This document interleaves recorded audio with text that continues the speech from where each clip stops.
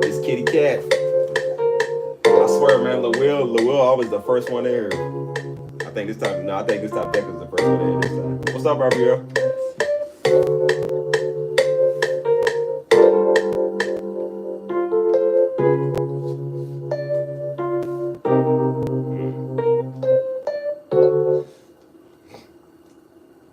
We're gonna change that octagon a little bit, y'all.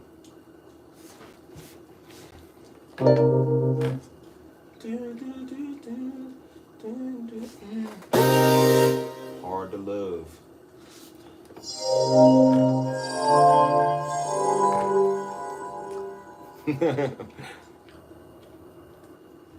Yeah, Will, you usually the first one always in here.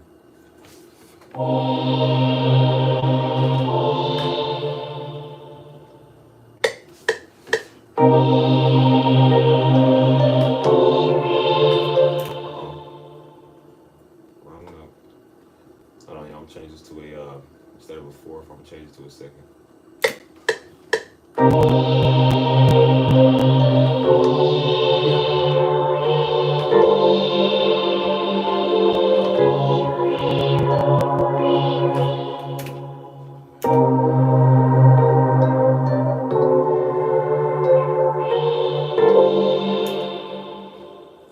That's what we're gonna do. We're gonna take. Well, not before we get the piano. Hold on. Excuse my messiness. I just came back from running, so if I look a little dirty, boy, man, out there running in that sun, boy, I'm a little black. You see. Let's see.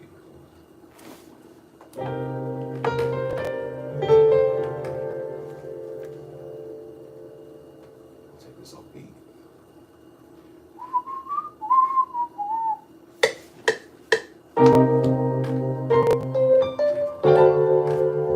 Shoot, I keep forgetting it's not a D minor, that's a D7.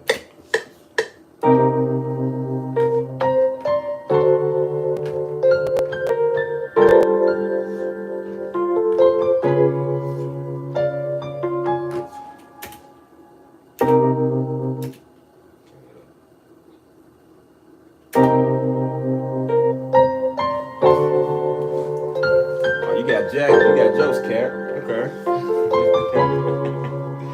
How you doing, Miss Sam? What's good, y'all? What's good, Keisha? Selena, Wanda. Told you, my chat be so small. The words be so small, I can't see everybody's name from nowhere. So tell you what, we're gonna change. I don't like that octave, y'all. We're gonna change the key. Change the key now.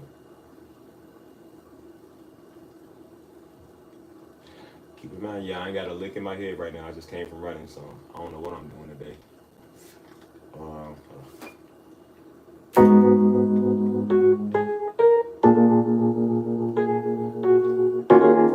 Yeah. Wait, what note is that? So that's G3.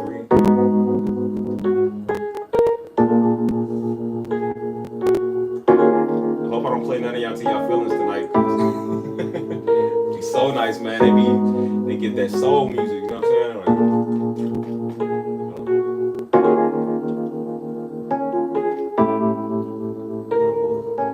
minus this one down to 3. Go down 3.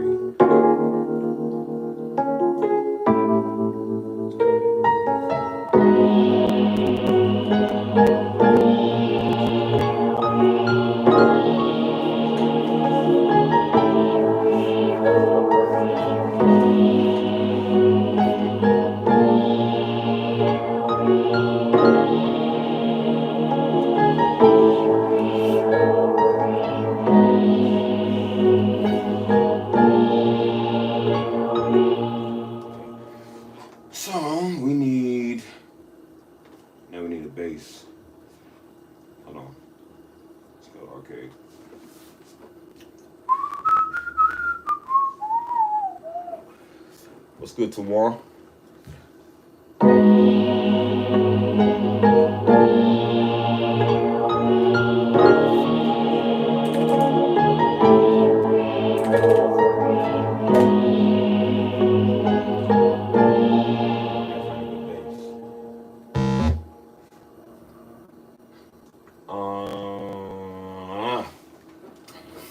We'll just go with a basic sub. Do a basic sub on this one, I think. Let me see something real quick. Hold up.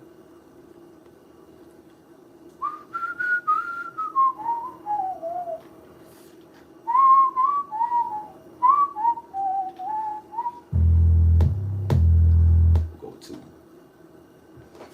Turn it down.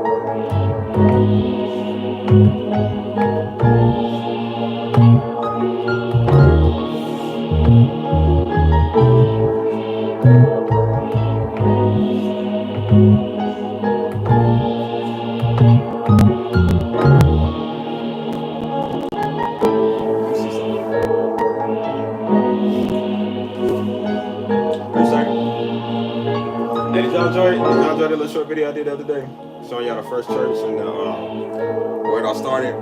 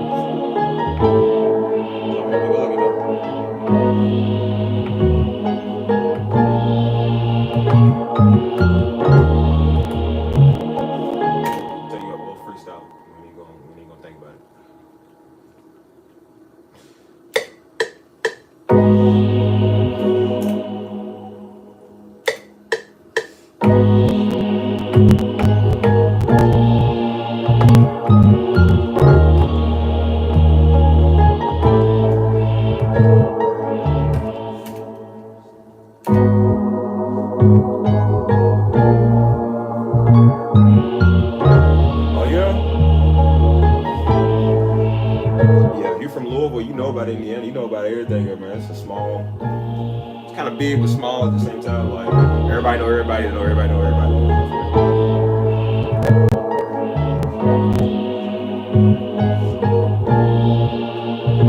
Okay. Now I need some drums. So don't bear with me. Let me see if Arcade got them. So I gotta have something 6/8 since we're doing it in the 6/8 today. Let's see if somebody got a 6/8 on here, dude. No. So I gotta have a 6/8, man.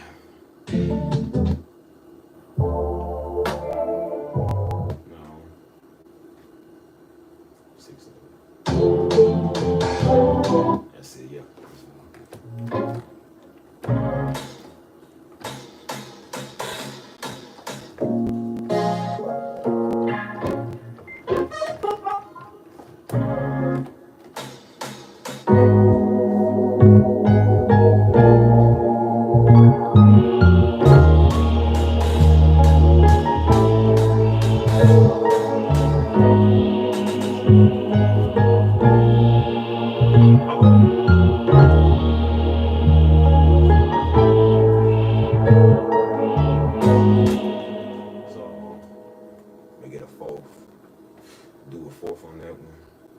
Spread it out.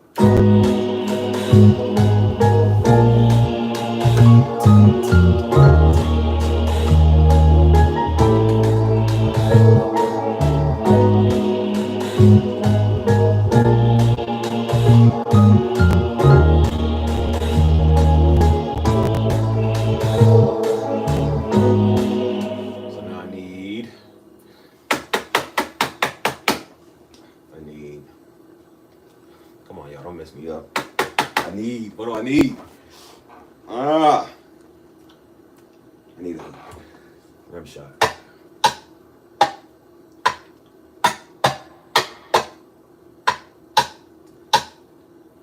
We'll do this one. Yeah.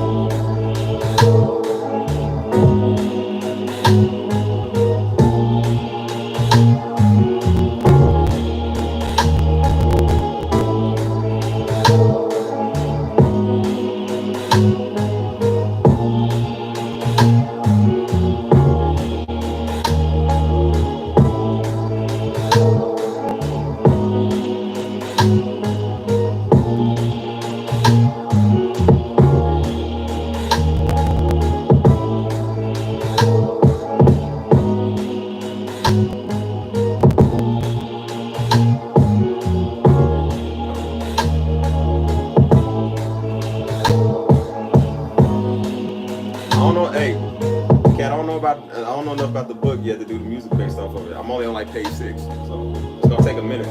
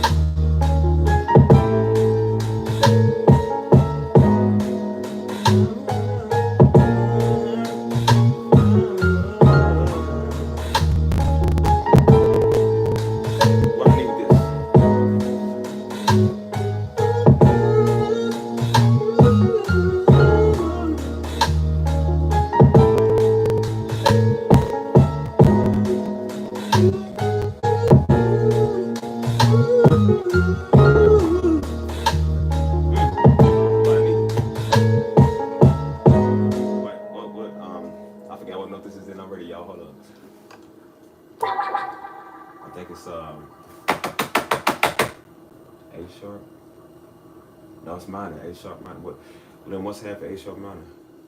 Hold on, give me a minute. So then half of that would be. Shoot, what would that be?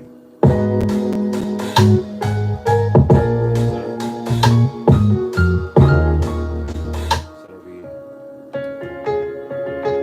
So I think it'd be C sharp. Oh no. Shoot, I can't think of the note right here. We'll try C sharp.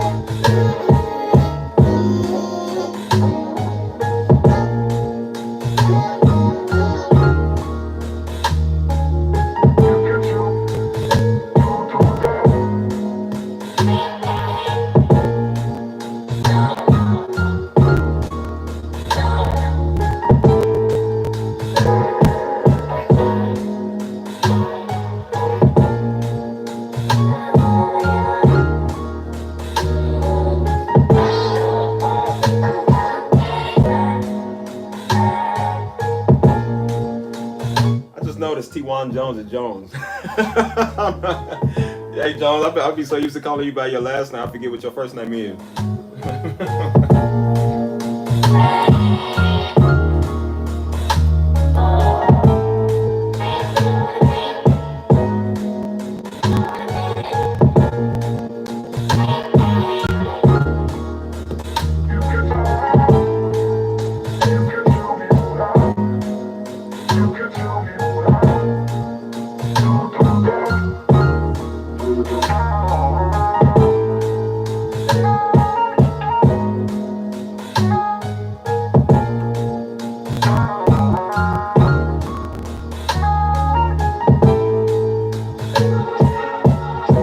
What's up, Tanya?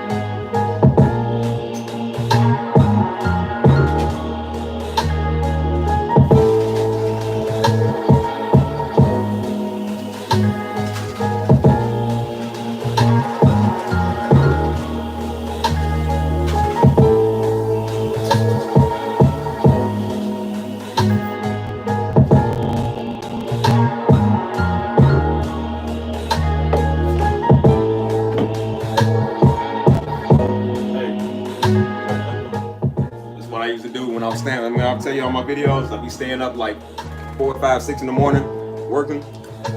Have a Red Bull, mix it with a little bit of Coca-Cola, then keep you up all night. Tastes good too.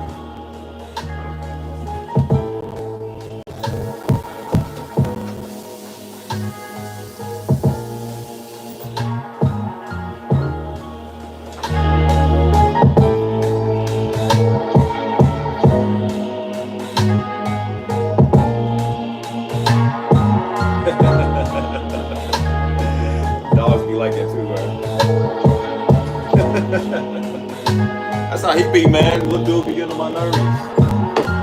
Hey, he got sprayed by a skunk. He got sprayed by a skunk last week. Look, I told this boy, I said, leave the skunk alone, dude. And I told him 3 times, leave the skunk alone. He trying to chase everything and run. Skunk sprayed this boy, tuned his face up, he's sneezing. I mean, the boy's face is like cricket. I mean, boy, that smelled like pickle feet and eggs, dude. Like, that boy stink.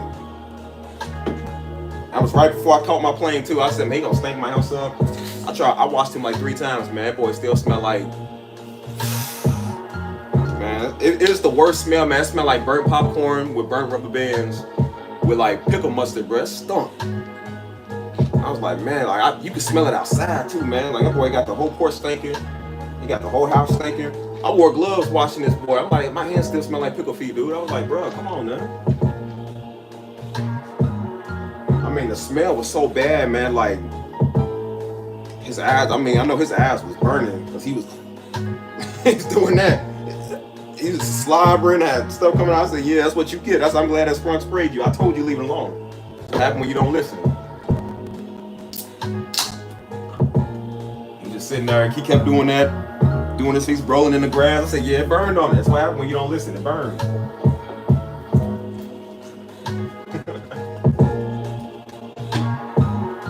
Y'all should have seen it too. As soon as the skunk sprayed, he thought he was trying to be tough. As soon as the skunk sprayed him, he's twitching. I thought the boy was having a seizure. I said, man, I might have to take him to the hospital. I might have to cancel my flight.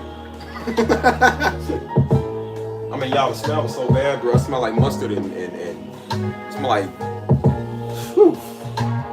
It literally smelled like, first it smelled like hot mustard and pickles. And then when it cooled off, it smelled like that burnt popcorn smell afterwards. I mean, that skunk was strong though, man. I came out and said, hold on, come here, boy. I said, God, Jesus. Like, boy, the smell hit you hard too, boy. It's just like, whoosh. You know what I'm saying? That stunk, man. I ain't even playing. That stunk, for real.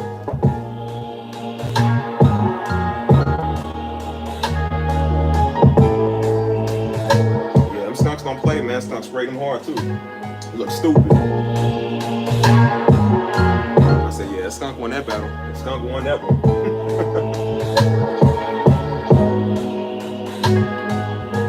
Bro, I came back home, boy, still smell like skunk, man. It ain't as strong, but it still smell like, I said, man, that boy, man, he stink, dude. Look at him, looking all stupid in the corner.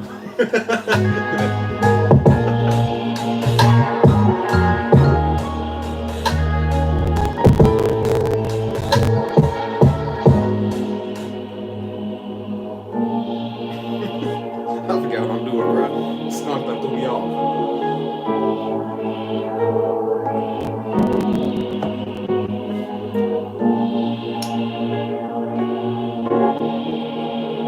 What's up, uncommon woman?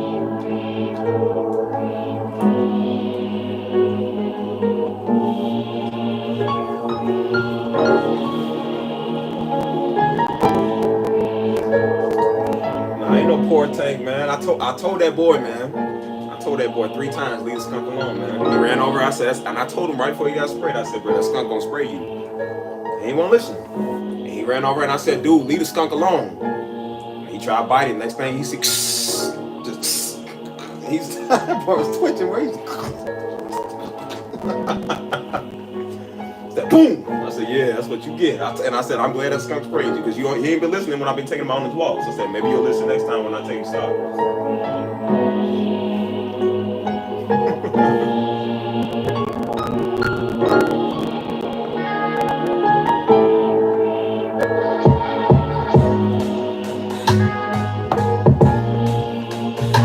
That's why I'm saying they look cute, but man, they deadly, boy. They got that smell.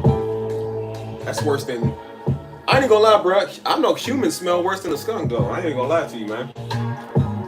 Like, if you stand in the line, bro, you'll smell somebody that smell worse than a skunk. I ain't even gonna lie to you, bro. Like, a skunk, it makes it smell like popcorn. So it's like, you know, some of it kind of smell like pickles and popcorn, and then some of it just like a dirty mustard. But humans, man, smell like straight, just whatever that is.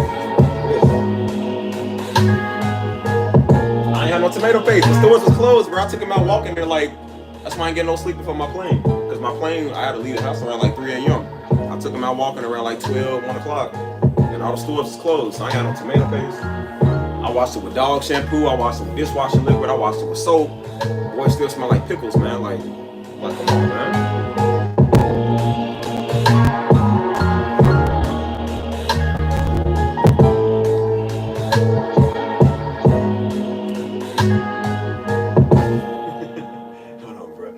I done totally lost track of what I'm doing with this.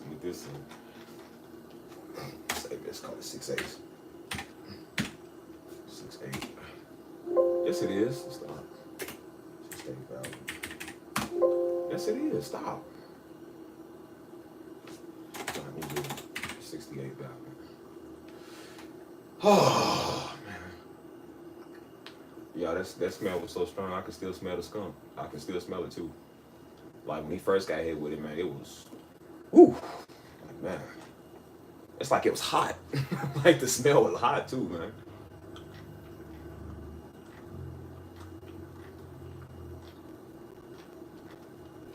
What am I looking for? What am I looking for? Shoot. Y'all distracted me, man, with that story. I forgot what I'm doing next for this song.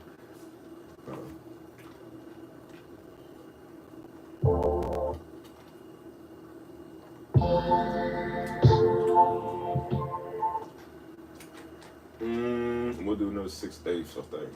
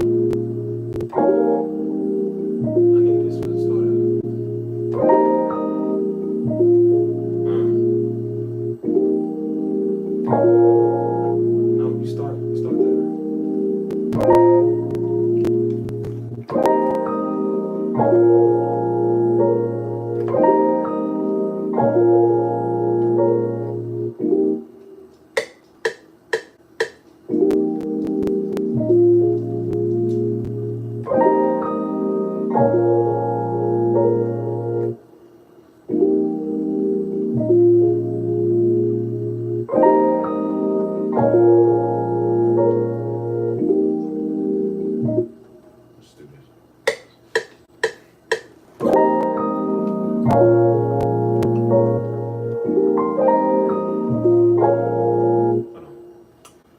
gotta get this right.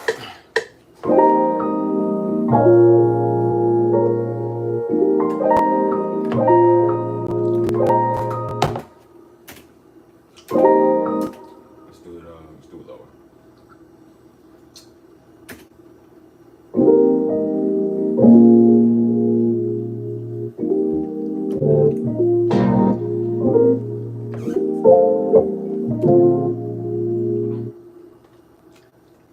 My day was pretty good. It was pretty chill Friday. I just came back from running like about less than an hour ago, for real. I'll be running downtown on the river walk. Running about 5 miles, so it's about almost 2 hours.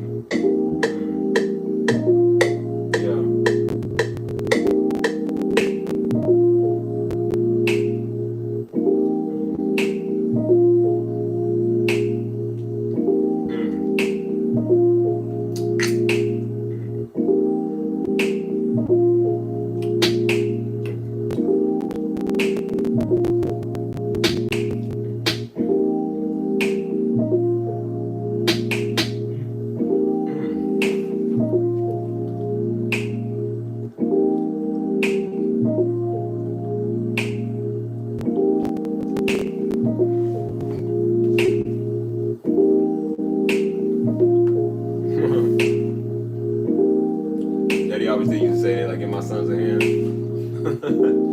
That's how we knew it was cue to stop the music.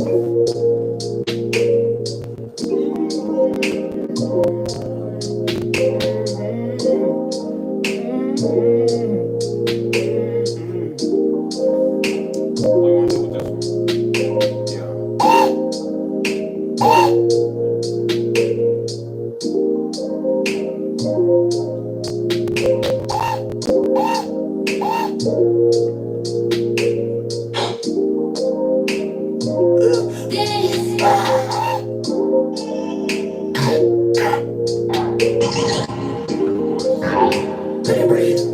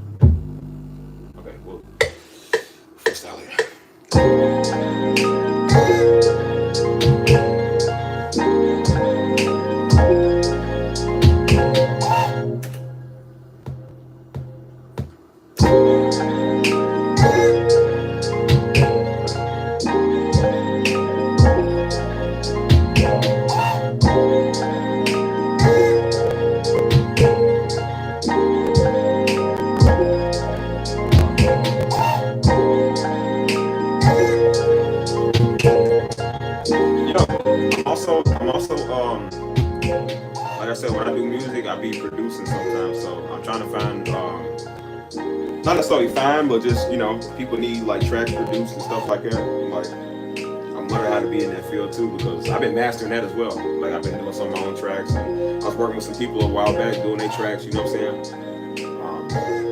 That's good money in there too, because whatever artists make, you get a percentage of that. So usually the producer make more than what the artists do. You know what I'm saying? Like, so hypothetically speaking, like say I produce for somebody out there in the record industry or whatever, like big time. I say Kurt Franklin. Let's say one of them, someone walk up to my bought my beat. Let's just say hypothetically speaking, they bought my beat.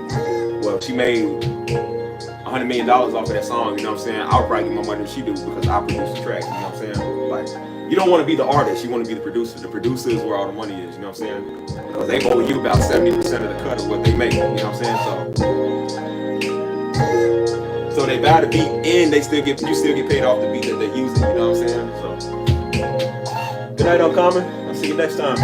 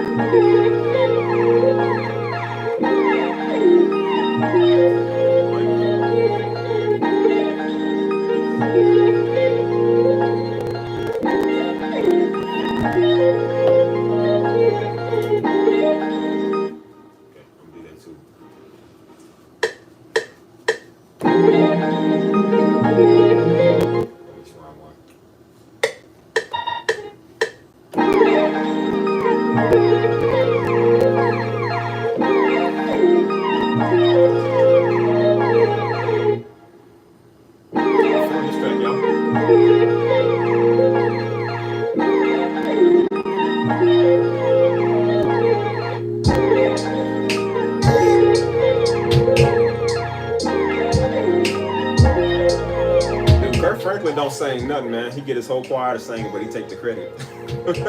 Like the difference between Mario Sapp, Fred Hammond, Donnie McClurkin, they sing their music. Kirk don't sing. Kirk just hollers, and he just say what's next. He's like, and what that, and what that, and what that, and what that. Like he'll tell them what to say, and they'll sing it. You know what I'm saying? So it's like Kirk took he take the credit. I ain't gonna lie, Kirk dancing though. Kirk be on there. And this man man, Kirk on stage, man. Somebody's like, what in the world is Kirk Franklin doing? He's wearing a shirt that's kind of like that. He was. I was like, bro, what the? I said, what in the world is this nigga doing? He's doing a. I was like, Kirk is so ugly, man.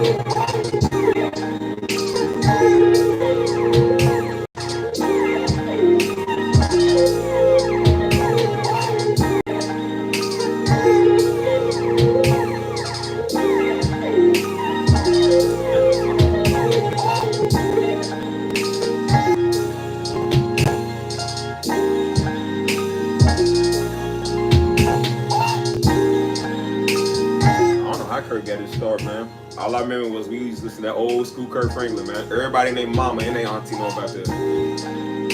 That was the good old Kirk too, man. I'm talking about when Daddy played that boy, like Daddy played that CD so much, man. That CD wore out, bro. We still got that CD. I'm talking about, man. Everybody know Kirk, man. It used to be right before church, man. Right before we even had a church. We used to go over to that Spirit of Love Center. And Sunday morning, you knew it was Sunday morning because Daddy down there, he used to be shaving before church and I'm gonna get his clothes ready and whatever. He got Kirk down there blasted, you know what I'm saying? Him and Mama, man, you knew it was cleaning time when Mama put on her old school Fred Hammond. She cleaned the house, wiping everything down with bleach. You know what time of town it is, you know what I'm saying?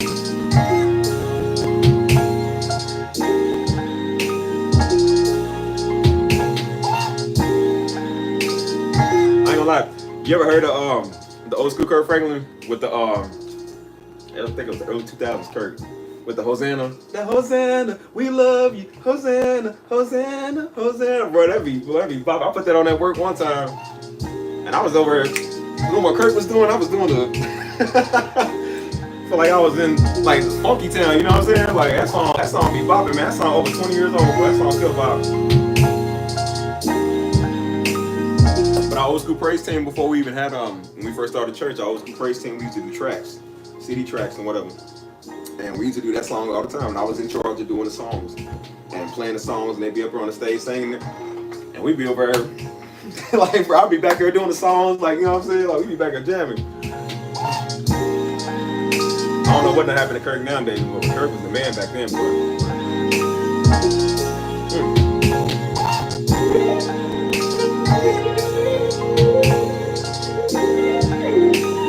If I'm not mistaken, the very first church service we ever had before we even had a building, we had the very first church service we ever had was in our front room. It was in our living room. Back in the West End, we had a house in the West End. It was my daddy, my mama, me, Steisha, Joe, and Hannah. I think somebody else was with us. I think it was a family members. I don't remember. But we used to have, like I said, before all this technology, you used to have CD players. So Daddy had a CD player, and he put in some songs. I don't remember all the songs he was playing. I remember one song was long. And so he was like, come on, y'all dance. So we was in the front room dancing, you know what I'm saying? Song went off. He said, "No, don't stop dancing, keep dancing." So he put on the second song. We just in there dancing and shucking and jiving, and you know what I'm saying. And then I think he played like 3 or 4 songs total. I don't remember. And then we had like a little short word and whatever. I remember it like it was yesterday, bro. It was our very first church service, though. That was really where it all started. That video I said the other day, that's where the church started. But the legacy of the church and everything, like from ground zero, that's where it really all started, bro. I can remember that like it was yesterday. That was good old man. Big old CD player, man. You don't see them no more.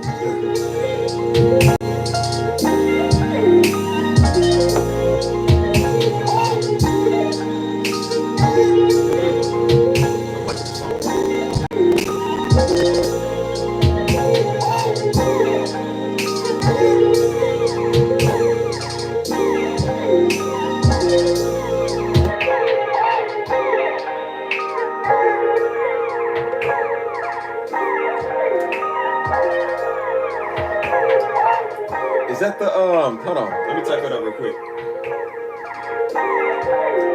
Hold on, 'cause I think that's the one I'm talking about.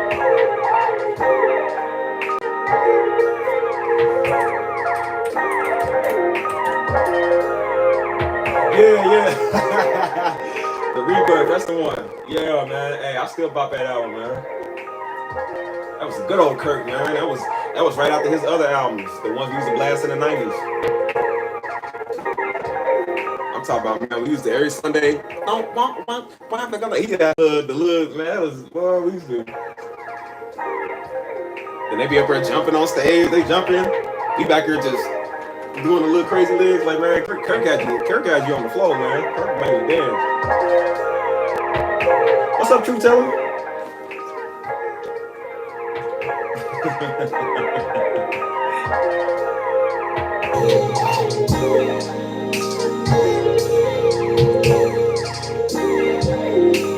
Yeah, man. Hey, Mama used to put on Kirk, Juanita Bynum, Donnie McClurkin, Fred Hammond, all of them, man. Like, she used to play all of them, dude.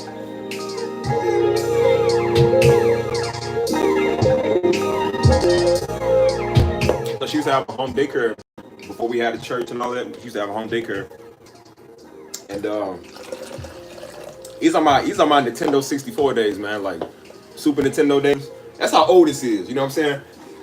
And every time I would play that, every time I think of that console, bro, I think of morning worship. Because Mama always played that album, Morning Worship, every morning, bro. While she's cooking food, while she's watching the kids and that, you know what I'm saying? Like, Mama prayed all morning for real, man. And then Daddy would pray all night, you know what I'm saying? Mama prayed all morning, Daddy prayed all night, you know what I'm saying? Like, so, yeah, I used to blast that music, man. Like I said, Daddy be up till 4 or 5 in the morning down there, just that music blasted. He's down there, you know what I'm saying? Man praying, you know what I'm saying? I'm talking about, man, it was like a calm and peace, though, you know, at the service. It was just like, oh, this is what Daddy do, you know what I'm saying? He walking around praying all the time, you know what I'm saying?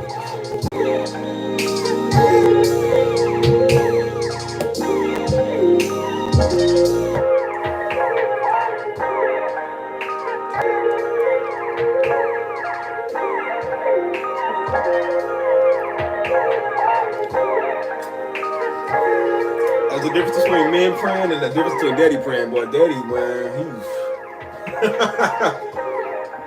I told y'all the way he talk, the way he preach, he really like it. He's like it in everything he do, man. It's not just on Sundays and on church. That's really how he talk. He really talks that way. Like, hey man, go to the store, get me something. Like, that's how he talk. Like, hey man, get out my room. That's how he would talk, bro. So when he pray that same way. You know what I'm saying?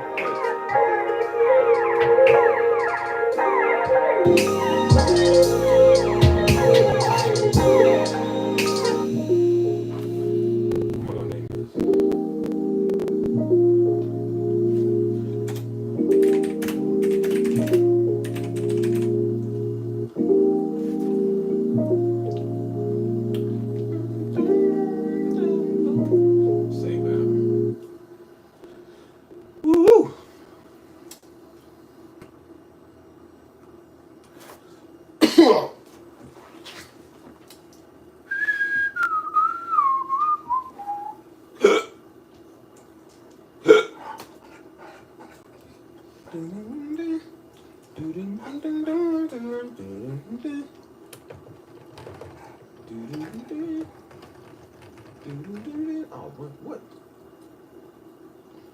This thing, bro.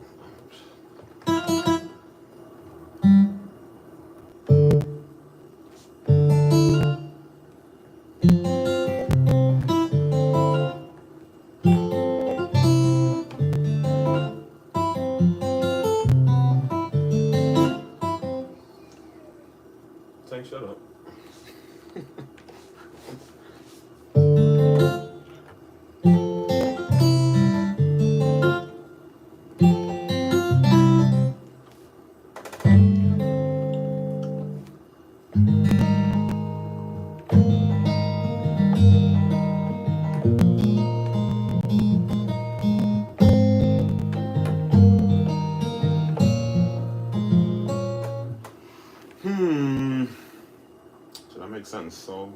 What should I do?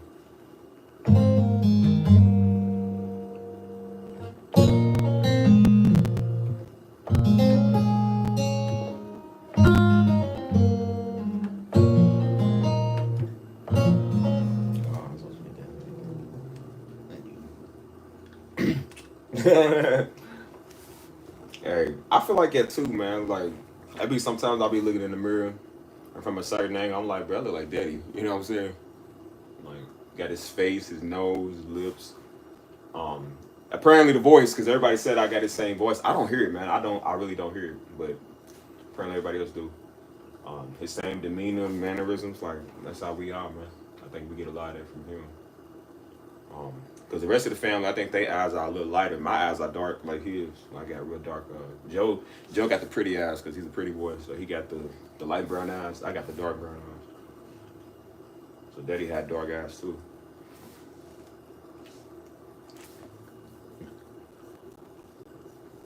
Yeah, Mama be praying. I'm telling y'all, man, since we was toddlers, man, that's how Mama prays. She been like that, dude, before we was even born for real. That's how she been. So that's why I say they're not no novices in this, man. They've been in the game for over 20 years, you know what I'm saying? Like, that's just how they talk. That's how they is. So this ain't nothing new. If y'all been seeing it for the first time, this ain't nothing new. It's what they did. She signed.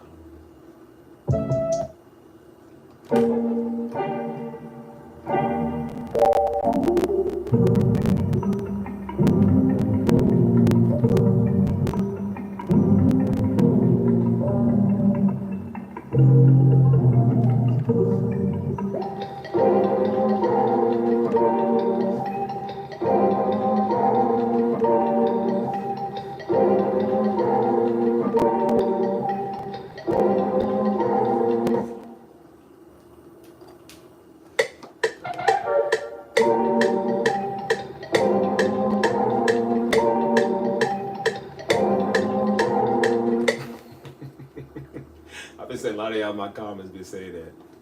You're like, are y'all there? Like, it's just, that's how we talk. That's that Southern, man. That's how we talk. That's like Ebonics mixed with, I don't know. That's just how we talk up here. Like, when we talk, man, like, when I say talk. Like, we talk like that. Like, we just, that's kind of how that's our demeanor.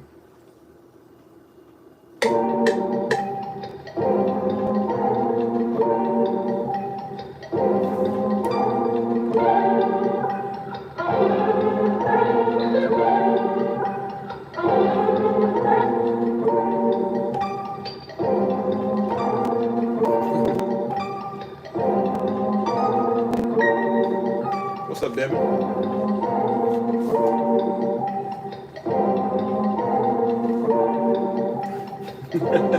Oh, Lord, I gotta go.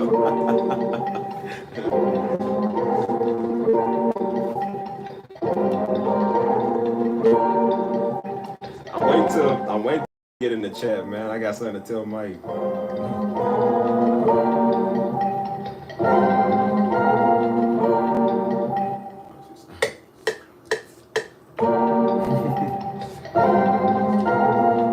Y'all know how many times Daddy said, oh Lord, I gotta go, and he'd be preaching for like another 2 hours.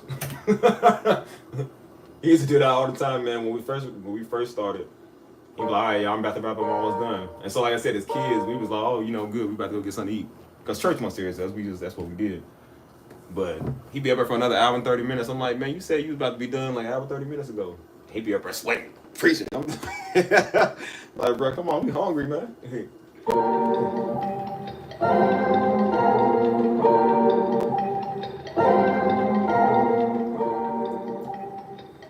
What's up, Hendrix?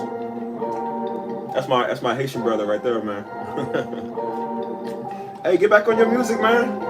Get back on your music, man. I'm trying to tell you, boy. Whatever you don't like to do, that's what you're supposed to do. I realized that I know that with everything.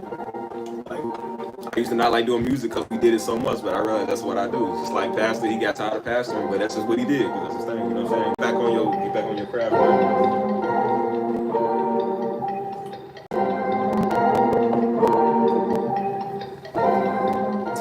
I promise y'all, man, I don't know I'll be on here for 6 hours. I never plan on being here for 6 hours. I can't believe it even be that much time, dude.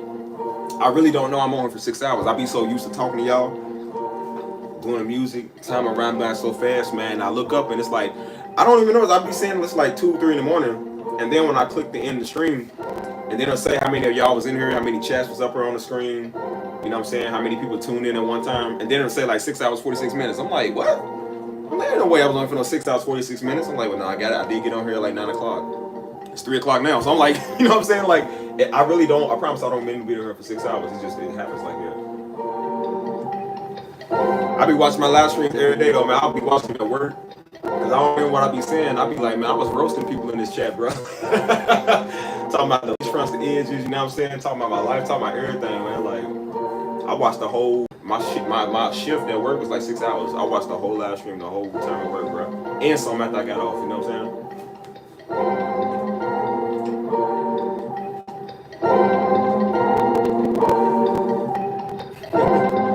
Hey, truth tell, I just came from running not too long ago, so. I was gonna hurry up and shower real quick, and I'm like, that's too much work, man. I'll do that later.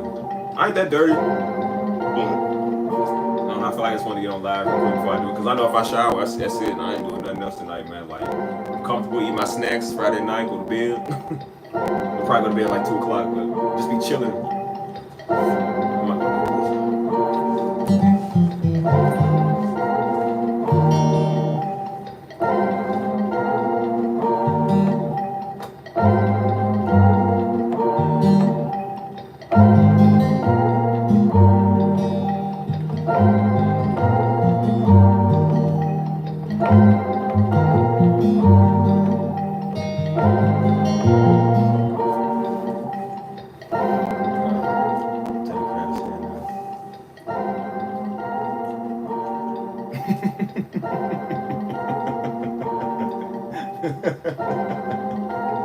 That's funny.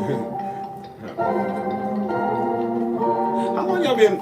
You know, it's funny because we used to Pastor Darby, we used to daddy, because like I said, that's daddy. You know what I'm saying? That's pops. Like, but I forget that people are not.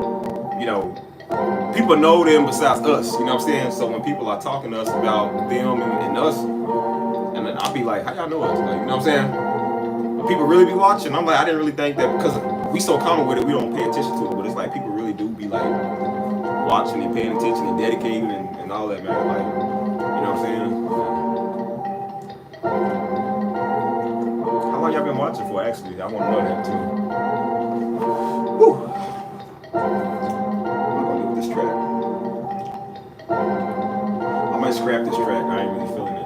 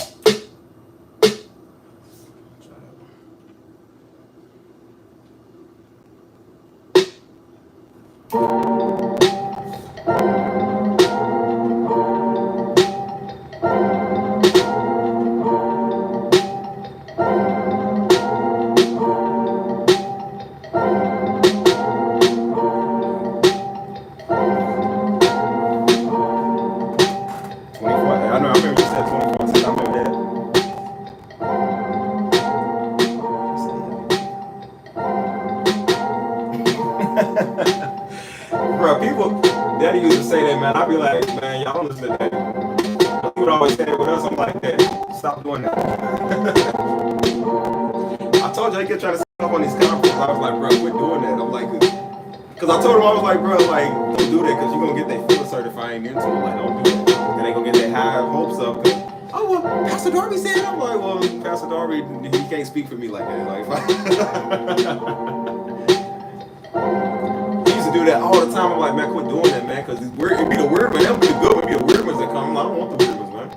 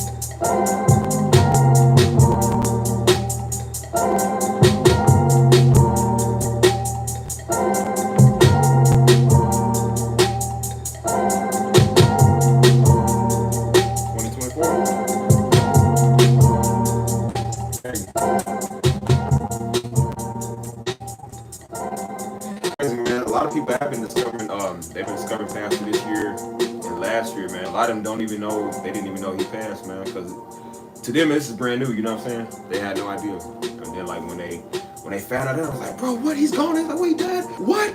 You know what I'm saying? Like, they didn't know. They ain't been here since, you know, what's got they just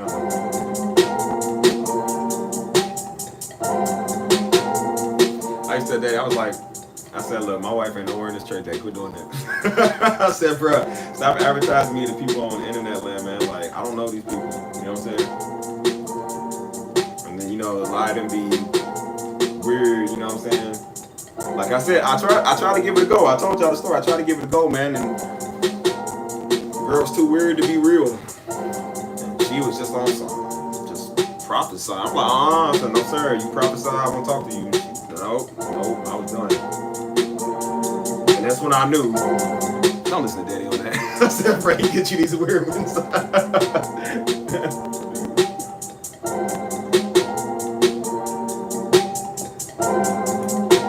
He used to say that, he said, man, be careful. He said, because people, when they find out you know, you're a pastor's kid or whatever, like they try to take advantage of it, and they think that's, they'll try to get with you.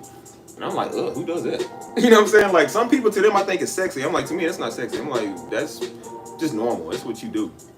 And so he was like, yeah, some of them see it like, it was the way he said it. Some of them see it like, oh, I'm trying to get with him. I'm like, I wouldn't get with you. Like, I don't use my title for nothing. I said, most people don't even know I am a pastor's son, because I'm like, I don't use that for clout or a chick magnet. I said, dude, I'm a chick magnet because I'm nice, because I'm handsome. I take care of myself. I look good. I'm like, I ain't gotta use my title, man, for no woman. Nah, man, I don't do that. I was like, Daddy, who do that? I'm like, people do that? He's like, yeah. I was like, ugh, that's weird. Like, yuck.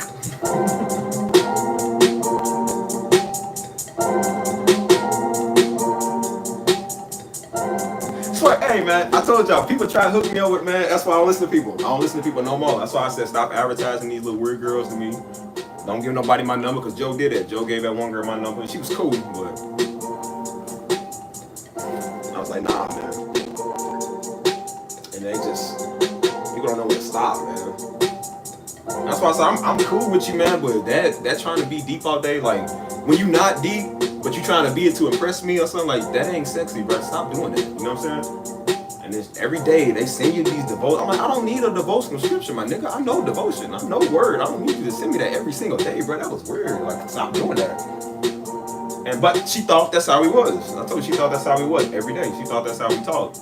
And they was like, everybody I ran into, they just like, oh man, does your daddy give you fresh revelation and word? I was like, dude, no, he has never said a word to me. I don't think I've ever heard daddy ever prophesy a word to me. He has never did that, bro.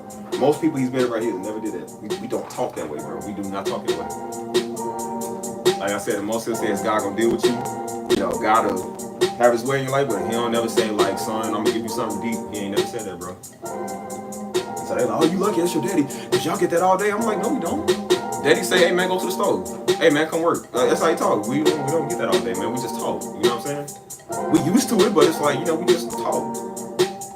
And they thought that was like, oh, you know, like, oh, you get fresh word of revelation, and I'm like, even if I did, that shouldn't make me attractive. I should be attractive because I'm a nice person too, bro. Like, I have looks and attributes, bro. I don't just go off with just because I read the word. You're supposed to read your word. You're supposed to pray and read your Bible. I don't know what you want me to tell you. That doesn't make you attractive because you do that. You're supposed to do that. God said do that. I didn't say do that. So, when I said you trying to win points with me because you read your word, like, that just shows that you ain't doing it because you love God. You're doing it because you're trying to impress somebody. You know what I'm saying?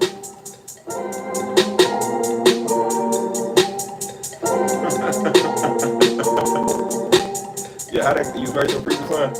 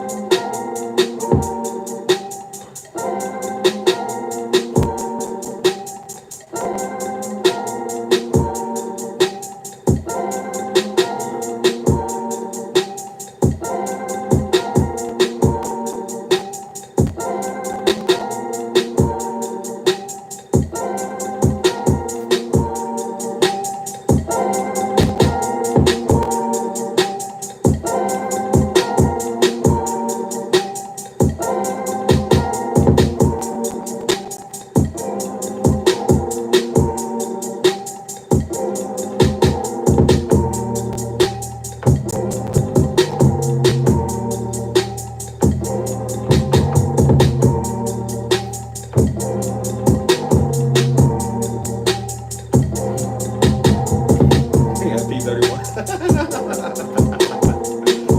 telling y'all, man, y'all. You think the weirdest people you gonna meet is out there in the world on the street, bro? Some of the weirdest people you gonna meet is in church, man. I'm trying to tell you. That's why for years I was looking for people or elsewhere. When I talked to women, I looked for them elsewhere because I knew there were some weird people that went to church. Everybody kept saying church is a good place to meet people. And I'm like, yeah, maybe some churches, or maybe like some people. But I'm like, the weirdest people I really met, bro, was in church, man. They be weird.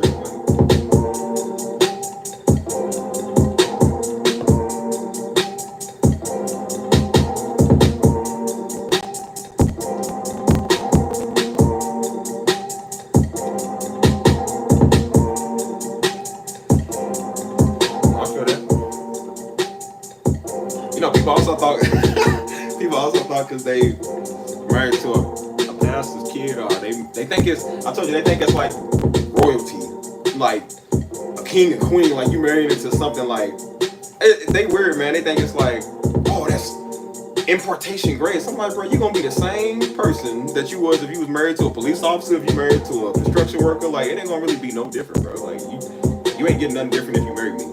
I'm gonna be the same person. I'm not giving you no word, I'm not giving you no scripture. You know what I'm saying? Like, just be you. You know what I'm saying? Are you a good person? Do you know how to love? Do you know how to care? You know what I'm saying? Like, do we got the same values? Like, it ain't gonna be no different just because you, I don't know, man. It was weird, man. I told you that one family was trying to hook me up with their daughter. I was like, bro, if you don't get this little,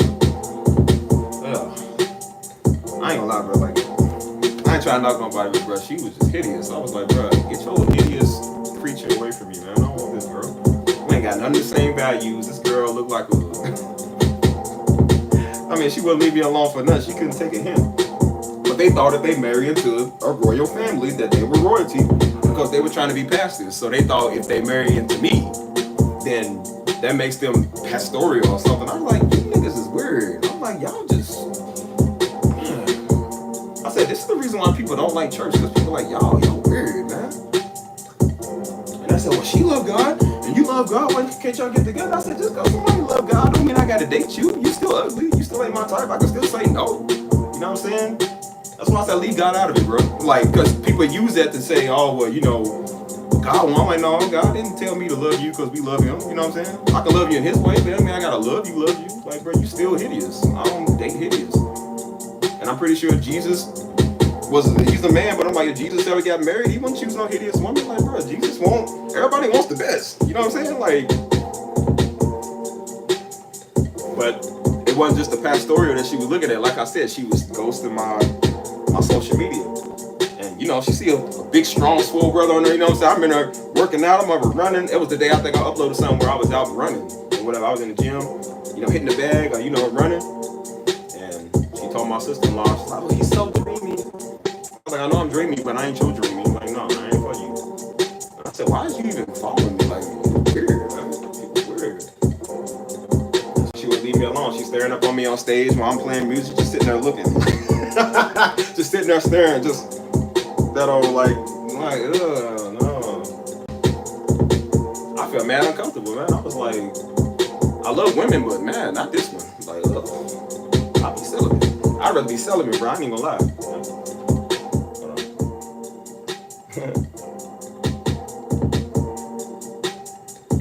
Yeah, I don't ever listen to people that say God said. If you gotta say God said, God didn't tell you. Because we never talk like that. We not stupid, man. We don't do that. God don't gotta tell you to tell somebody. Like I said, him be like, well, tell him I said. Like, he just be like, he speak through you, through them. And so people get mad at me because they try to say God said. I'm like, I reject every single word that you said. I don't listen to that. I don't care. Like, go get a life, man. Like I said, go pay your bills. Like, leave me alone. Stop bothering me with that. They would do it to us all the time, man. Daddy did not like those people, man. He did not like those folks. That's why he got away from them. That's why I get away from them. That's why we all get away from them. You know what I'm saying? Like, yeah, I was just down there by the Alamo today. That's why I go running there. I go running down there almost every day. I go to the Alamo, Riverwalk, all of that. It's just somewhere. You ever seen that movie? You ever heard that movie called Miss Congeniality? And where they have like that beauty pageant right across the Riverwalk on that stage. I'll be running there all the time. I was gonna post something today where I was over. That movie with Selena, that Mexican singer. the Selena Bridge, whatever. I'll be up here all the time, bro. Like, it's a beautiful city, man. Beautiful. It's called Landry's. Where's that? Where's that at?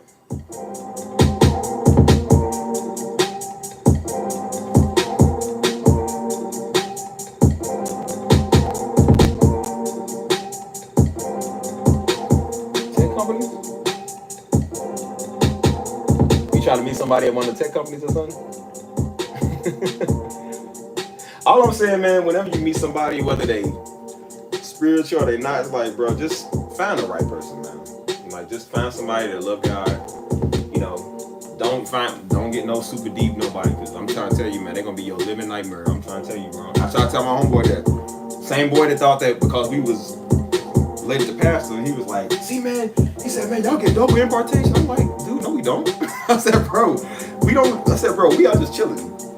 He's like, y'all daddy don't talk to you like that. I said, man, where do y'all get this conspiracy that pastor talks to us all day like that? We don't do that. Like, we do not talk. I said, bro, my daddy ain't said nothing to me all day. I've been around him all day. He ain't said nothing to me. Like, we don't do that, bro. We don't do that.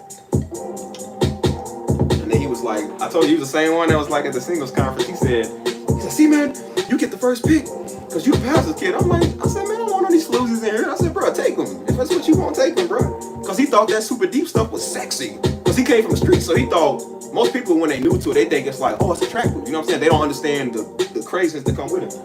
And I said, bro, if you want one of them, take them, bro. They fair game, take them. He said, you don't want them? I said, bro, I don't claim nobody. I'm not, like, I can't claim people and be like, oh, hold on, y'all move out the way, I get the first pick. Like, bro, there's plenty of women in the world to go around. Like, I'm not doing that. And I said, brother, you gonna figure out soon why I don't want none of them. And then he got one that was super deep.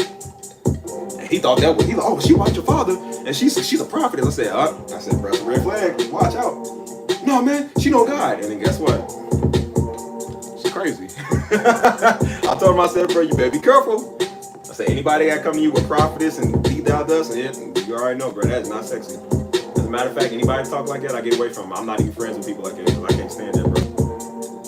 Oh, I hear you. Yeah, I hear you.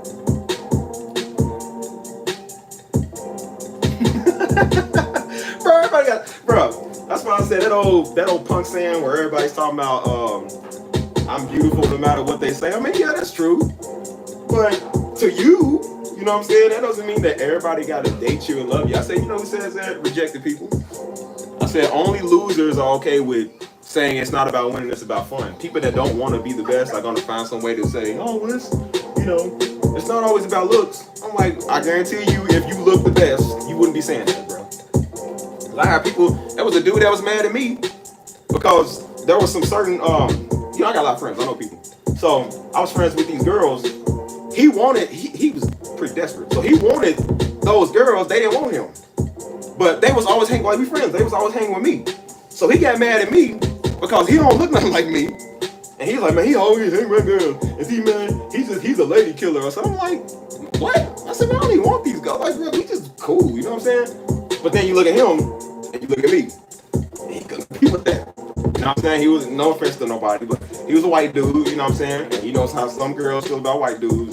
You know, he was not, I don't judge dudes, but according to the white, because I asked the girl, well, why don't y'all just like get one? He was like, man, he's ugly, like, he ain't my type. But he was looking at me, chocolate man glowing out there running, lifting weights, you know what I'm saying? Loving himself, but he couldn't compete with that, so he got mad. And that's usually what people do, man. I said, bro, if you were like me, you wouldn't be mad. I'm like, so go do something to better yourself instead of hating on the brother. And you can be presentable for a woman. And I said, it's always the ones that don't want to present themselves. They want the top notch. They want the Barbie dolls. They want the, woman that take care of their body, look good. They ain't got no attitude. They don't want a woman with problems. But then you look at them, like, dude, your life is all out of whack. Like, you can't want something that you're not. And they like, what's different? Because I'm like, no, it's not different from men or women. It's about being fair, man. It's about being fair. You know what I'm saying? If you want a good woman, be a good man. If you want a good man, be a good woman. It's not no color. It's not no sexist thing. It's being fair. You know what I'm saying?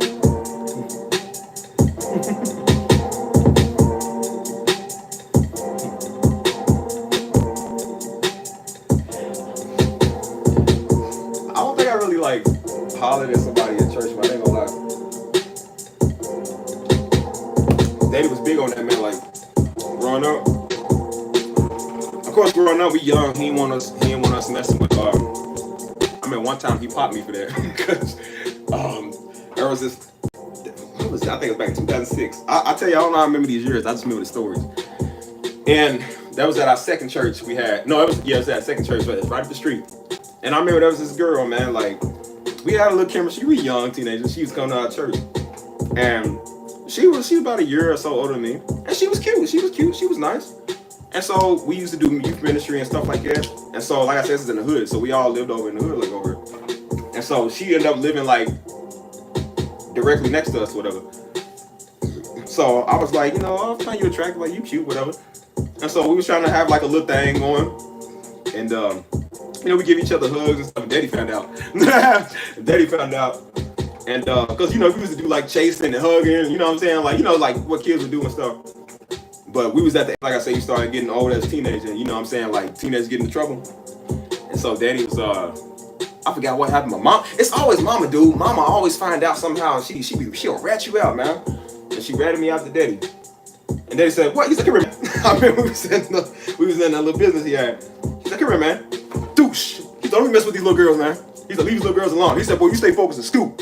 He said, son, he said, I'm glad you ain't gay. He said, but leave these little girls alone. I remember he said that. He said, I'm glad you like girls. He said, but you ain't no age to be messing with no little girls, man. He said, fix yourself. Go to school. He said, get your grades up. He said, make that your girlfriend. Make your grades your girlfriend. And he was like, get good grades. He said, when you grow up, you can get a wife. Worry about girls later. He said, you too young for that, man. He said, because you know what happens when little boys start messing with girls. And at the time, it wasn't really on my mind because, we were still young. We wasn't really even fully developed. So I was like, it's whatever. But I'm like, she was probably on that type of time because she was from the hood, you know what I'm saying? But she was cool, but she was from the hood. And so, you know what I'm saying, when you get older, you ain't kids no more, you know what I'm saying? You start developing, you start getting these feelings, and then stuff happens. And he found that out. He shut that down real quick, man. Like, he would let us around no girls by ourselves because he didn't want no accusations for one, and then he didn't want, something to be happening. So he would be like, he's like, get over here. He was like, don't you ever be alone with no girl, man. You hear me? And I was like, but Daddy, I like girls. He said, yeah, you can like girls. He said, but you don't do. He said, look, man, be smart. Don't be around these girls by yourself. He said, because that's how stuff happens. He said, I know what I did when I was a kid. He said, I don't want you doing that. It wasn't even really that bad, man. It was Mama. Mama exaggerated everything, man. She made everything worse than what it was. And so it was like, some stuff I could see that, but Mama, man, she made everything just the worst. And so she would, because she's dramatic, so she would explain to Daddy in a way, and it made it sound worse than what it was. And I was like, bro, it ain't even all that. Then again, I can understand why he did, because if he didn't, something probably would have did happen. You know what I'm saying?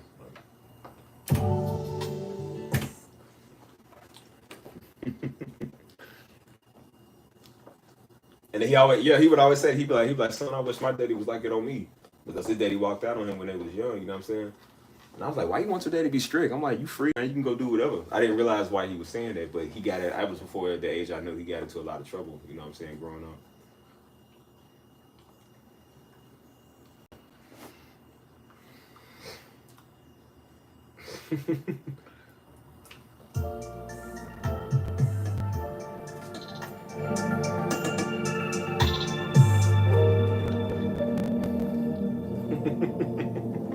Appreciate that, Ward. And they used to say that too when we get older. It was like, y'all gonna appreciate it one day. And you like a rebellious teenager, so you like, why would I thank you for ruining my fun? Why would I thank you for stepping in, messing up stuff? You know what I'm saying? I used to say that all the time, bro. Especially that school, if y'all seen the video, that school I was talking about, Mazik Middle School, where I used to go at.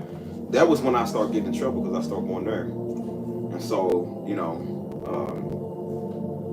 they would always say that. And I was like, man, I ain't thinking y'all when I get older. I was like, man, y'all ruin my fun. You stupid. Y'all ruin my fun. And y'all messing with my life. And, you got this little white kid mentality. Like, you're ruining my life, man. Like, Dad, leave us alone, Until you realize, like, you get older, you just like, man, I was stupid. Like, cause Daddy, as I said, Daddy ain't, he was like, he said, look, man, we ain't white.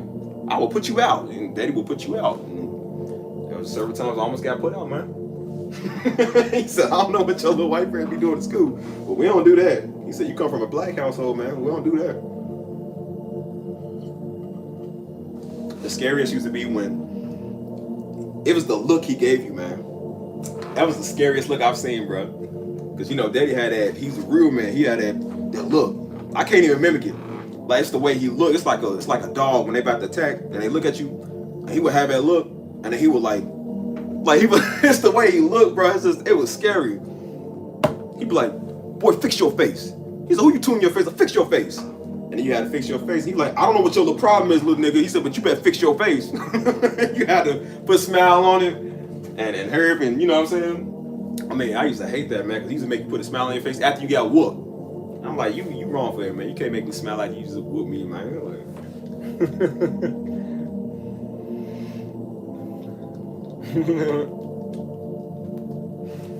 hey, bro, stop with the girl dance stuff, man. I hate when people say that because I know it's gonna be true. I know it's gonna be true, man. Like, I'm terrified. That's why I said I know the way I always said I would never raise my kids the way my parents did when you young, because you couldn't do stuff. Like, my parents too strict, man. I'd never do my kids like that. I think I'm gonna be worse on my kids because nowadays these kids is worse. And I'm like, I don't know, man. I can see what my daddy was like, especially on his daughters, man, because these little niggas is trifling, dude.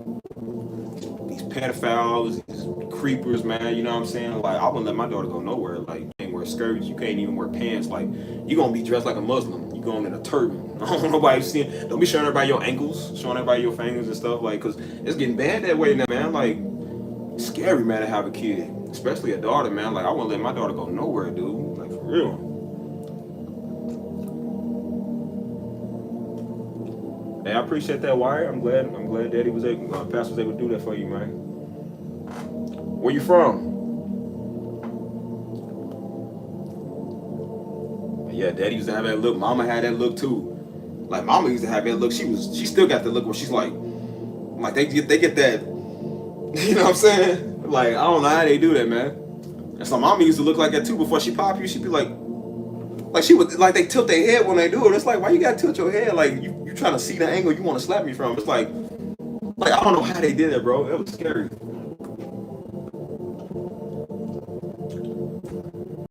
To have it. He always used to do that. He would sit like that, and he'd be. I mean, when he talked, man, he would, because he's a big dude, so he had thick fingers. You know what I'm saying? So he would put his finger straight there in your chest. You know what I'm saying? And it's like, it's almost like at Doctor Strange where they knock you out your body. That's how I felt. Like, you be like, Daddy put his finger in your chest. He'd be like, look, he'd be talking close, he'll size you up, and you can't do nothing, man. He'd be like, put your arms down. Like, look at me when I'm talking to you. And you gotta stand there and look. And that's like, you see like almost like fire in his eyes when he's talking. And he's just sitting there talking, and you can feel the wind from the hollering he giving you, you know what I'm saying? Like, that's a real man. You understand?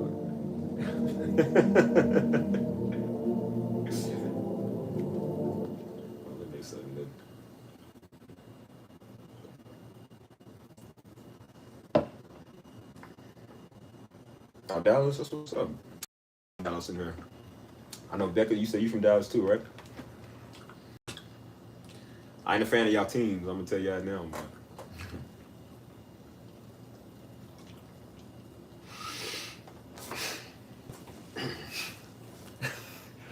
Hey, I hope Mike come in the chat. Mike and Dap, I hope they come in the chat later, bro. I got something to tell them. They was my boys, man. Some of them been here since, since day one, bro. Like when I first started. So find something I can use. Let me do. I'm gonna go to this pad over here. We'll do dark pad, I think.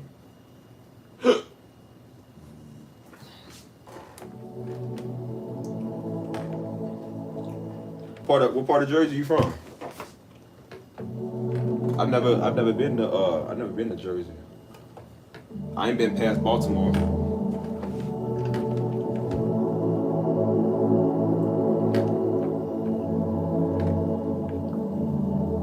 Oh, that's true.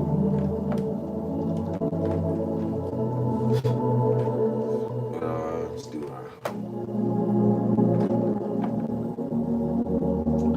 Atlantic. Ain't that the one that got all those they got all those casinos and whatever? You have a good night. I don't know how to say your name.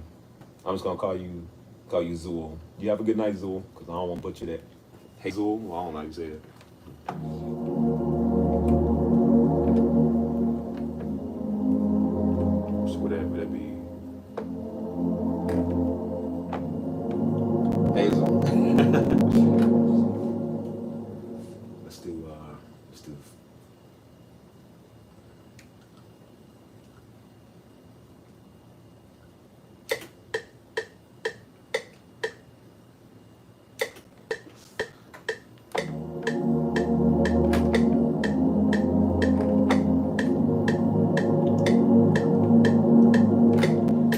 got beaches up on Jersey. I ain't never seen them.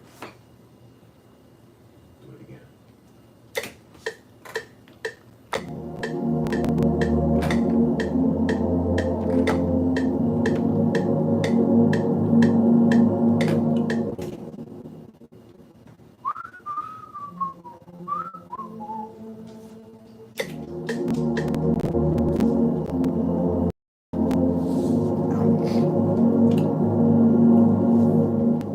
Where's Boardwalk here?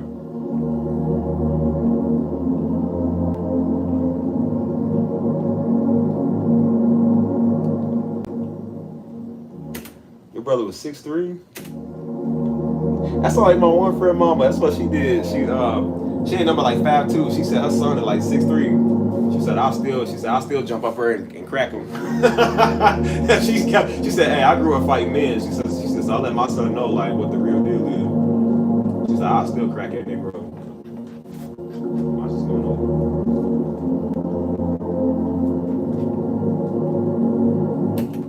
So we'll do 4.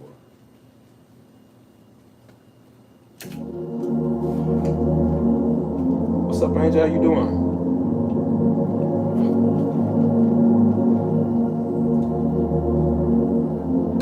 So you over with Jordan, man. Yeah, Jordan live in Arlington, like right in Dallas.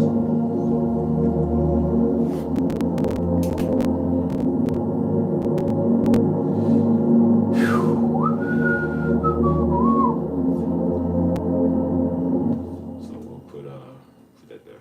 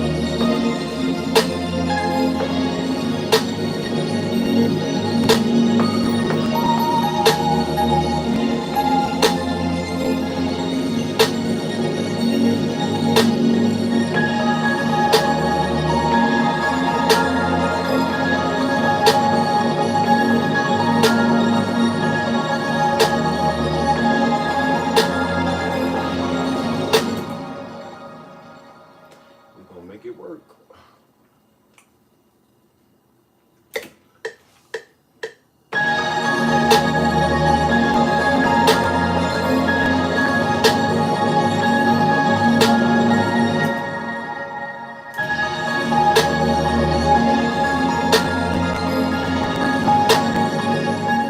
That's natural disasters everywhere. I don't really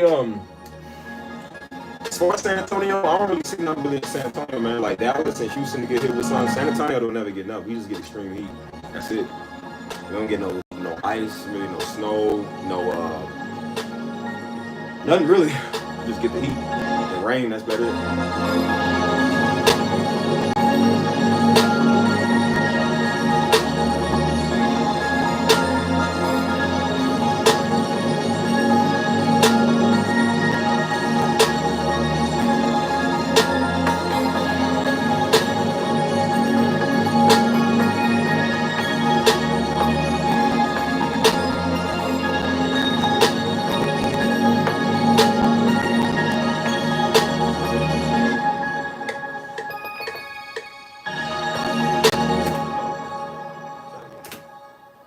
Stop, man. Why does this thing do that, dude? I hate when it does that. Shh.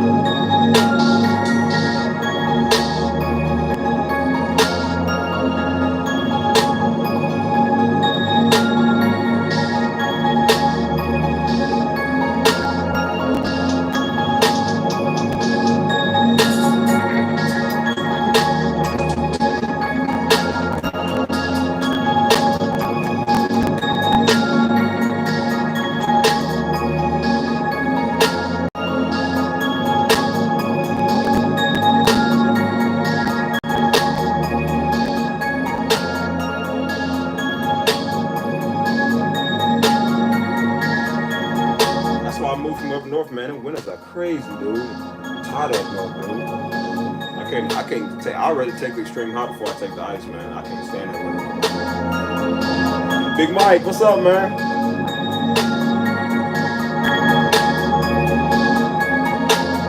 Hey, I told him Mike. I said I'm waiting for Mike and Dap, man. I don't know what Dap is to get in the chat, man. So I got. Hey. Remember them CDs I told you about? Remember the Giant Killer message I told you about that took place back in 2003? Mike. I listened to that today, man. It was fire. Oh, man, it was fire, dude. The message was fire, bro. I ain't gonna lie to you, man. I plopped that sucker in, man. I put that sucker in car. Because my car I still got an outlet where I can put my CDs in, whatever. And I put that in, man. This is part one. of the mix. I didn't know it was two parts. Because it repeated itself. And so I put that in. I said, I'm going to listen to about maybe the first, maybe 5 minutes, 10 minutes. I listened to the whole thing, but it was over an hour. I listened to the whole thing. And I'm like, Daddy, boy, passed on there just, it was, he's just on there just, boy, I'm telling you, boy, it was, woo. I was over laughing. I said, woo. I said, what? I said, Daddy was doing this all over. And then it repeated itself. I said, no, where's the part two? I don't think I got part two. I want to hear the rest of what he was saying, you know what I'm saying? And he was just hitting points on points, man. Mike, it was fire. It was fire, man. I said, boy, I know people mad. I got the archives and everything. People mad, but they I'm talking about, boy, Daddy, man, Pops is one of the people. You can't listen to him when you driving, man, because you a wreck. You almost wrecked because he be so on point, man. He be getting you, well, yeah, man. Like you gotta be careful with driving because you almost went off road, man. Like Daddy will make you wreck. You know what I'm saying? If you ain't paying attention, you know what I'm saying? So I was putting that on in the car. I was like, man, I can't listen to him when I drive, man, because you be over there just. I'm talking about, boy. Hey, man. Message was fire. I ain't gonna lie, bro. I ain't gonna lie to you. So I said I gotta find the other messages I gotta hear, and I gotta plop that in because I gotta hear them too. But I'm talking, man, this had to be that message back in I'm talking about. This is how I knew it was old. Because that's a big old echo. When he's preaching, you can hear like an echo. And that was when we first had our church. There was not really too much in it, except the chairs, you know what I'm saying? And so it had to be where the echo's coming from. You hear the echo in the background. And so I said, boy, he was just out there. I mean, he just, I listened to that and I said, woo! I'm like, man, he was cutting you, boy. I was like, man. I said, they gonna be mad at me, man. I got all the tapes.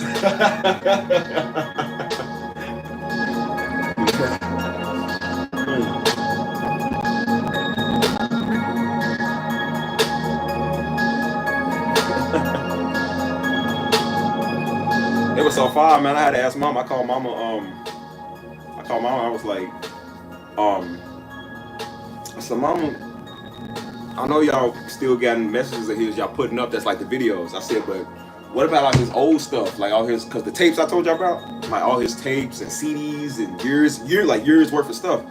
I was like, man, I said, what y'all gonna do with those? Like, are y'all gonna release those? Or are y'all gonna just, cause I said, mama, people asking, people want to know, cause they truly want to know. You know what I'm saying? And I said, I'm not gonna release them on my end because I'm like, out of respect, I don't run student arguments. So I'm like, I always check with them before I do anything. You know what I'm saying? So I'm just like, people want to know. I'm gonna send them over to y'all. And so she was like, yeah, it's for the I think she said it's on the website. It's for like the members and the partners. I think that's when they do like exclusives. You know what I'm saying? And so they learning how to take the audio from the tapes and the CDs and put them online. And so I was like, okay, good, because I said we can't just let that stuff sit there, man. Like, people want to hear that. I said, I want to hear it. You know what I'm saying? Like, and it's been right there the whole time. I said, I want to hear those. You know what I'm saying? And so I was like, I might have to do like a little snippet, man. Give y'all a little demo, a little snippet of it. You know what I'm saying? Because I'm talking about, man, the first 5 minutes, he's already just, how he start, he's talking like that. And then as you go on, he says, man, I mean, he just, you know what I'm saying? Like, man. And I was there. I've been here the whole time for the message, but I'm like, hearing it again, it's like, bro, it was fire, man. I ain't gonna lie to you. I ain't gonna lie to you, it was fire, man. Woo. I told him, I said, Mom, I'm just gonna send them over to the, I said, when y'all get them uploaded, because they upload messages, I think, weekly. And she said some of those are the ones they've been taking from the old stuff that ain't on video. And so she was like, they upload, I think, weekly. And she's like, they're pretty much all on the website. I think they're gonna put them on the website for like members only or something. I can't remember what she said, but yeah, I was like, well, I'm telling them where they can find it because I can't post them. And I'm like, I don't even think I will post it because my page be blowing up, man. People like, where can I get the message? Like, man, I gotta hear more. What part 2? You know what I'm saying? Like, I'm just gonna see you over there, man. I said, I have to. I have the gold mine. I have the Ark of the Covenant right here.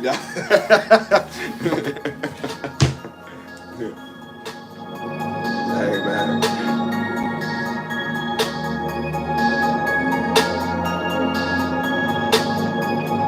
I'm talking about, man. I even found that old track that he sampled because this is how you know it's old. In the music, in the message that he was preaching, he said, this is back when he rapped. He was like, yeah, he said, man, y'all know I rap. He said, I be rapping and you know what I'm saying, I make beats, I produce and stuff. And he said something that he said one of the reasons why I didn't put some of my raps out, he said, because he said, I was so used to doing it, I'm common. He said, some raps I feel the Holy Spirit on and some of them I don't. He said, so that's why I got play raps, I won't put it out nowhere. He said, because some of them I don't feel it. Like, I ain't felt it. And I knew some of the songs he was talking about because we used to make music, you know, like he used to hear me make all that music. He said, I got stuff on days, you know what I'm saying? But he was like, he said, some of them, the ones I really play, the ones that I like is the ones where I really felt the Spirit on it and whatever. Because, you know, he don't rap no more. Like, of course, before he passed, he wasn't doing no more rapping. But this is back when he did rap. He did the music, he rapped, you know what I'm saying? Like, I'm trying to tell you, man, like.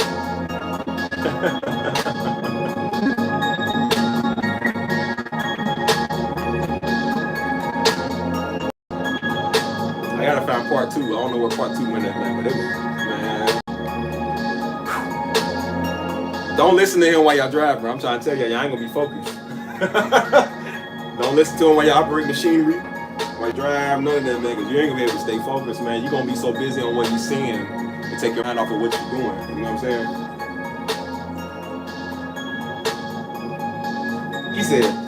He He said, because the mess was giant killers.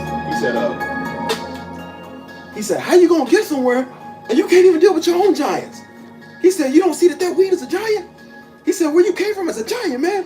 He said, you gotta learn how to kill the giants. If you can't kill the giants, how you gonna do somebody? Like, he was breaking it. I mean, you know how he talk like that? And I can imagine him doing his hand like that because that's how he talk. And I said, if you ain't, boy. And I was thinking too, I said, man, I got some giants in my life I got slayed. Like the way he was saying it, you know what I'm saying? He said, you ain't dealt with that. He said, how you gonna deal with this? He said, you got giants in your life you ain't dealt with. And so you got some more giants trying to deal with other people's giants, but you can't even deal with your own. Like the way he was talking. I was like, yo. This is a young Darby, man. I'm trying to tell you, a young Darby.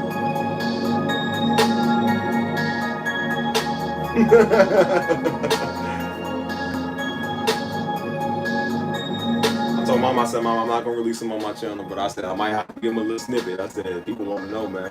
That people got to hear, man.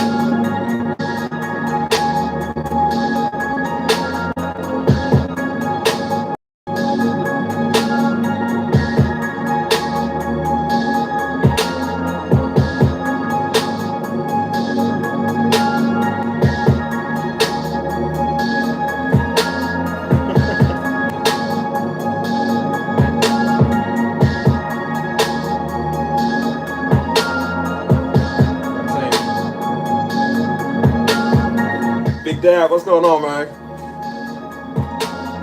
I don't know if you heard, man. I told him about the message I found in Pastor Darby the other day, man. Bro, it was fire, man. It was fire. I'm out to play a little snippet for y'all, man. It was fire. I ain't gonna lie to you, man. It was fire, bro. It was fire.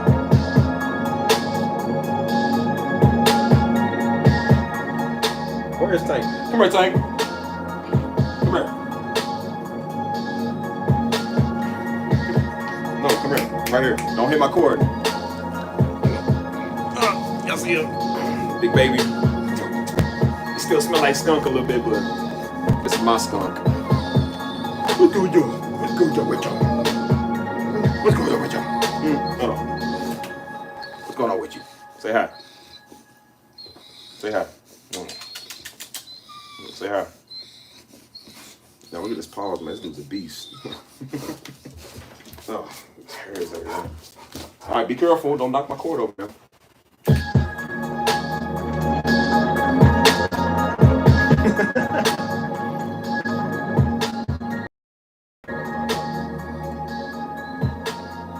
Yeah, man, he get you come back and rest for that cutting, boy.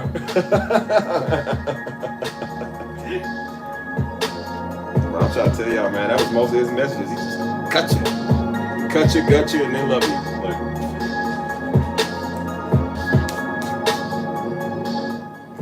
He said, man, he said, he was talking to the family. He said, see, y'all used to it. He said, y'all used to this every day, man. He's like, y'all been getting this since we started. Like, most people ain't come off the street, they ain't never heard of it. So.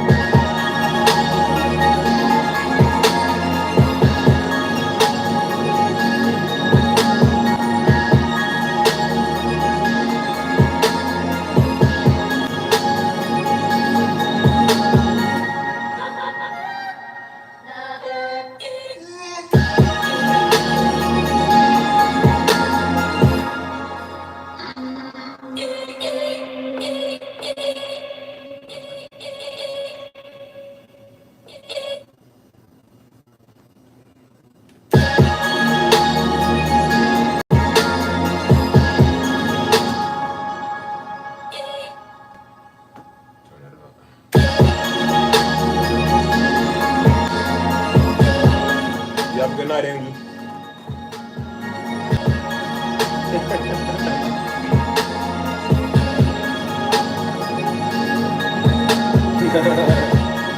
Brian, I ain't been called man in so long, man.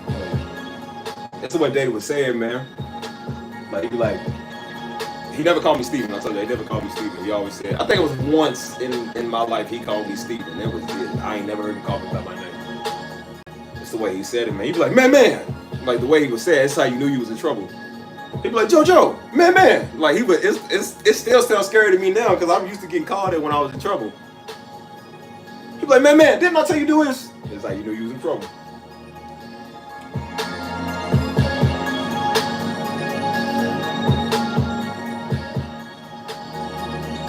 What's up, Cheers Kid? You in there tonight?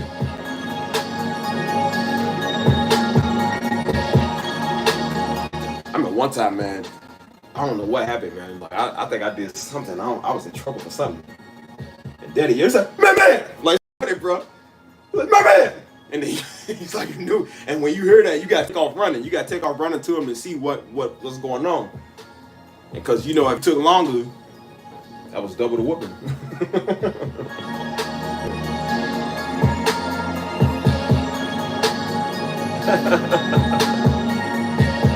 Oh, y'all look at that.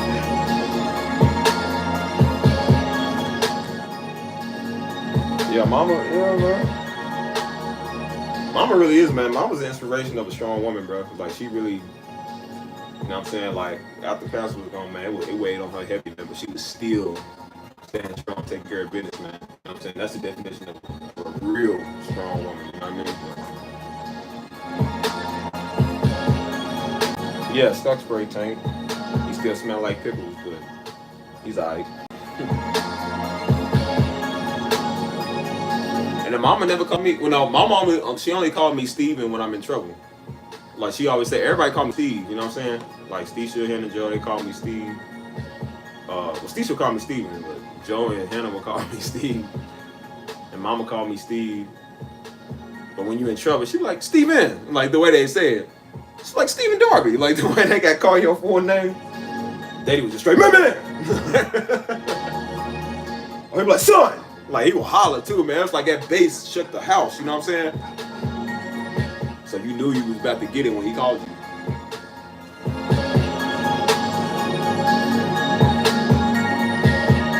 Hey, Truth Teller, how old are you, Truth Teller?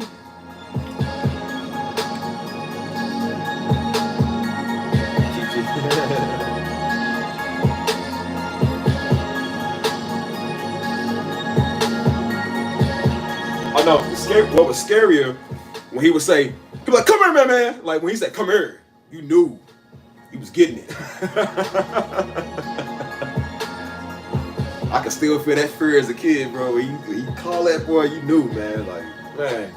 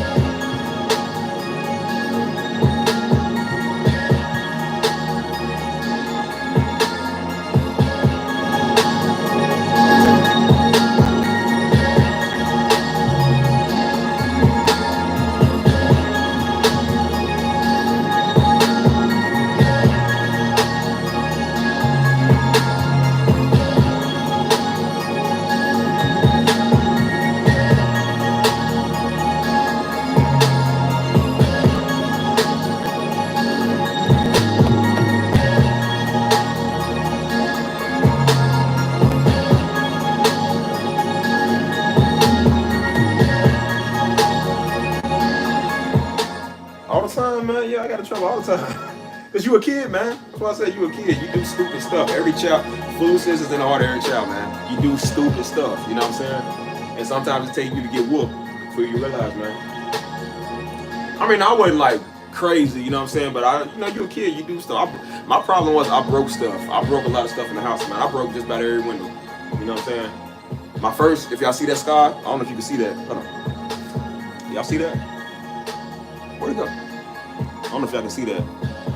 It's kind of dark. Link back up. It's like a big old sky right here. That was my first. I call it Florida and Cuba. It looked like Florida, and then it's like a little part right here is Cuba. And I got I was like 4, man, and we was playing superheroes. Me, Stisha, and my cousin. My cousin, that's the one that Daddy whooped. But we was playing superheroes. And I don't know why I did this, but I ran full force out the window, out the second story window. And hand got cut, caught all on there, you know what I'm saying? It cut my skin open real deep. And I don't know why you a kid, you like kids. That's why I say kids are so slow sometimes. Like, we'll do something and then we can't believe we just got what we got from what we did. So I literally bust out the window. And then like I look around and see I'm bleeding and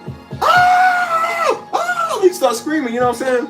And I'm screaming and crying and all that. And I mean like blood is dripping area, like bro, I'm dripping bad. Like I cut my skin like real bad. Like, it was deep. And so it's just a trail of blood everywhere, man. So mama found out, she said, I'm gonna beat y'all. She's talking to them, she's like, I'm gonna beat y'all. And so I'm screaming, She dragged me outside and took me up to the next door neighbor house. And they called the fire department. And I think that's when I kind of knew when I grew up I kind of wanted to be a firefighter because they were so cool, man. You know what I'm saying? And they came and they wrapped my arm up in a bandage and she called Daddy. And I thought I was in trouble, so I'm thinking, you know, Daddy gonna tear me up. You know what I'm saying? And so Daddy, I remember Daddy was on the phone. He's like, son, what happened? And I told him. He said, you good? I was like, yeah. And so he was talking calm. He was comforting. You know what I'm saying? And so I was relieved that I wasn't in trouble because I thought I was gonna get towed up. You know what I'm saying? And that was the first one that I broke as a kid. You know what I'm saying? Every other one that I broke, I got towed up. Because I would always like, I don't know why I would do that. I threw a basketball. I was trying to throw it on the porch. It bounced up and hit the window. And Daddy got out of bed, told me up. Playing baseball in the house. I mean, it went clean out that window too. I don't know why I did that. And Daddy found out. That one I got away with. Because I was doing my schoolwork. And he didn't find out that day. He found out the next day. And I was doing my schoolwork and Daddy did construction, so he was measuring the window. And he looked at me and said, what you looking at, boy? You want a whooping? And I was like, no, sir. So I went back doing my schoolwork because I knew I was going to get towed up. He never got me for that. You know what I'm saying? So it was a window I got away with. I broke my window upstairs, got in trouble for that.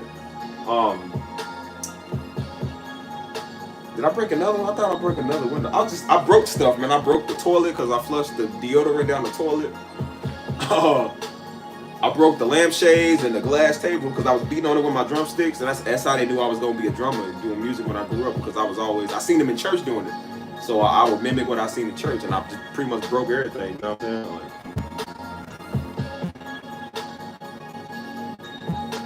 yeah, man, they didn't even let us get a phone for nothing, you know, like even when back then when the internet was still kind of like, you know, internet definitely wasn't like it was now, but they definitely monitored.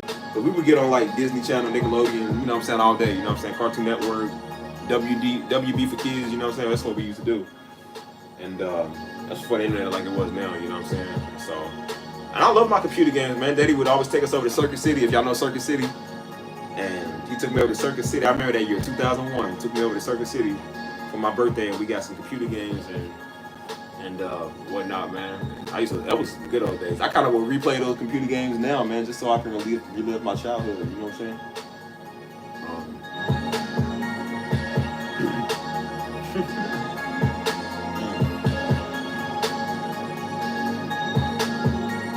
Man, so my first phone, I don't even know, man. Daddy didn't want us having no phones, man. But you know how you know, it's like, it's so bad. So, we wasn't allowed to have phones or none of that, because we used to have Palm Palettes. Like, I remember Daddy used to have a whole bunch of Palm Palettes and stuff. So, of course, when they didn't work no more, he would give it to us because he couldn't access the internet on some of those. So he would give it to us. But when the iPhone and stuff started coming out, and then years after the iPhone came out, he was like, man, I don't want you to have no phone. So I said, all right, well, I'm going to go through a middleman so I can get a phone. So my friend at church, that's when he had them little crappy Boost Mobile and Cricket phones or whatever. So I was like, man, give me your phone. I was like, let me have a phone, man. Because I'm like, Daddy ain't going to let us get no phone. And then, of course, the phone his phone sucked, man. Like, his phone was like tight by itself. His phone was crap. So I was like, man, let me get a phone. But it didn't have no cellular service. It only worked online, you know what I'm saying? Like on Wi-Fi or whatever. And you know, I think that's when I was trying to make like my own social media or whatever. But I was like, nah, cause I'm like, if I get caught, my daddy gonna be mad. And I'm like, I don't know how to explain that. And so we never officially had a phone, but I would just go through a middleman like, hey man, let me borrow your phone.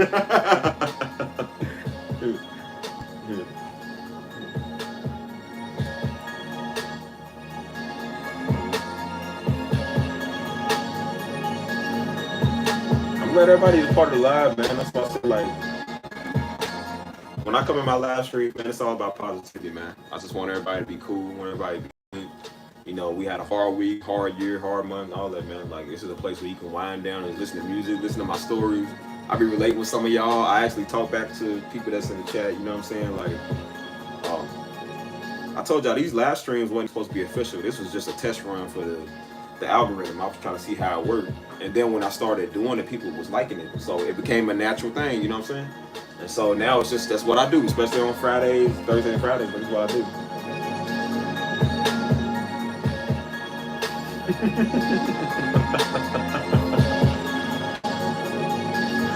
I love being a church musician. I used to hate it at first. Well, no, at first I loved it.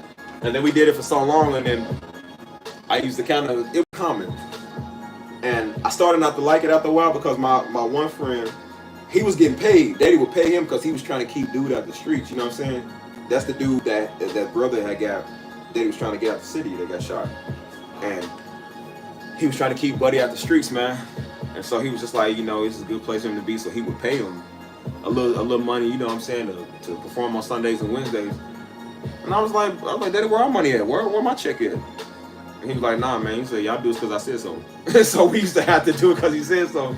And I used to not like my friend. I was like, why you get paid? Like, he ain't even nowhere near as good as me. I'm like, I'm way better than this dude. You know what I'm saying? We wasn't getting no checks. So I was like, you guys kind of tired of doing it. You know what I'm saying? And it just came normal. You know what I'm saying? We didn't see the specialty of it. So when you comment with it, it's whatever. And I remember one day back in 2010, I think it was 2010, and we was on our way to church one day, and Daddy was fired up at us because we didn't take something serious, man. And he said, you know what, man? He looked me and Joe square in the eye. He said, you know what, dude? He said, do y'all want us to do this music? Because if you don't want to do this, he said, I'll pay somebody. He said, I'll find somebody with the heart to actually want to do it. If y'all don't want to do it no more, let me know. He said, I'll find somebody that actually want to get up here and take care of it. And of course, we're like, nah, Dave, we want to do it. Like, no, we want to. And we stayed on it, man. You know what I'm saying? We stayed on it. Because I was kind of like, I couldn't really imagine not doing music, bro. Like, it's just what I do. I don't want to do nothing else. Is it glitching to y'all? It's probably, hold on. It's probably my internet. Hold on, yeah. Is it still glitching?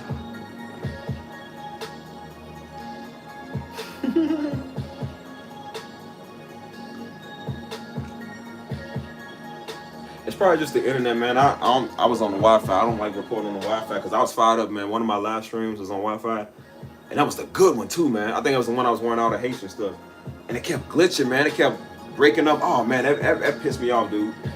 Because you can't redo that. You know what I'm saying? And it kept getting. I was like, I'll never record on the Wi-Fi again, man.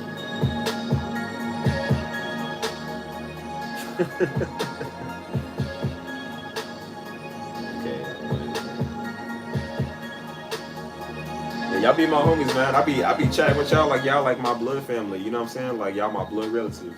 You know what I'm saying? But a lot of y'all, I didn't realize. Most of the time I'm telling stories, man. It's just me telling stories about my life. I didn't realize a lot of y'all actually like to hear that. A lot of y'all like be wanting to know stuff like that. You know what I'm saying? So I share my memories. I share my memories of my life, of Pastor Darby, of my family. You know what I'm saying? What I did when I was younger, what I do now in San Antonio. Like people like to hear that. You know what I'm saying?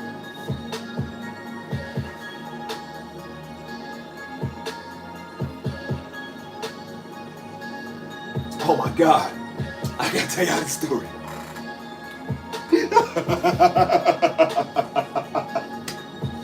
To this day, bro, I still laugh off of this story. To this day. one day after church, man.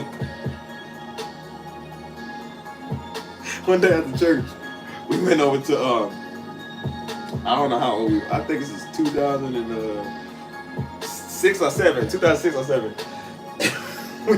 we went to this little seafood place at the church, and Louisville is like a little river. It's kind of like the river walk. Like you can park next to the river, and this place is literally right there on the river. You know what I'm saying? And the parking lot goes kind of like slanted down, so it looked like, you know what I'm saying, like you're gonna fall into the river.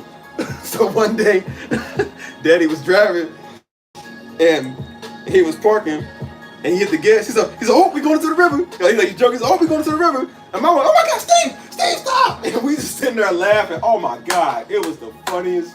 That was probably one of the funniest moments he ever did, man. And Mom was freaking out. We just in the back seat. I'm crying, bro. That's how much it was funny. I'm crying because at first he was pulling up the park. You know, he's pulling up slow, and he hit the gas. Like, oh, we going to the river. Mama freaked out. Oh my God. I still laugh over that, bro. I be crying laughing because it's so funny. It's the way he did it, because Daddy will play too much, man. Daddy played too much.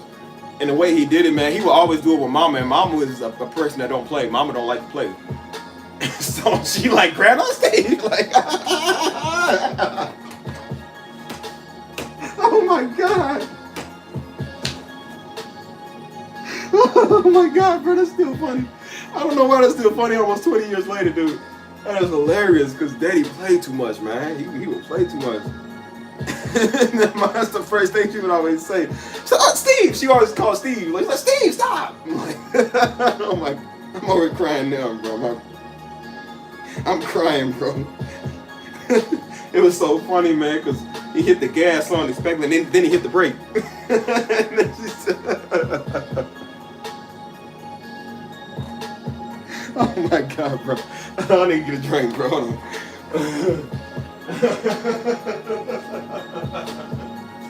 Woo! Oh my God, bro. Oh my God, bro. That story is still funny to this day, man. I don't know why he did that, bro. Oh my God, bro. I remember I couldn't even eat my food after that because I laughed so hard like the entire day. Because then he would play too much, then he would laugh after he did it. And then Mama never thought none was funny, dude. She was like, that's not funny, stop. He used to sit there laughing. That's how you know he played too much in the streets, man, because he would do that to us, man. He played too much. Oh my God, bro. That laughing made me hot, bro. That's how I hear now. I still be crying over that, man. I'm trying to tell y'all, man, Pastor Darby was cool, but he would play too much, man. Like,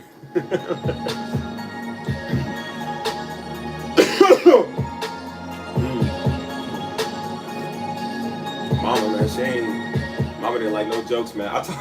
I told the brothers, we was actually out there we had a church picnic back home. And so we out there, we out there doing like target practice, shooting with the guns with them. I told him, I said, y'all, I'm gonna tell y'all a story. I said, bro, one day, for New Year's, it must be a nigga tradition because you go back here and shoot up in the air and stuff. So one day, back in I'm still laughing over the last story. Back in what year was that, man? Was it 20? I think it was 2012, 13, whatever. We went back there to shoot on New Year's, you know what I'm saying? So after we had our little New Year's celebration, we had big guns, you know what I'm saying?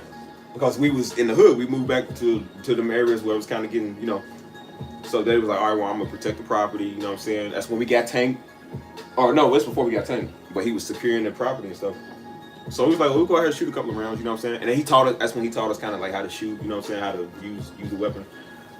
And so we was shooting the AR, and that's loud. Like, we didn't realize how loud that was. So it was like, you know what I'm saying? And so I think the gun had jammed or something. I don't know. It was Joe's turn. Joe was using it. And Daddy mentioned, he said, point that. He said, don't point that over it. Point that up in the air. Point that at the ground. We ain't use it. Point that up in the air. Because he was teaching us gun safety. So something happened with the rifle, man. I think it had jammed or something. So it seemed like it was empty. So right when we was taking it in the house to put it up and put it in the safe, I don't know what happened. It's just, I don't know if the round had went back in there or whatever. And before he put it up, he was checking, checking everything. And it just went douche. Like, bro, went douche. And it was so, like, Bryson, it was so loud. And it was like this big speck of dust just, like, shot up. Like, everything kind of got hazy. Because he was pointing it down. And it went douche. And so he was like, oh. He was like, oh. He was laughing. Oh, my God. We had a little Brownie. And Brownie she was so scared, bro. Like, she ran behind the couch or whatever. Oh my God, bro. They was like, man, hey, sorry, that was something. Because you always point it down when something goes on, you know what I'm saying? And it went straight through the floor. It went to like the little cellar, the basement or whatever. It went straight through. So that's a good thing. We made little jokes about it. Like, it's a good thing I checked. You know what I'm saying? So we in there, I'm crying, y'all. I'm in there cracking up. And Mama, she's like, Mama's scared of everything. So Mama's like, ah! And Mama's screaming. And Mama, she's like, that ain't funny. Get out the kitchen. Get out of there. Like, she's telling everybody, get out of that stuff. And we laughing. Mama's going off. She's like, that ain't funny. She ain't funny. Get out of there now. So we laughing. I don't know why it was so funny in the moment. But it was just the fact that it was like, we just played it off like it was nothing. Mama, it's the way Mama freaks out. I think that's what makes it funny, because Mama, like, she's very dramatic. And she's like freaks out about everything. So while we laughing, she's freaking out, you know what I'm saying? Oh my God. Oh man, I got memories. Oh man, I got stories too. I don't know why it still be funny years and years later, man. And it's so good. I be talking to her about it, man. We be laughing, like we be having a laugh about everything, man. Cause memories is all you got, bro. Them is all you got, man. And it's good to live that up. Cause we got some good and bad memories, you know what I'm saying? I'm like,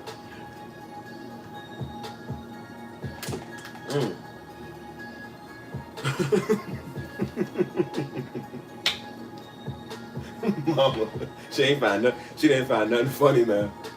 Nothing funny.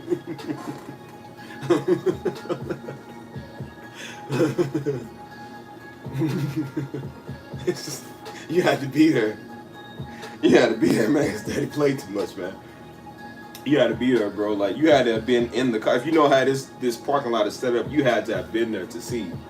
Because it literally, if you would have hit the gas a little bit more, we probably would have fell in the river. That was the messed up part about it. Because if he would have hit it a little more, we probably would have slid and kind of fell in the river. And I'm surprised because this is when he had a green Cadillac. Because he had a love for Cadillacs, man. And I'm surprised he even played like it in his own car, man. Like, he ain't played nothing when it came in his car. Like, he's like, oh, we going in the river.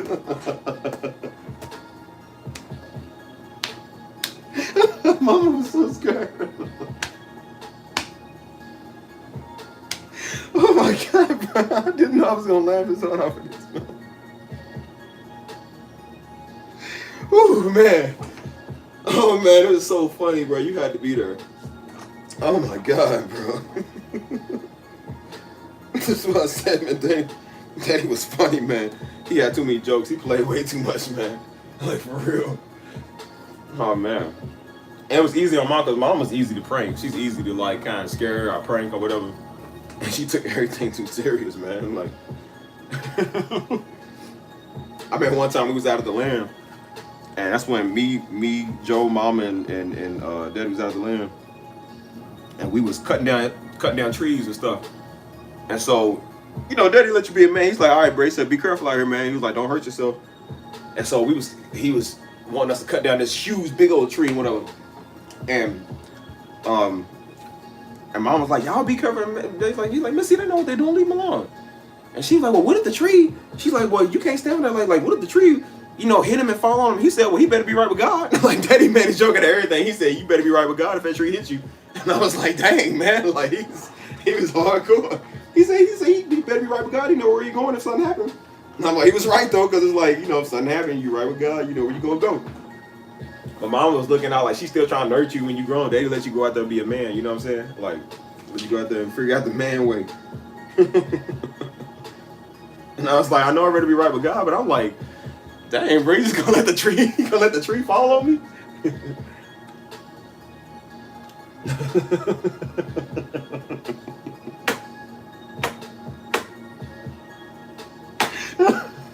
Oh man. Like y'all should have seen Mama's expression, bro. That was probably the funniest. Like Daddy would do that with us. It's like, oh, okay, you know, cause we chilling. But I mean, it's the way Mama acted, bro. She fell for it every time, bro. He was a brute when it came to them jokes. Oh my God, bro. Like that's the first thing. She's like, oh, Steve. Like, Steve. Woo. Oh man. Bro, that's hilarious. Hold on. He said you better be right with God, bro. He meant that too. I was like, bro, that's savage right there.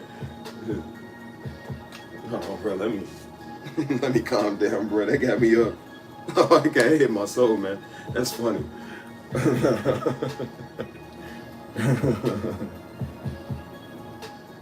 Yeah, we play too much, man.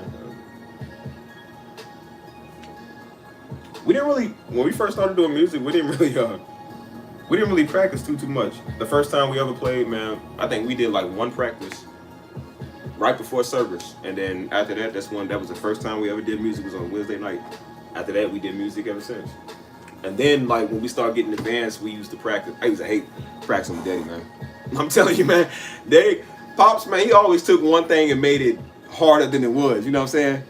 Like when you work with him, you can do the job, but when you do the job with him, it was always something, man. It was always something else. You know what I'm saying?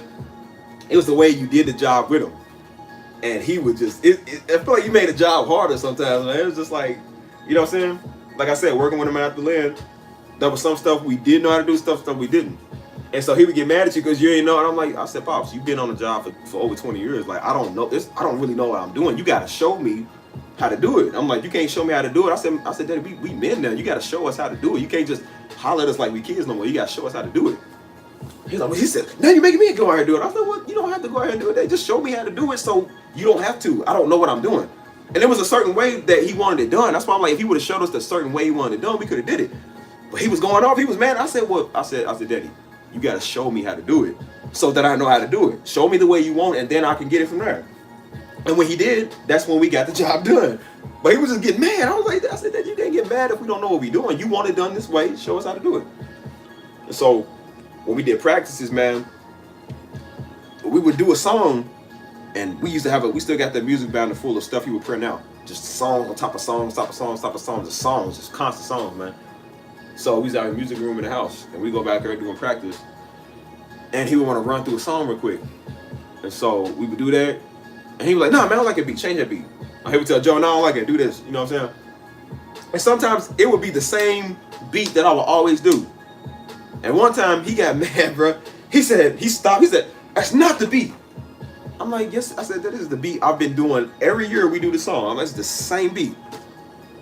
He was like, no, it ain't, man, you changed it. I'm like, no, I didn't. This is the same exact beat I always do. I would know if I changed it.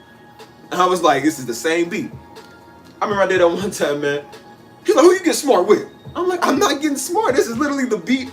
I'm like, you know how you're doing something right, but you can't prove that you're doing something right because he don't think it's right. So even when it's right, it's wrong. You know what I'm saying? And I'm like, Daddy, I said, Daddy, this is the beat. He's like, you better fix your attitude. I'm like, I don't got no attitude. This is the beat. I'm telling him, this is the beat that I've always done. He said, that ain't the way you count it in. I'm like, that's the way I've always counted it in. That's the way I've always done it. I'm just like, I feel like sometimes like, are you just picking and choosing when you want to be mad at us? Son? You know what I'm saying? I said, this is what I've always done. This is how I've always done it. So it's like, even when you're right, you're wrong. You know what I'm saying? And so that used to frustrate me. Like when he would do that. And then that's when I was like, I don't even like doing music no more. Cause I'm like, sometimes I ain't gonna lie, sometimes he did kind of take the joy out of doing it. Cause it was always something. It's just like, man, like I'm tired of getting yelled at. I'm tired of getting in trouble for stuff that you didn't even know you did nothing wrong. Like, what, you nothing wrong? He would just get mad. I'm just like, you couldn't win. So that's what made me kind of like, man, I don't even want to do music sometimes. Cause he just, you know what I'm saying? Like he would just get mad, and then it was always something else. I'm just like, I don't know what you want, man. I'm doing what I do all the time. You know what I'm saying?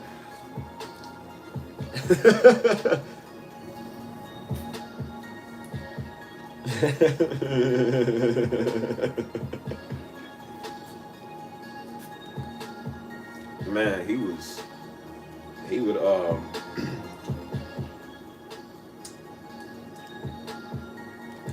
told you I hated dealing with the equipment because every time something happened, man, if something happened to it, it was like a new scratch, new ding. Some of the stuff I think he did, like I think he would do it, but he would forget. And then he look and be like, I didn't see it on the last time. I'm like, well, I didn't even touch it. Like I didn't even touch the piano, the keyboard. And so I was in charge of carrying the stuff, you know, making sure it got that to and fro.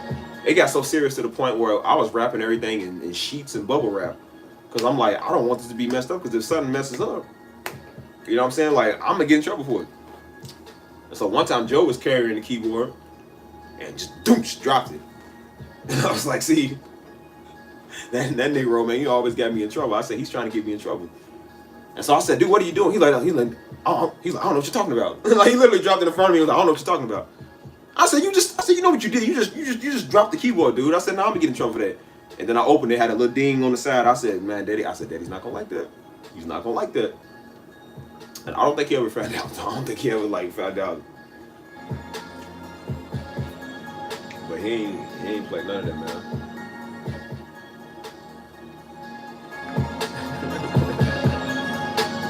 Yeah, I still go back. Like I said, I go back at least. I used to go back every 2 weeks, but now I go back like once a month or once every month and a half or so when I can. I still do the music era, still take care of the ministry. Like I said, that's still my ministry, man. I don't want to live in Louisville, man. I told Mama, like, Mama, take the church, move it to Texas, move it somewhere else. Like, get out of that city, man. That city is just so dry. Just ugh. But I go back, but I can only go back for like 4 or 5 days at the most. Like that's it. I can't stay there because you get common, and then I'm looking at these areas, and I'm like, ugh, this reminds me of all bad times, man. Like I hate that, bro. I hate that. Oh, Juan, yeah, the homie with the drum. Juan was the one I was with the night I got shot, dog. Juan was the reason I got shot, bro. I'm gonna blame him for that to this day, bro. Juan was the reason I got shot, dog, because we was there together. Well, I think I met up with him downtown when that happened. So we were supposed to leave. This Negro parked his car right in the center of what everything was going on. So it's like New York City out there, bro. Everybody and their mommy and their auntie out there. Like, you can't move. You know what I'm saying? You literally can't move. So he parked right there in the middle of where you can't move. So I'm like, why would you park there? So we was about to leave because he said they about to start tear gassing and shooting people with the bullets, with the rubber bullets and stuff. So we was finna leave. He couldn't move. And so I'm like, so we got out. And I had him take a picture of me down there. And I think he ran off with one of his homies, or I think he was trying to leave or whatever. And so I was like, he just pretty much left me. So then that's when I was down there just filming the whole thing. And then next thing I know, pow, now I'm shot. You know what I'm saying? And so I'm like, I blame dude. Because we would have left earlier. Would have got hit. And I said, Juan, I still blame you to this day for that, bro. It was all your fault, man. You the one that did that.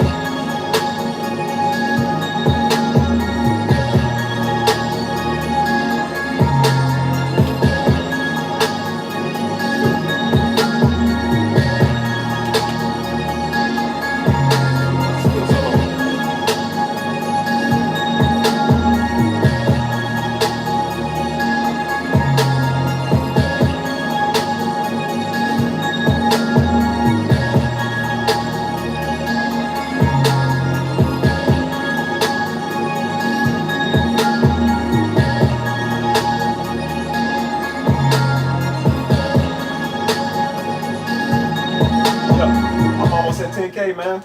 I didn't realize I'm almost at 10K. Like, that's crazy.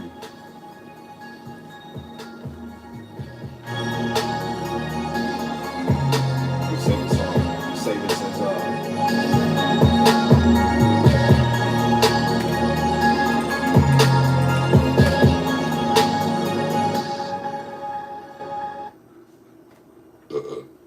to the next.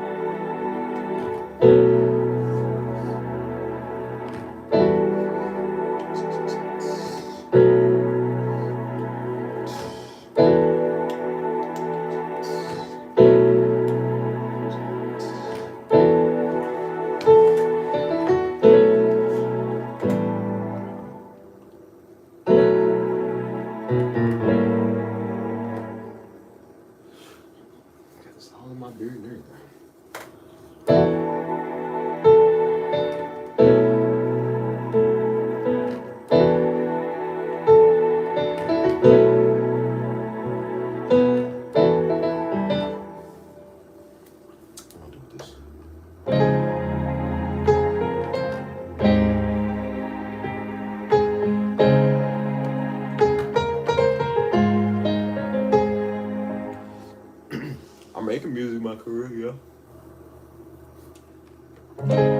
That's just what I do, man.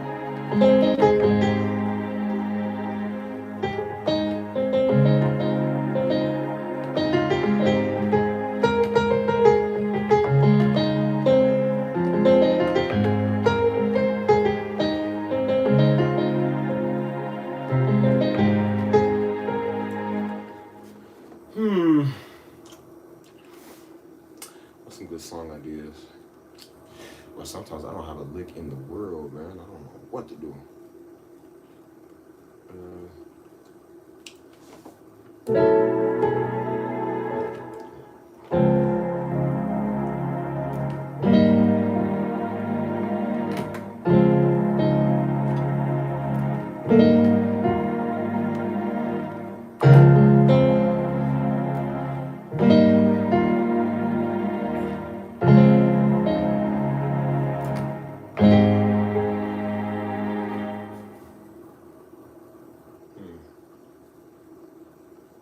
Let me think.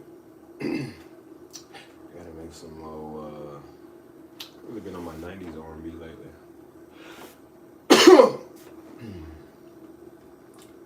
I need to make like some slower.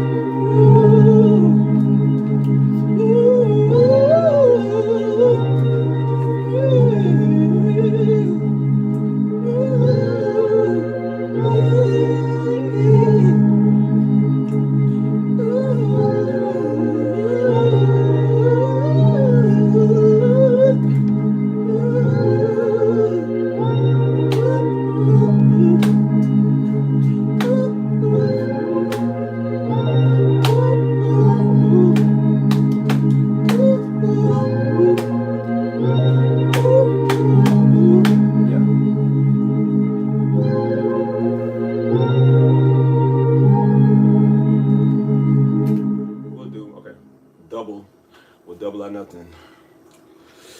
Woo! Hold on. Stretch it out, stretch it out. Yeah.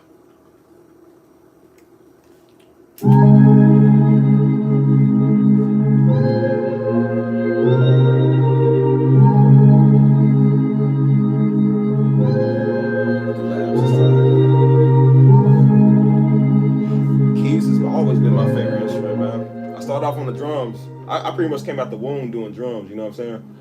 But keys, man, like that's always been my thing. Drums was my thing, of course, first, man. I always thought that was my thing until I hopped on the keys. And at the time, Daddy was the master of the keys, so he was like, you know, I thought I wasn't gonna outplay him, and then he was like, son, you don't outplay your beat, and I'll just be doing my thing, you know what I'm saying?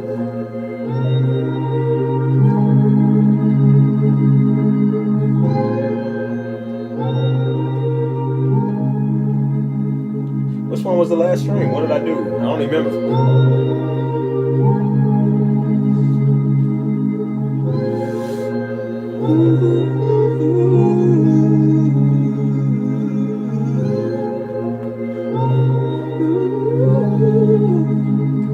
What piano roll?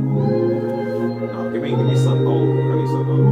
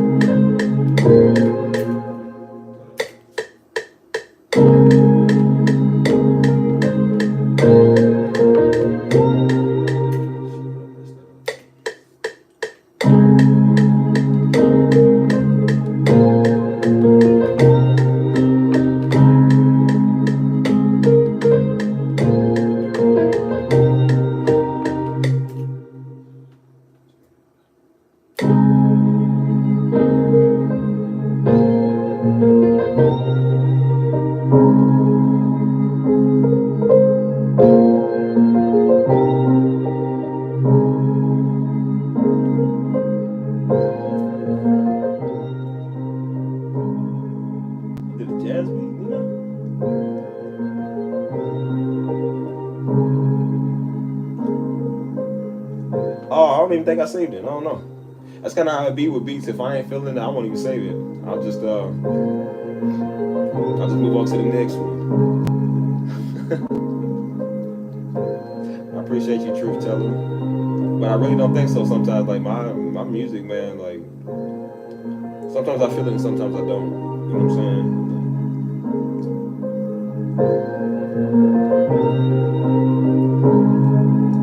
For real, man. Yeah, Daddy did those. Daddy had so many messages about Judah and stuff, man. I don't remember them all. I gotta tell you something a little bit. Hold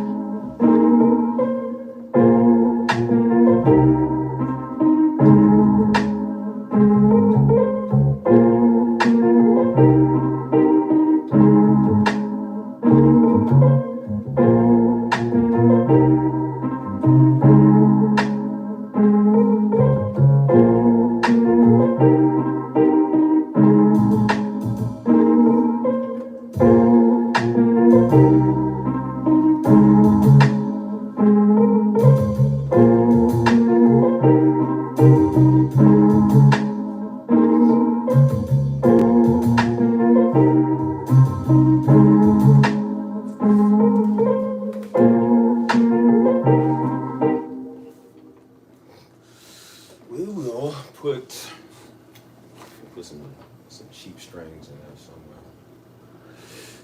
Ooh, put some strings in.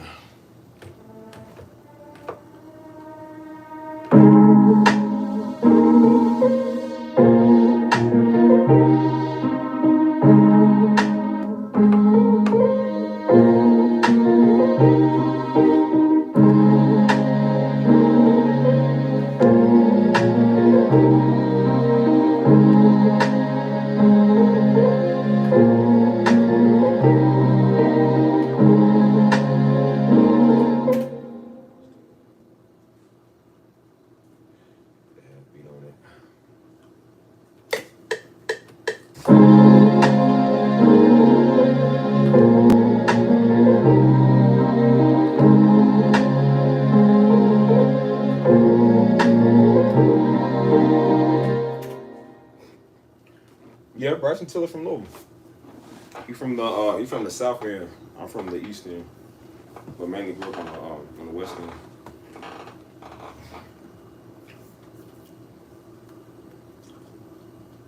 Yeah, I actually seen him. I seen him one time. Everybody thought we was related because they said, bro, you look. That's like, you look like. I'm like Bryson Tiller. I'm like, yeah. So every time they see me, they kept saying, "Don't." Like, bro, it was the most annoying thing in the world. I was like, I didn't know who he was at the time. And then when I heard somebody from Lucas, I'm like, nobody from Louisville fame, nobody getting no fame here. And then like when he started blowing up, and at the time Joe had like the same haircut that he had, so Joe looked more like Bryson Tiller than me. But everybody kept saying, like, nah man, you like Bryson Tiller, you like Bryson Tiller. I was like, are y'all related? I'm like, well, everybody in Louisville related. I wouldn't be surprised if we have some type of relation. You know what I'm saying? He ain't wrote me no check, so we ain't related until he write me some money.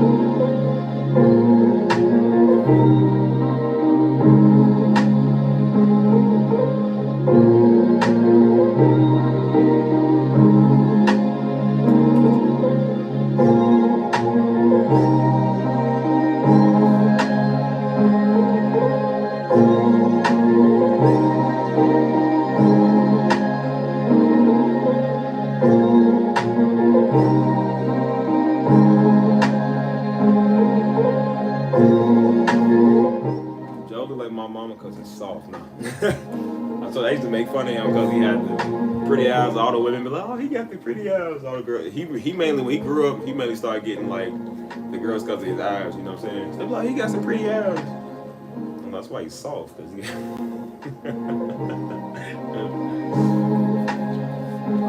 I used to tell him when he was young. I said, "You got girl eyes." I'm like, "You a girl." Like, don't say that, D. I'm not a girl. I'm a man. I said, "Well, then why you got pretty eyes, man?"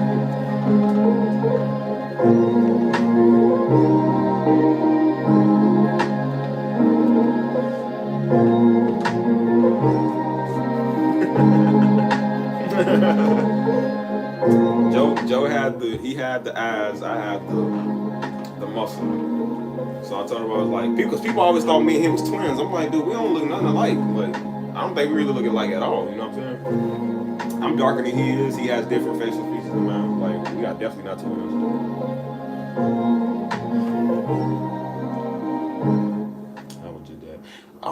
I wouldn't know what daddy do, man. Like I said, I don't.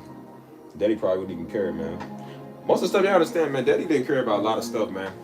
Like especially a lot of stuff that went on in the world. Like he would preach on it, but he wasn't worried about it. He was just like, man, like I don't care. You know what I'm saying? Like, because people were writing all the time, wanting to know about conspiracies and you know what I'm saying, like stuff that get annoying after a while. It's like because he kept saying people was like, when you gonna preach on the Earth being flat, and you know what I'm saying, like the moon landing fake. Like who cares? Like what's that got to do with anything, dude? If he's like the Earth is flat, whatever. I ain't never fell off of it, and I said I ain't never fell off of it either, so it don't matter to me. You know what I'm saying? Like people be on some weird, you know. So a lot of that stuff, man, he didn't even care about because he was like, it ain't got nothing to do with nothing at all, bro.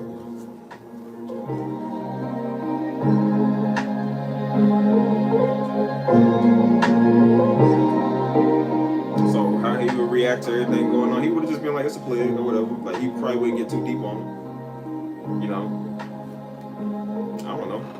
Most of that stuff he was not worried about that, man. He just wanted to be with his wife. You know what I'm saying? Live life, have a good time. That was it. He didn't really want to talk about everything and be around everything because it's upsetting, man. That stuff be stress. It stress you out. You keep on hearing all this stuff going on. Like you don't want to hear that 24/7.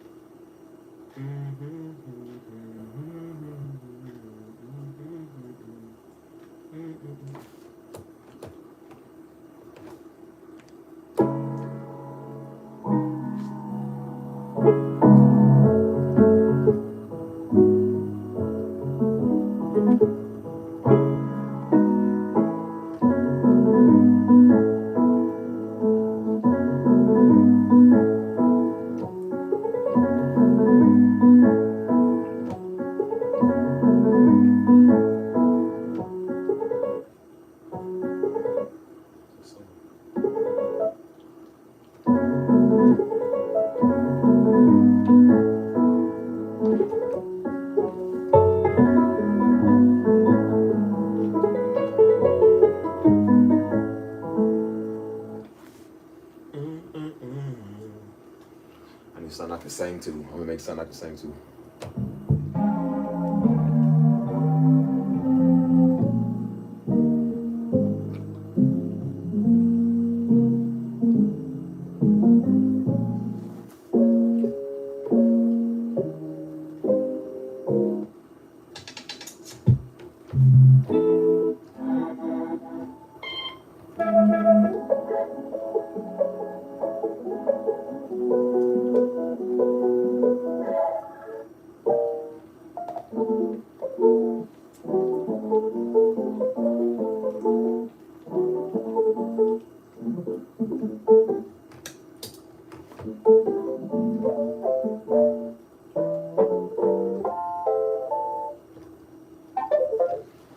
Let me think, y'all.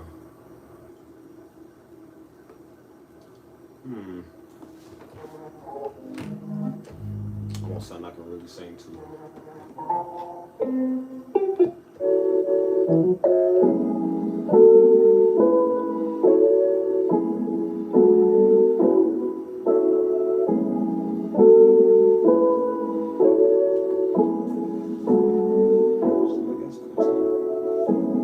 My favorite VSTs are Arcade. I use a lot of Arcade. Nexus. I'm trying to get Omnisphere. I need to get Omnisphere. Contact. I use a lot of Contact in my songs. Just to name a few.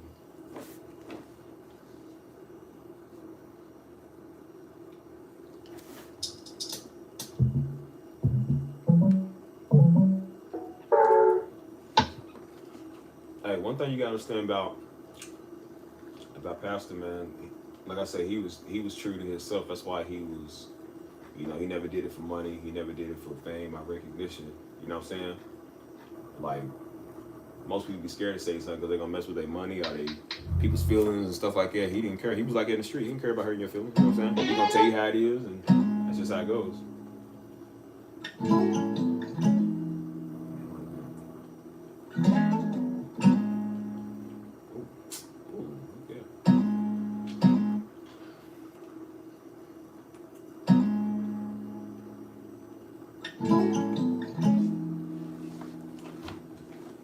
That's just, when you sign a person that's just straight up like that, it's real, you gotta respect it. That's why I said, when you look at, I don't get into politics, but when you look at, say Trump, for instance, when you look at Donald Trump, Trump is the most arrogant, stupid idiot probably you ever gonna meet, but he don't care. You know what I'm saying? Trump is he's so real to, I'm not saying I'm for him, but he's so real to what he say. Trump don't care if you like him, I don't. You know what I'm saying? Like, he gonna do what he want, he gonna say what he want, and he don't care. And as much, whether you like him or hate him, you respect it, because he's real. You know what I'm saying? Like, somebody that's just, you can't persuade him, you can't cancel them. You know what I'm saying? They're not gonna listen to you, and it's just like they stand on what they say, and it's just like you gotta, you can hate them, you can not like them, but you gotta respect them because it's realness. You know what I'm saying? It's the same way with Daddy. A lot of people, man, like I said, a lot of people like him, and then there's a lot of people that don't. There's a lot of people that don't like him. But he's so real, they respect him. You know what I'm saying? Like, you gotta respect somebody that's real, whether you agree with them or not, man. If they stand on what they say and they're not gonna back down and change, you gotta respect that. You know what I mean? Like a guitar. Stretch it out. Stretch it out for a little more.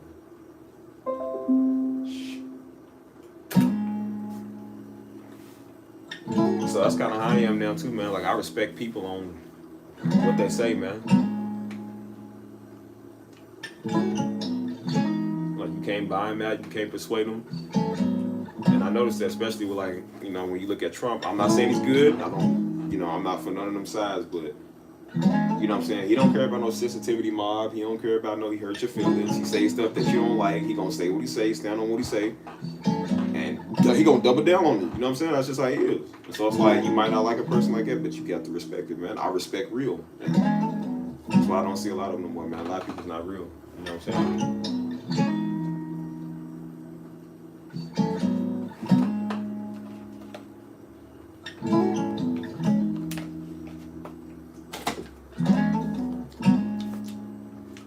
Oh yeah, what was the timestamp? Oh, you said this in the comments? What do I do? Should I slow that down? No. Should I slow that down? I need like a nice little cool beat to go with that. Let's slow down.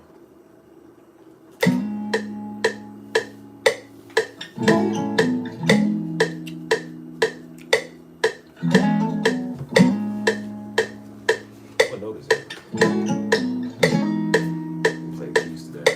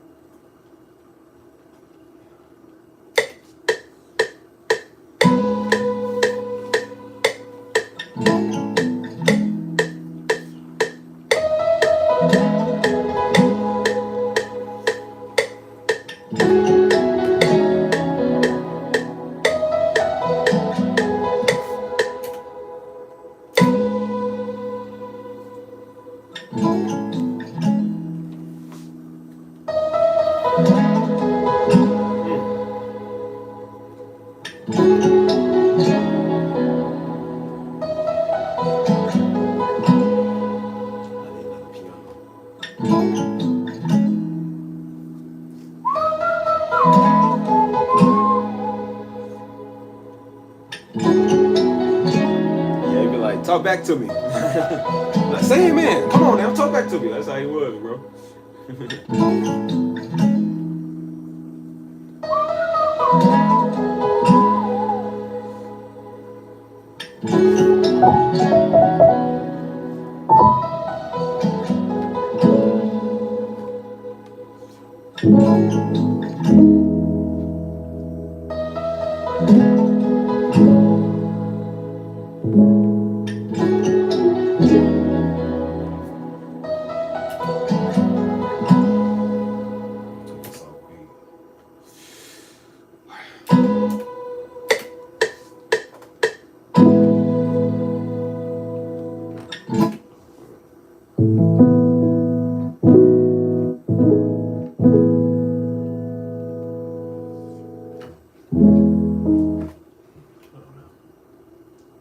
Shoot. Come on now.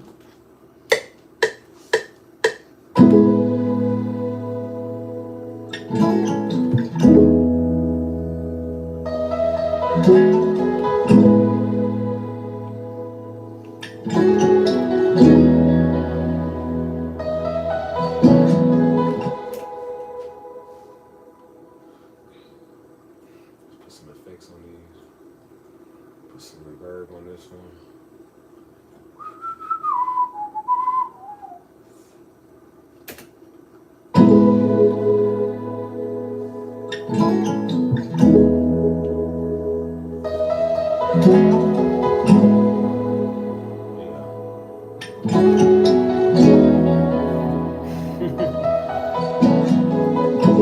Yeah, even on the messages I listened to today, man, he would be like, he would say my season, and then I'll be repeating like my season. I'm like, wait, this message over 20 years ago. I'm still saying the same thing.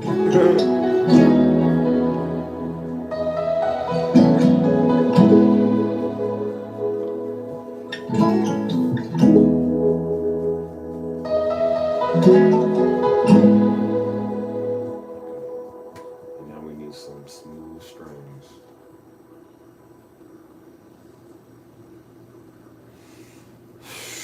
Or we can hold one.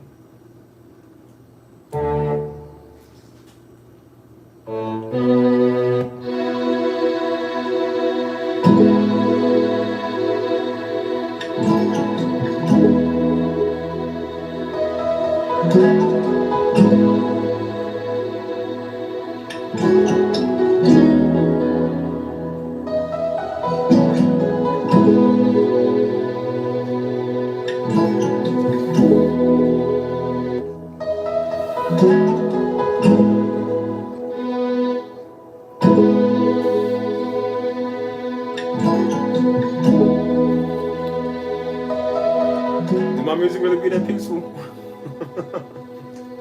I mean, I be streaming for near 6 hours, so it's plenty of time to take a nap and wake back up, and I'm still up on here.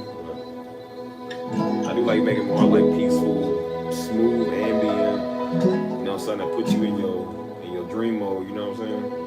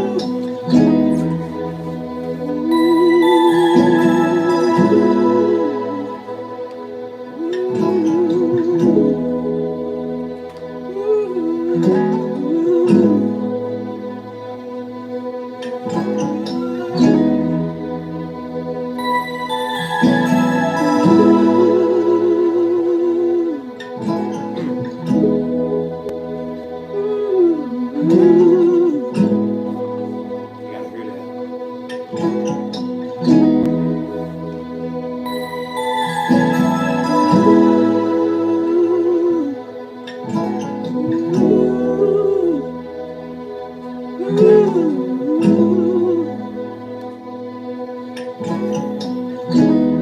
that note.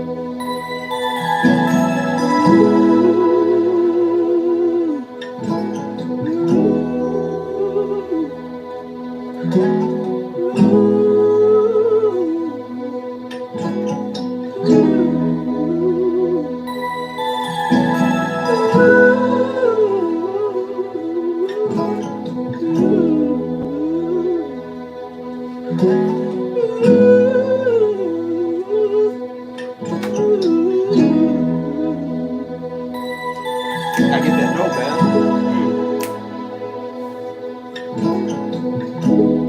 Y'all already know I gotta get the snaps in there. Come on, where we at? Where we at?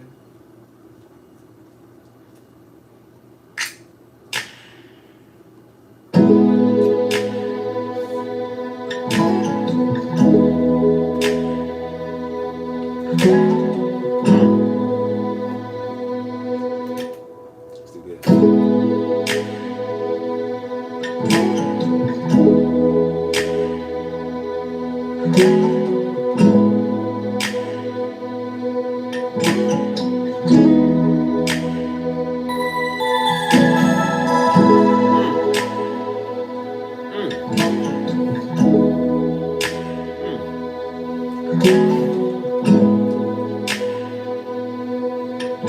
Come on now.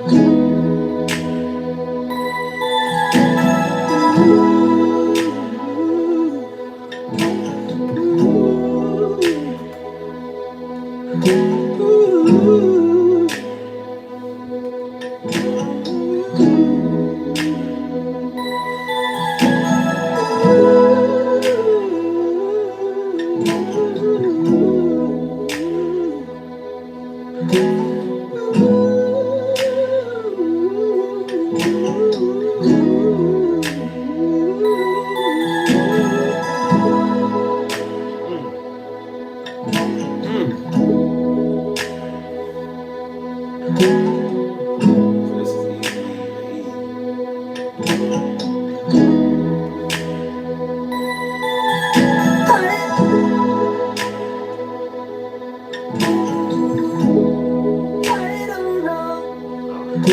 I need something with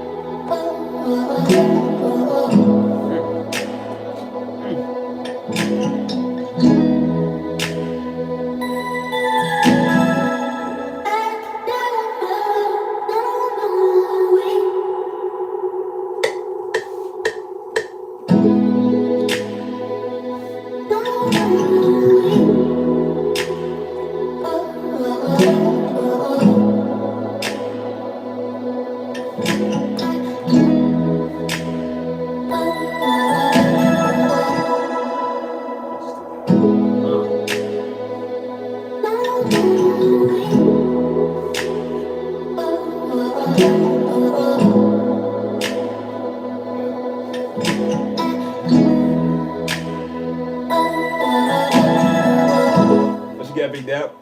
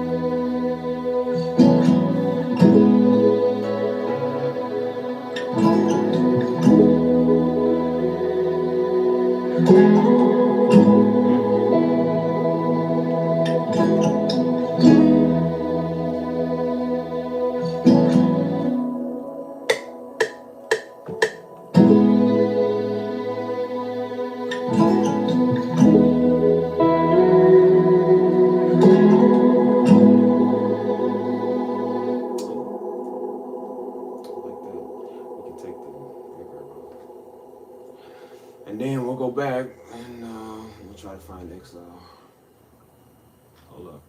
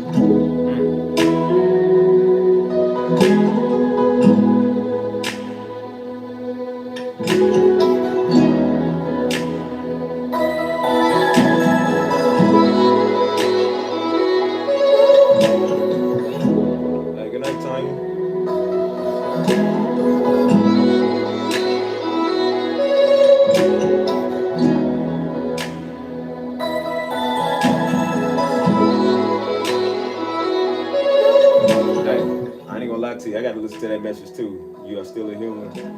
I ain't heard of it in a long, long time, man. Yeah, you know I can sing. I be singing a little bit.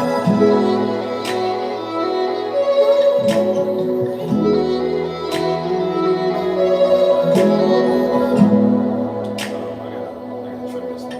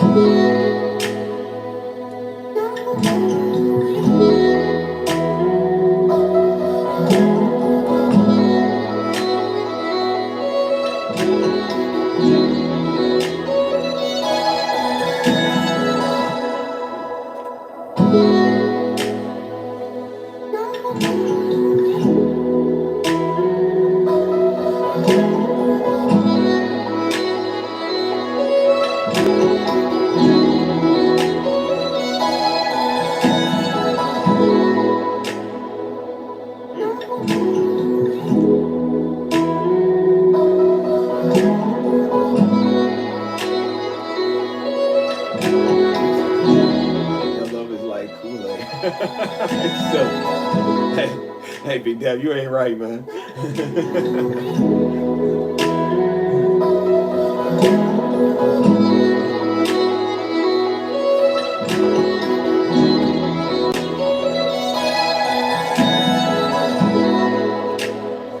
Bro, I'm trying to tell you, that was like his premiere message, though, man. Like, we had no idea that was gonna be his last message, bro. It's almost like he knew, like he set it up for that to be like his last message, though, man. It's crazy,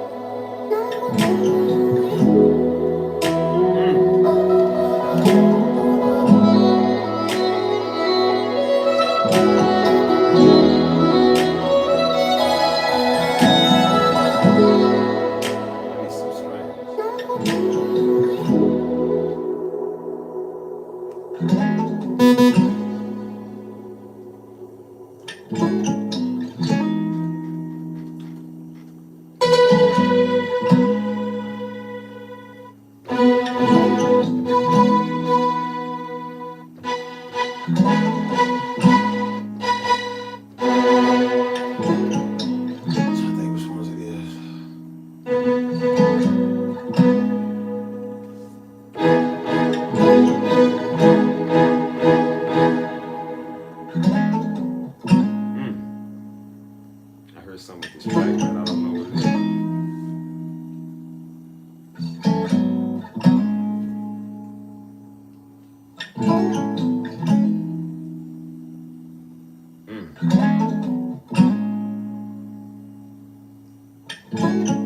Yeah, you are still a healer was his last message, man.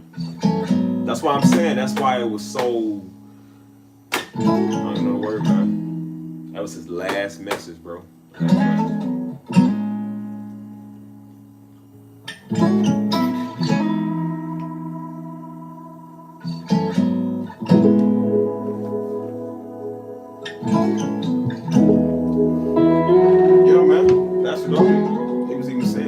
He lost some weight, man, because he was starting to get back in his fitness and, you know what I'm saying, just kind of slimming down, whatever.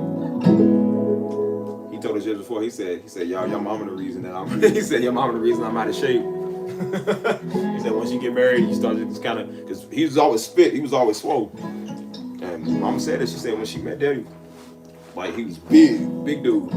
She said like his neck was like real thick, his arms and muscle shoulders real thick because he was always in penitentiary. So he told me, he said, son, he said, I was so big, they told me to start lifting weights in penitentiary or whatever. But he was always big, you know what I'm saying? But when he got married, of course, you know, you get older, you start stressing out, you know. And then, you know, you ain't pressing nobody but your wife. So he just stopped, you know. He still had big arms and stuff, but, you know what I'm saying? Like, he was losing a lot of weight, man, before he passed.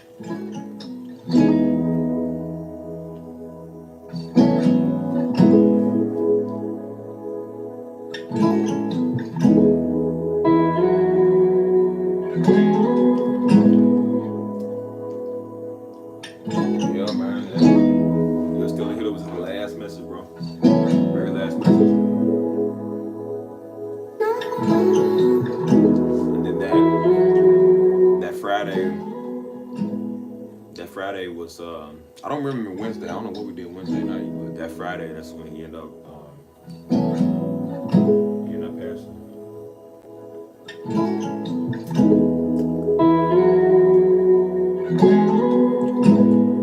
I told myself, look, they said when you get married, all that's gone. Cause he told that, he said, son, you young and fit now. So you get married, he said you ain't got nobody to impress but your wife, so you're gonna let that go. I said, no sir. No sir. I want to be this way till I'm 80. I'm gonna be old, still looking good, you know what I'm saying? Like,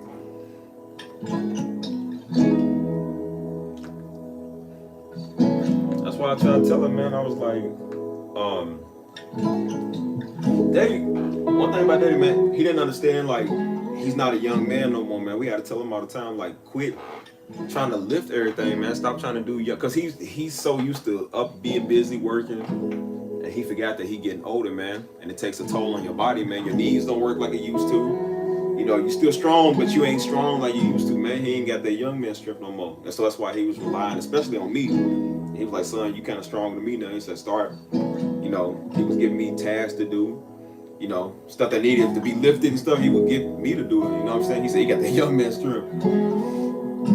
But at first he was trying to do it all, man. He was hurting himself. And he forgot, like, dude, you ain't in the game no more like that. You got to slow down. You know what I'm saying? You doing, and I was like, Daddy, you doing too much. Like, slow down. You know what I'm saying? He'd be out there trying to work from sun up to sundown. He wore out, and I said, Daddy, you getting older, man. Like, slow down. Let us do some of the work. You ain't got to do it all. But he was so busy trying to do it the way he wanted it done. You know what I'm saying? It's like all he had to do was show us.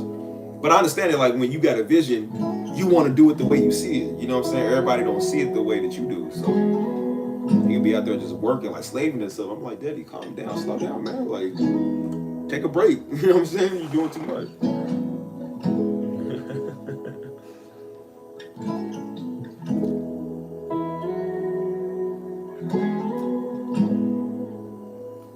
I'm gonna sing for y'all one day. Hey, you remember Fresh Pair of J's? Hey, I remember that message. Fresh Pair of J's. Hey, I need to hear that message again. I remember when he did that, though, when he preached that message. I ain't heard it since, though, but just the way he came up with his messages, the name for him, too, they was crafty. I was like, that was kind of cold, though, Fresh Pair of J's. Because Daddy loved his J's, man. He loved his Jordans. He got a pair of Jordans, actually, because we about the same foot size. And so Mama, the other day, she actually gave them to me. She was like, he got a pair of them blue flights. And she was like, hey, do you want these? You know, they just been sitting in the house or whatever. And they still like brand new or whatever. She was like, you want these? She's like, because she didn't know what to do with them. And I was like, yeah, let me see them. So I put them on. And his foot size is a little bit bigger than mine. But it still look the same. You know what I'm saying? And so I'm like, these is fresh, man. They nice and blue, you know what I'm saying? White and blue. His daddy loved his Jordans, man. He wore Jordan everything. He wore Jordan, Nike, all of that, man. He always wore that backwards hat.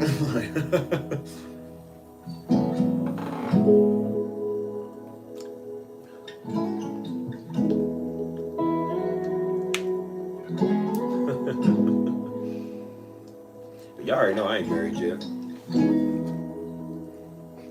I ain't gonna say it feel good, but you know what I'm saying? It's nice to just kind of be by yourself, man. Cause I already knew, I said, man, because the girl I was talking to years and years ago, I was planning on doing that with her. I was like, well, let's see, let's court, let's see what's going on. And I realized that girl's El Diablo. I was like, this girl is the worst. I was like, if I would have married this girl, that would have been hell on earth. So then after that, I was like, bro, ain't no, stop trying to rush it, man. Just be you. Just love yourself. You ain't in no rush to get married. So I'm just like, when it come, man, it come. I'm just like, yeah. And I'm like, because everybody's in a race. Like, I gotta be married. I gotta be with somebody. I gotta be in a relationship. Like, no, you don't, man. Just be with yourself a little bit. Ain't nothing wrong with that. You know what I'm saying? You just take stuff a little too far. And I learned how to just be by myself. Like, don't wait till you're 40, 50. You know what I'm saying? Like, I mean, whenever it comes, man. There ain't nothing wrong with it, but I'm just like, I'm in a place right now where I'm like, I want to enjoy my life, man, because once you get married and you get kids, you can't really do a lot of stuff you used to do. So I'm like, I'm going to enjoy myself until I get to do those things, you know what I'm saying? Yeah, that's why I say I know it's harder for women, because, y'all got that biological clock and stuff, so. But I'm just like, never sweat it. You never sweat it, bro. You just go with the flow, pray about it. And just be you, man. Be a good person. Pray about it. Be good. Be nice to people. You never know your husband be right there. Somebody that is eyeing you is right there. You know what I'm saying?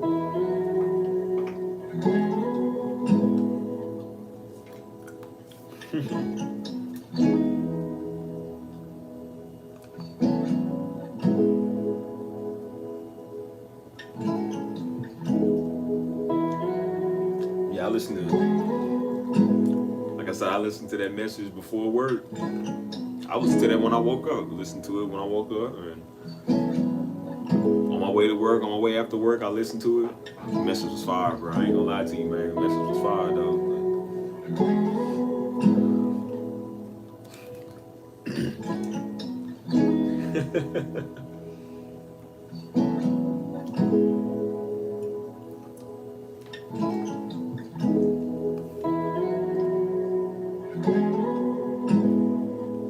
Hey, how old is you, Deb? I forgot how old you say you was.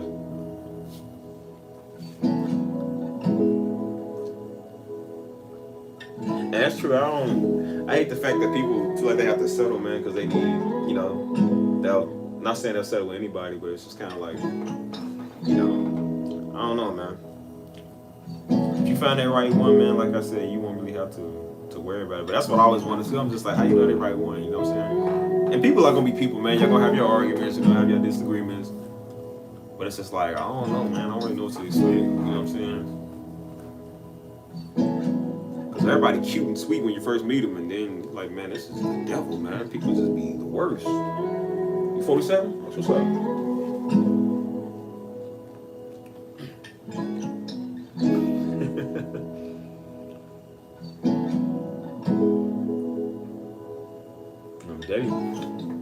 Daddy always told me about like choosing and looking around and stuff. Cause that's at the time Joe was trying to do that. You know what I'm saying? And Joe was on the prowl, man. He was looking. You know what I'm saying? Cause he was like, I want a wife like this is what I want. You know what I'm saying? And he got him one, man. You know what I'm saying? He married, happily married now. Yeah. Everybody's worried about me. I'm just like, bro, leave me alone, bro. Let me figure out what I'm gonna do, man. Most people don't even know I be talking to somebody else, like, because I'm like, I keep my, I don't even on social media. I don't on social media with people, man. Like, I keep my love life private. You know what I'm saying? Who I got a thing with, I keep it private, because I don't want everybody knowing, man. Everybody know they meddling, and they, people be sowing seeds and be nasty. Like, people be hating on you too, like, because you're happy with somebody or you're doing something good. Like, people don't think everybody wants to see you win, man. Some people just negative. They hate when you happy because they can't be happy. I had a friend like that, man. Like, we ain't friends no more. But I met one of my homeboys. My homeboy like my brother, man. He like my best friend. You know what I'm saying? And I said I met him through her because she was so negative all the time, man. She hated. I don't know if it was even friends. I don't know if it was even friends. But she hated seeing people happy, man. You know what I'm saying? Like, cause she couldn't make stuff work with her nigga. So she didn't want to see nobody else make it work with hers. Whenever some girl was going through with they man or whatever, that's when she in their face. And then the minute they get back together, they want to work stuff out. Now they getting engaged, they loving on their man and stuff like that. She ain't like it, so she hated it. She told me one time, she said, that's the way she said it. She said, guess who got engaged? And I was like, who? And she told me one of our friends, and I was like, oh, that's great, that's wonderful. When I tell you she gave me the dirtiest look, she said, I was like, what was that for? I said, shouldn't you be happy that people are getting married and getting engaged? And she was just like, I said, oh boy, you one of them. You one of them. And I said I noticed a pattern. Every time somebody was going through it with their man, that's when she was in their face. The minute they rekindle stuff, they back cool on good terms. She wasn't friends with them no more. So I said, well, forget you. I'll just hang it. I met her my homeboy through her. You know what I'm saying? And so me and him was cool. Everybody thought we'd been knowing each other for like 5-10 years. I'm like, I just met this dude right before I moved back like 2 years ago. But we cool. We talk almost every day. You know what I'm saying? Like that's my brother, man. Like we cool. You know what I'm saying? And we built the bond. You know what I mean? Now we just built a bond off of nothing. You know what I'm saying? So I'm like, well, she weird. You know what I'm saying? But I'm like, how you gonna be mad because somebody engaged? But she couldn't make stuff work with the dude she was with, and she kept getting heartbroken, and she's stalking him. You know what I'm saying? And so she wanted people like her. She wanted misery loves company. She wanted miserable people like her. So when everybody doing good, she ain't want to hang with them no more. She ain't want to talk. And so I was like, I'm done with you, bro. I'm done with that. Like that's immaturity, man. Like you ain't living right. You ain't acting right. I don't want that around me. You know what I'm saying? That's why I said, don't think because everybody, you know, you doing good, everybody like it. There are some people that just, they will prey on your demise, man. It was so crazy. Mom and Daddy said that when they went over to Africa. When they went over to Africa, they was talking to some of the Africans, and they was like, they said, y'all don't understand how bad it is. They said, people will ask you, they said, when people ask you how your kids are doing over here, like, how's your child doing? They said they would have to lie and be like, oh, they're just terrible. They're just getting in the worst of trouble. They can't stay out of trouble. That boy won't do right. They failing in school.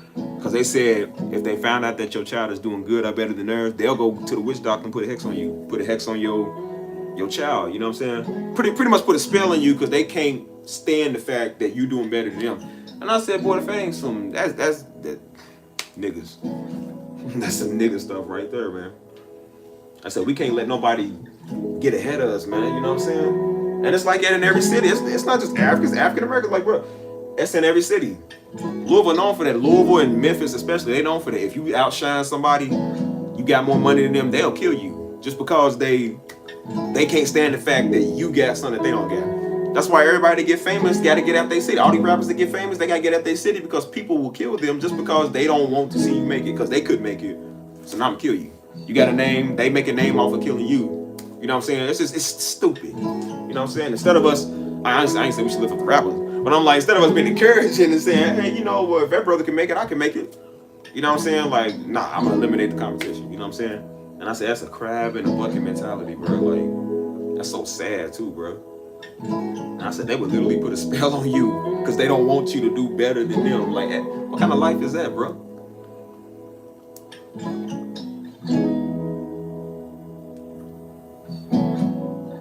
Yeah, man, that's just...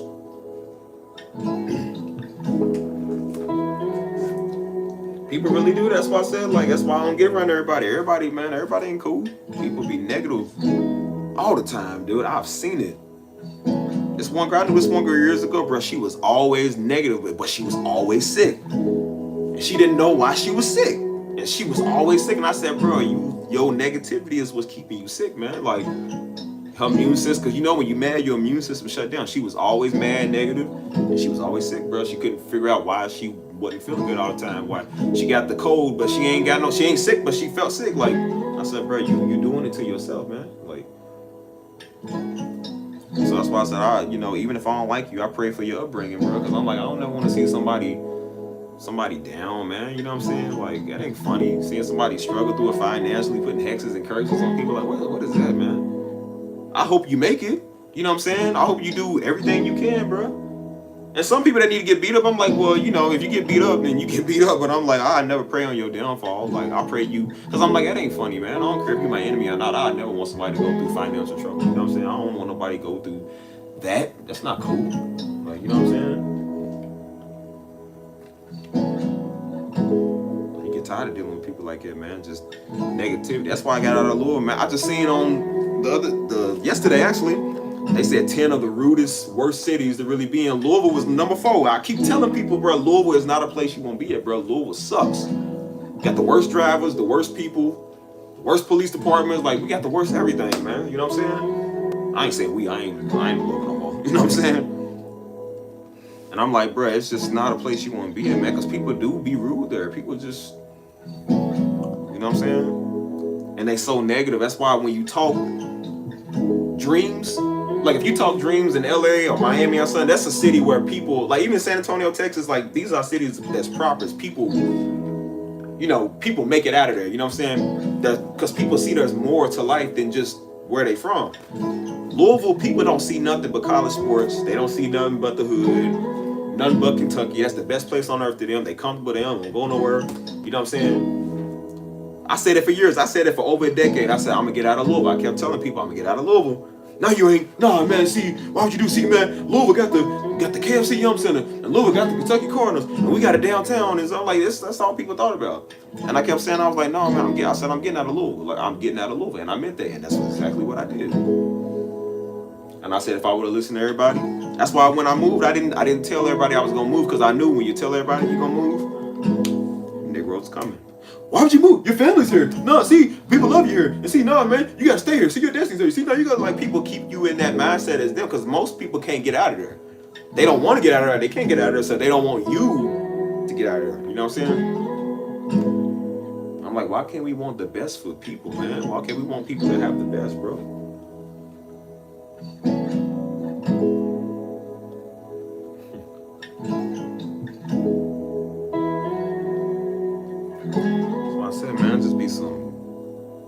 Some negative people, man. I couldn't stand it. Like, Pastor couldn't stand that dude. Daddy did not want to be around. That's why Daddy didn't want to be around everybody, man. He was a very personal person. Like, of course, you see him on TV and on the, you know, YouTube, but behind the scenes, it was like, I mean, he just wanted to be with his wife, man. He didn't want to be around everybody. He didn't want to be in everybody's face. You know what I'm saying? Like, and that's for a reason.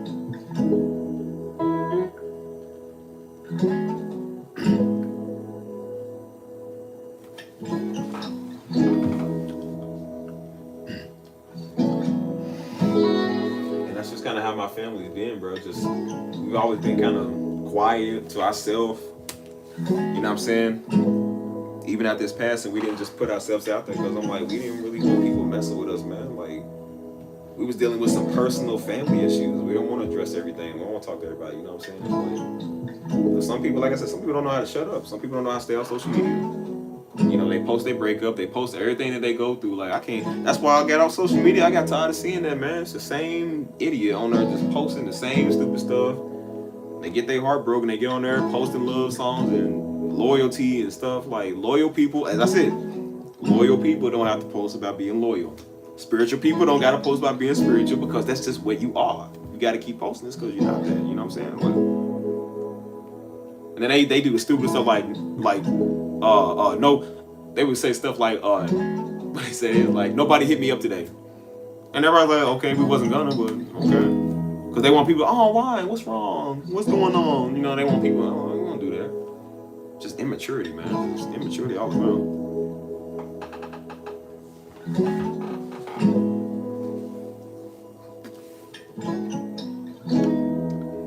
I hate dating, man. That's why I said, like, I don't mind. Like, I don't mind being with somebody, talking to somebody, and whatnot. But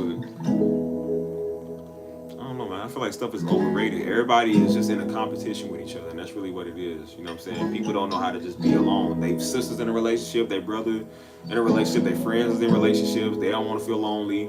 They trying to get back at their ex by using you to get back. Like, it's stupid, man. And that's that same girl that would I met my homeboy through, that's jealous of everybody. And I kept wondering, like, why she always want to take pictures. Like, she was always like, oh, let's take a picture. And I'm like, why you always want to take a picture? And she was doing that to get at dudes. Like, she was doing that to get at dudes and stuff, man. I kept wondering why remember that white guy I told y'all that didn't like me, he had a problem with me? Well, she would take the pictures that we took and make it look like, and everybody kept saying, like, we thought y'all was together. I was like, no. I was like, well, she made it seem like it. When did she say that? Like, when did she tell me that? Like, this girl was hideous. I ain't gonna lie, she was ugly. But I was like, she was cool at first. She was a friend. And they kept saying, like, nah. Like, she kept saying, yeah, that's her man and stuff. I said, so that makes sense why she was taking pictures. Like, she kept wanting to take pictures. That's why dude was mad at me, because she kept using the pictures to taunt him. You know what I'm saying? I'm like, that's petty, man. Why would you do that? Like, you stupid. Like, and so after that, no more pictures. I was like, nope, take him down. Don't post no pictures of me. Like, nah. She was using that as like, oh, that's my man. Like, They be crafty, man. They be crafty. That's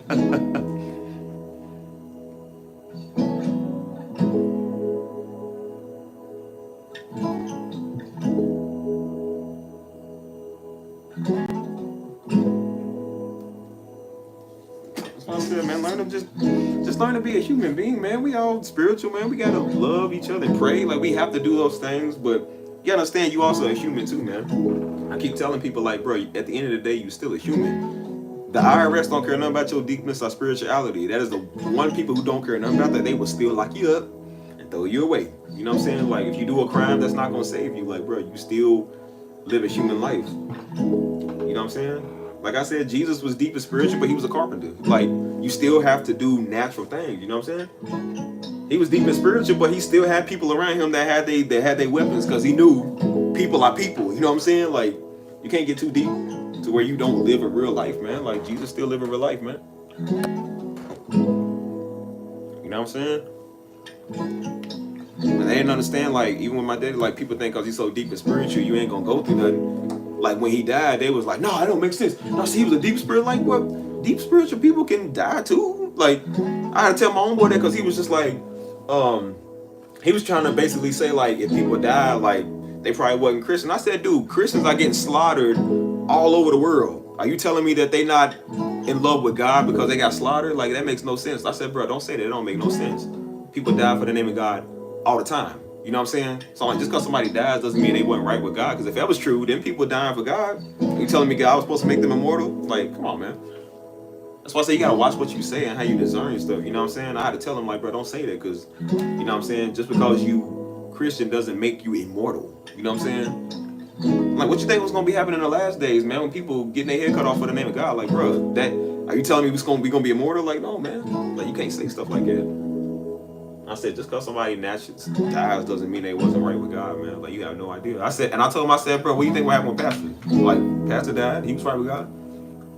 When it's your time, it's your time. You know what I'm saying? Like, you still a human being. That's what people don't understand, man, about these celebrities, these leaders, all of them, bro, they all are people, man. People are still people. You know what I'm saying? You know, you still got to go to if you got to go to the hospital, go to the hospital. You got to go to the doctor, go to the doctor. You still have a natural body that you have to take care of. You got to get checkups. You got to make sure you going out being healthy. You can't just sit in front of TV all day and be spiritual and then think that you're going to be 100%. Like, you still, God said take care of his body. He wouldn't be telling you to take care of his body if all you had to do was be spiritual. There's a reason he's saying that, like, you live a natural life, bro. There's germs, there's viruses, like that stuff. You still have to be careful, and you know what I'm saying? Like, you're still a human being, bro. You're not a spirit, you're a human being right now until you get in that spirit realm. Like,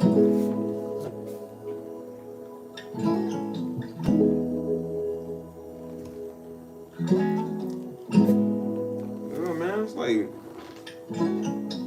like people, that's why I was saying people was like, well, you know, I don't believe, wow, how could Pastor die if he was righteous? I'm like, just because I'm like, so you telling me the people in the Bible that was righteous, that was beheaded or got in prison, how is that any different? It's like, dude, you're still a human being, bro. John the Baptist found that out. Peter found that out. Was it Peter? Yeah, Peter found that out.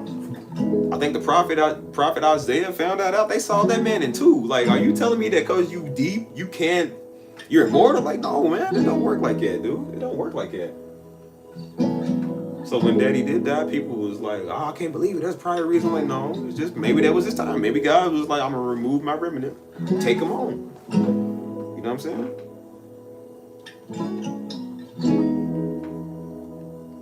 Like I said, we pray that nothing happens to us. You know what I'm saying? We pray for safety, which is good. We pray for health and wealth and stuff like that. Because, you know. But like I said, if God want to do it that way, it's just how he's going to do it. Ain't nothing you're going to stop him from. So.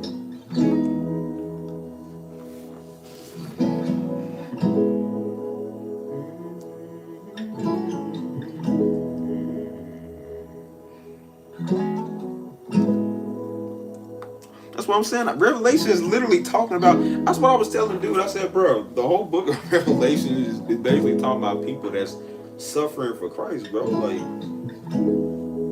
you're gonna have to suffer for that. I was like, look, man, I don't know how this world is. I don't know exactly how it's gonna be. And I'm like, we literally living in some of them days. I'm like, it's gonna get worse and worse. And I'm like, it's gonna come a time where you're gonna have to decide on what you doing, if you gonna die or not. And I said, I pray to God, man, I'll live to see Christ come back. But I'm like, if that's my time right there to go, then I'm like, I'd rather it be me than my family. But I'm just like, if I gotta get taken out, if y'all want me to get taken out, man, it's just what it is. And I literally was like, bro, it is what it is. If God wants to take me, it ain't my will. So it's like, all right, well, I want to live to see that Christ come back. But if I gotta die for the name of God, then that's just what it is, bro. Like, you gonna go somewhere better anyway. So it's like, you might as well just get used to it. You know what I'm saying? Like, people gotta stop those myths, man. Like, cause you're Christian, you don't go through that. Like, bro, you gonna go through everything. Christian or not, you going. It's life, bro. It's like you said, spiritual or natural, you gonna go through something. You know, taxes is gonna do a number. The government gonna do a number on you. You gonna get mad at the IRS. Everybody gonna get mad at everything, bro. Like, it's still human life, man. You gotta be careful. You know what I'm saying?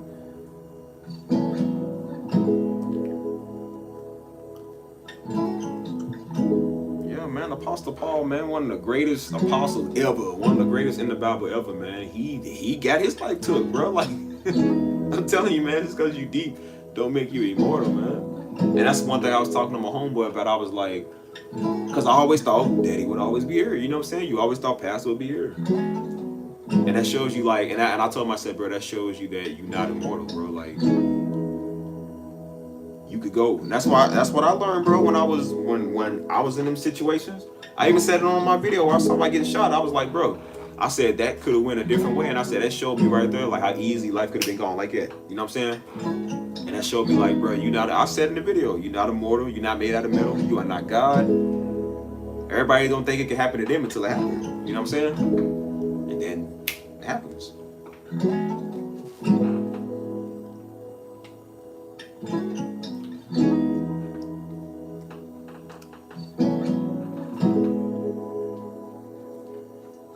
And he preached on that. He was like, what you think the Bible talking about when it's talking about endure to the end till Christ comes? Like, what you think that means? Like, what you think that really means? It means you're gonna go through some stuff, man. It means, you know what I'm saying? Like, he's like, if you be killed with the sword you be killed. Like, it's just, you know, it's just how it is, bro.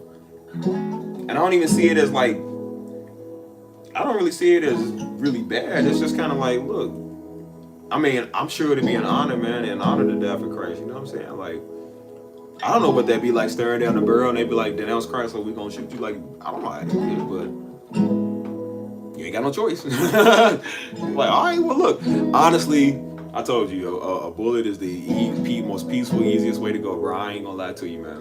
You know, I know some of y'all scared of guns, but a bullet is usually the easiest, peaceful way to go, bro.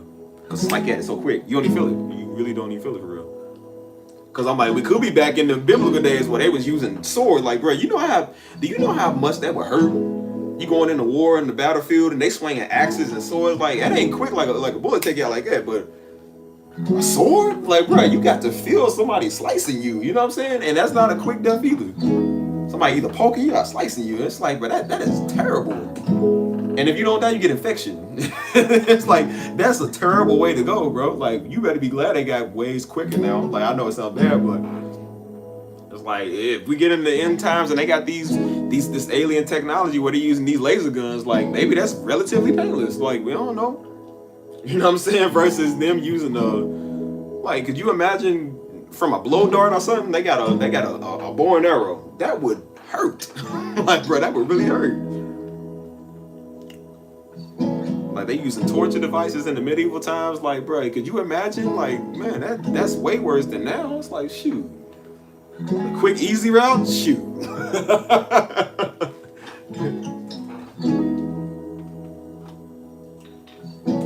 why I say, even Pastor said that when he got stabbed, he said getting stabbed hurts worse than getting shot. Because it's a blade, bro. It's literally a blade. It's something going inside you. Versus, I told you, a bullet, they look big, but most of those cartridges are just full of air. You know what I'm saying? They designed to make the bullet have more, you know, speed and stuff. A bullet ain't nothing but like that big. You know what I'm saying? A slug round ain't nothing but like that big. So when it hits you, it can go through you, it can stay in you. You know what I'm saying? But Most people would tell you you're not gonna feel a thing when you get hit, bro. You don't until you cool down. You look down and see something, but it cools down, and then that's when it starts to hurt. But it ain't nothing like that big, bro. Like it's not big at all.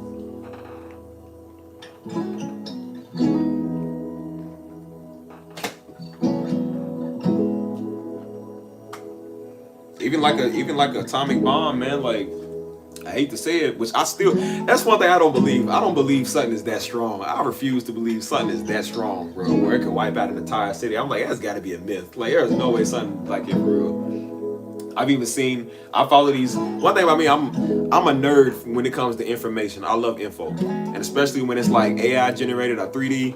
I would sit there and watch that stuff for hours. Like, I love that stuff. So I watched this one simulator where they had like what an atomic bomb would look like if you witnessed it firsthand. Just like a big old white flash. They talk about like how many 30-degree burns you would have if you survived, what it would be like.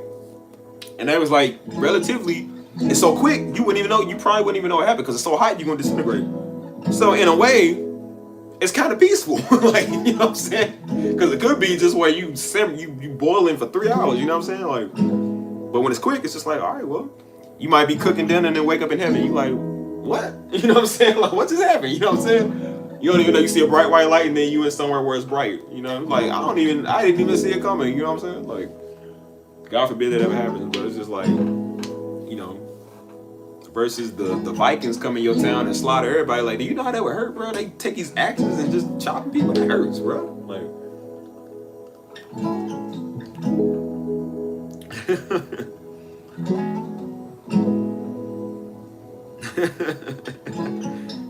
I ain't gonna lie to you, dude. The doc getting shot with a needle, like when they give you like the flu shot or like they give you a penicillin or whatever, that hurts worse than the actual bullet. I'm not even gonna lie to you, dude. When I went to the hospital for getting shot, they hurt me worse with the needles because they literally, I'm not even lying to you, dude. They stuck me about 13 times. I'm not even gonna lie to you. They kept sticking me. And I'm like, y'all doing more pain to me than I'm in here with pain. I didn't really even feel pain. I said, bro, I felt numbness because I got hit back here. So you feel numbness. So it's kind of like, it feels thick. You know what I'm saying? Like, I feel like I had a big old butt. Like, it feels thick because that's where I got hit. Like, you're in that area, like real thick. So it wasn't pain. It was just like, oh, you know what I'm saying? You're still in shock. But they kept sticking me and just touching me with stuff. And they was hurting me worse than I was already in there hurt. So the needles hurt worse than the bullet did. When I got hit, it's not a sharp pain. I told you, it's more like, it's a shock. Anybody that ever gets shot, they be like, oh, like you shocked that you got hit. So it's more like, oh, I got hit. But it felt like somebody just threw something at you, like a baseball. That's what it felt like. Like somebody threw a real hard baseball at you, and it felt fat, like you could feel the radius. You know what I'm saying? It didn't hurt. It was just when I started walking, and then it started cooling down and started settling, and I started squabbling like a penguin because my leg got stiff. You know what I'm saying? That's when it started to hurt. But the needles they kept hitting me with, bro, that was worse.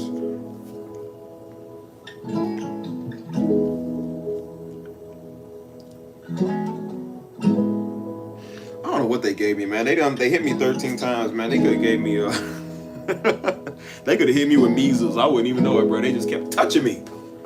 I've always hated shots as a kid. Like when we went to the doctors, I used to be terrified of the doctors because I used to see people get hit with needles. And then I'm a kid, so you don't know what to expect. You know, every kid is scared to go to the doctor and get a shot because you like, that's terrifying. So I remember I would go to the doctors, I'd be screaming because I'm like, bro, I don't want this in me. I don't want them to hit me, and that would hurt sometimes.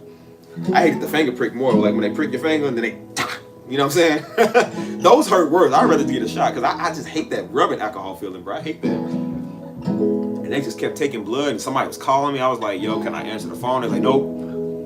And I'm just like, can I just go home? I don't like hospitals. I'm just trying to get out of there, man. And they just keep sticking me.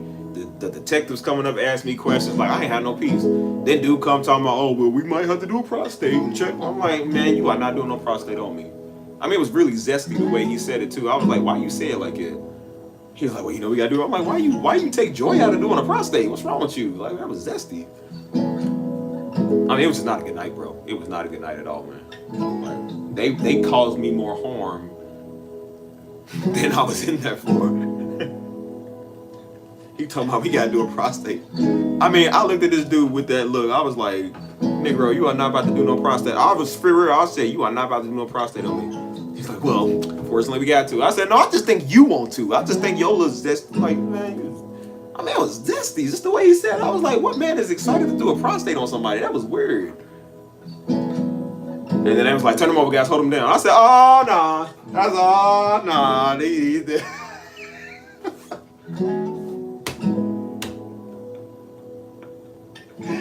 Oh, man, I mean, I was traumatized the whole night. It's like one of those, like, you get the tear coming down. Like, I almost want to have a tear coming down. Because I'm just like, what is wrong with my life right now? I'm like, what in the world is going on with my life? Like, bro.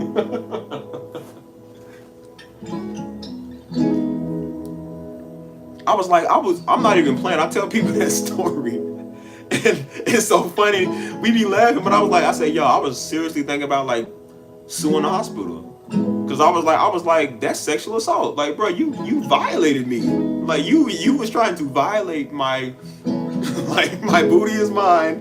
My booty is me. You cannot have my booty.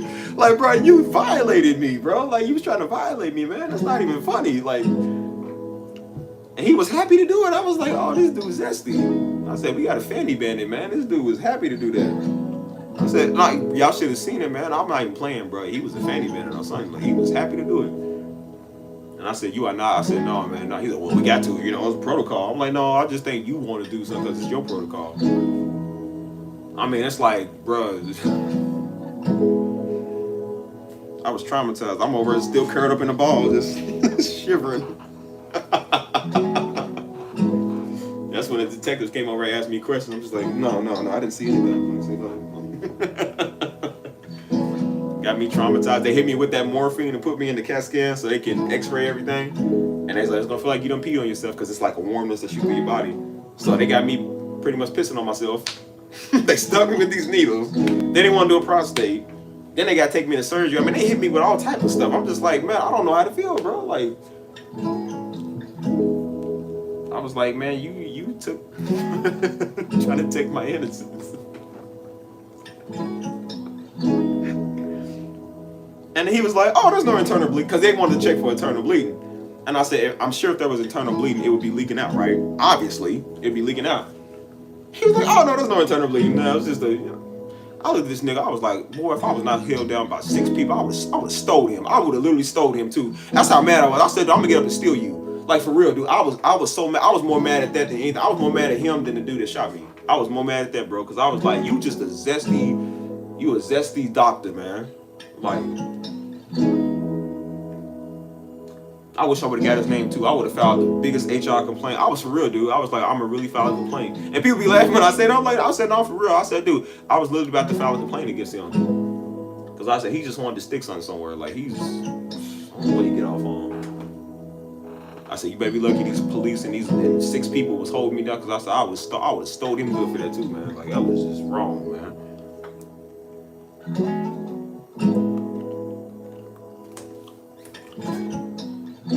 I woke up in pain after they did the operation. I'm already scared because they about to put me to sleep, and that's the scariest feeling in the world, bro. Like, that's scarier than everything that happened. I already woke up in pain. I'm just like, my stomach hurt because they cut me up and over there. Back hurt because they cut me up and over there. This dude still got me traumatized from what he wanted to do. I'm just like, this is not a good time in my life right now. I'm like, I can't even tell anybody as a grown man, like, man, yeah, I had to get a prostate, bro. Like, I'm over here just traumatized, man. And then I turned on the news after I woke up. Turned on the news. It's about 6 in the morning, 6 o'clock news. And here they are, live, late-breaking coverage. 6 people shot downtown. Tell me why they got my face blurred out on the news. Got my face blurred. That's when I was on the ground outside. When the people throwing the water bottles, got my face blurred out. That's when they, like, had like, some of my backside showing where I got shot. And I said, oh, no, great. I said, it's just booty bandit everywhere. I said, man, they got me, man, double cheeked up on a Tuesday. It was just not a good time, bro. It was not a good time in my life. And the part that sucked the worst, that was this really, oh my God, y'all, there was this really cute nurse that worked there. Cute, light skin, really attractive. She happened to be my nurse.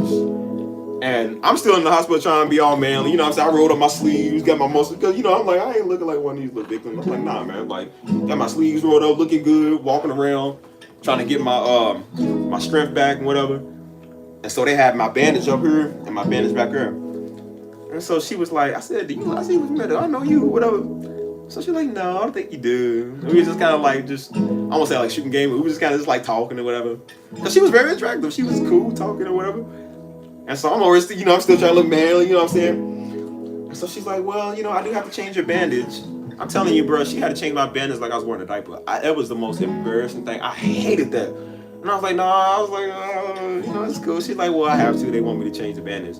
So I had to like lean up on my side while she like changed the bandage. And I was like, I feel like I'm getting a diaper change, you know what I'm saying? And I said, I'm over trying to look manly and I gotta get my diaper changed. Like, bro, that was embarrassing. And I felt so embarrassed because I'm just like, if she had been an older lady, I probably would have cared. But I'm like, she was cute. I was like, man, I feel like a child. You know what I'm saying? I'm just traumatized. The day and a half I'm in the hospital, I'm traumatized, man. Like, my throat hurt because they shoved the tube down there. I couldn't eat nothing. It was just the worst time ever, man. And I'm just like, I ain't even been to prison in there.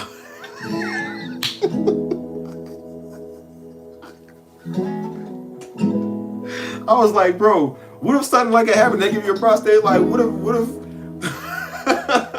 was like, dude, that ain't godly. You shouldn't do that. I wonder who thought of that. I said a person weird for even thinking of something like that. That is weird. Like, that is really weird. I said, nah, buddy just wanted to. Oh, I was so mad, y'all. Oh, I was so mad. I'm like, they was holding me down. I said, that's how y'all know y'all wrong, because y'all gotta hold me down. I was like, y'all know y'all wrong for that. Because any brother would have got up and, you know what I'm saying, turning. You know what I'm saying? Get away from my backside. I'm like, nah, man. But Daddy used to preach that, man. He used to preach that about the little zesty boys to be in the choir. He said, you be watching these preachers and they got these little zesty boys back there. He said, man, if I was ever, I would have been like, boy, get from behind me right now.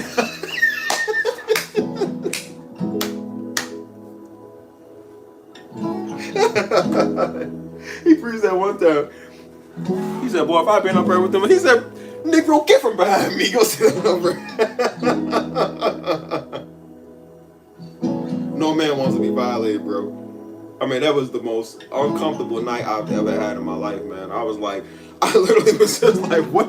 I was like, what in the world is happening with my life right now?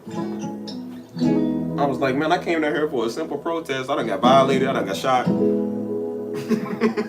done got embarrassed. You know what I'm saying? Like, man, it was, oh, man, they put a catheter in me, too. The catheter hurted. And I don't know if y'all know how a catheter works, but I hate that. I'm like, they was doing the most painful, unnecessary stuff. I'm like, what are y'all doing? Y'all supposed to be a hospital helping people. Like, y'all hurting us, man. They was hurting me. And I told them, I said, take this out of me right now. I said, take this out of me right now. And the one was like, all right, well, you know, she was like, what is my sting? I said, what? She said, oh. I'm like, bro, they hurting the brother, bro. They are hurting the brother, man. Like, I was hurt. She said, oh, you know, you might experience a little blood, whatever. I was like, Jesus Christ, woman, warn the brother before you do something. Like, bro, that hurts. I mean, my front end hurt, my back end hurt, everything hurts, man. I'm not making this up, bro. I'm in pain, bro. I was in so much pain. I was like, they was frustrating me. I was like, I just want to cry because I don't know what's wrong with my life right now. Like, something's wrong with my life, bro. Like, man. I mean, they had a brother double cheeked up on a Tuesday, man. Like,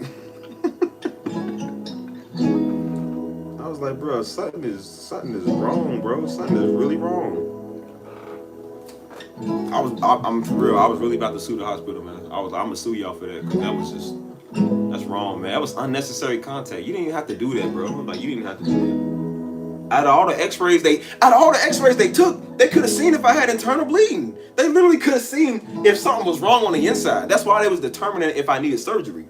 Because they was like, well, we don't know. We're gonna look at the X-rays and we're gonna see if it's crucial.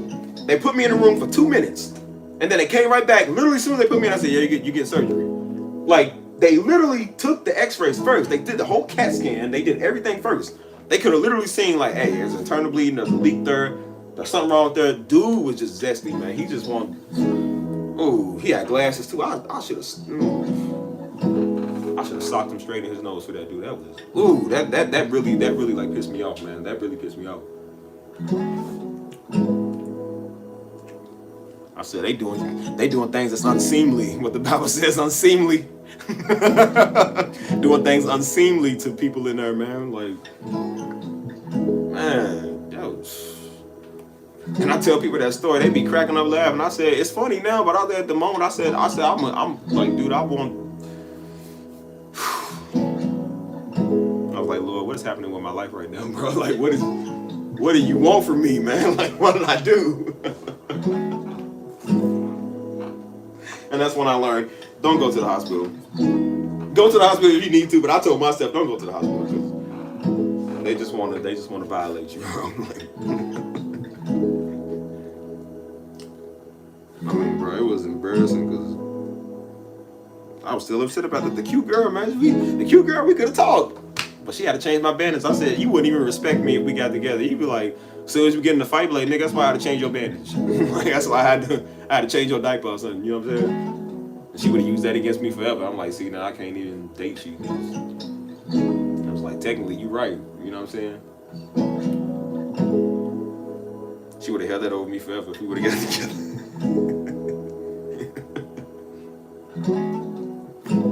You say that, you're like, remember when I had you tooted up and you had to change your band-aid? Oh my God, bro.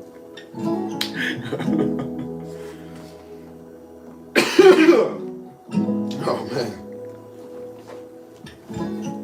Bro, I'm telling you, man, I know that hurt, man. I'm trying to tell you that hurt, man. And then the other nurse came in, she was cool. And she was also cute. And she was like, hey, well, I got to take your physical test to see if I'm able to go home, to see if I'm able to walk on my own, do everything. I'm like, yeah, act like I'm paralyzed. Like, I can still walk. And so I forgot. I woke up from that not too long ago. So I figured, you forget you still high on the meds and stuff.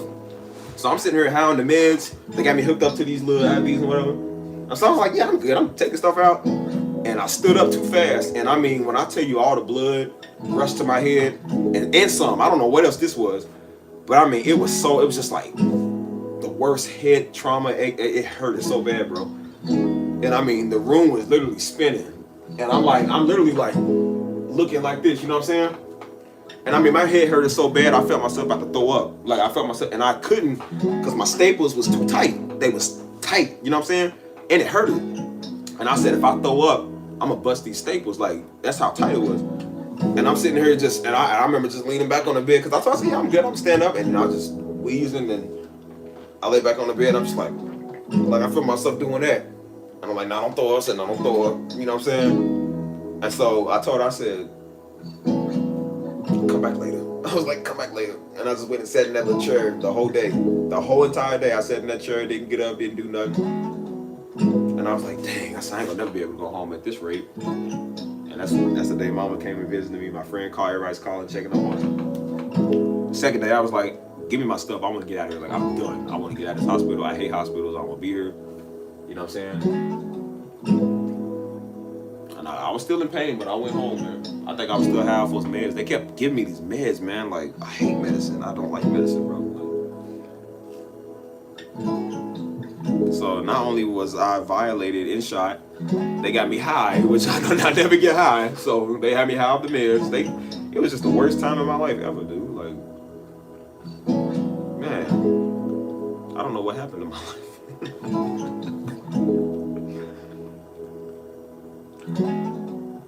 Because the bullet went, so the bullet technically went like somewhere in there, you know what I'm saying? So it's technically like, you know what I'm saying? So they was like, we can't really cut you open from the back, so we gotta go through the front to make sure it didn't hit, like, you know what I'm saying? They was like, maybe we can get it from there, but they said it's pretty much in the perfect spot. And they was like, if we take it out, it's gonna rip and turn. It'll do more damage than good trying to remove it and just leaving it there. So that's why most people, when they get shot, they have to leave the bullet in there, because it might rip something if they take it out. So I'm trying to say, you trying to say I'm thick where I got some cake where y'all can't cut that open? I said, bro, I'm a man. I ain't got no big backside. I'm like, bro, just do what you gotta do. They was like, nah, we can't. You can't cut in there. You're making it sound like I'm a woman. I sound like I'm thick. I'm like, bro, just. I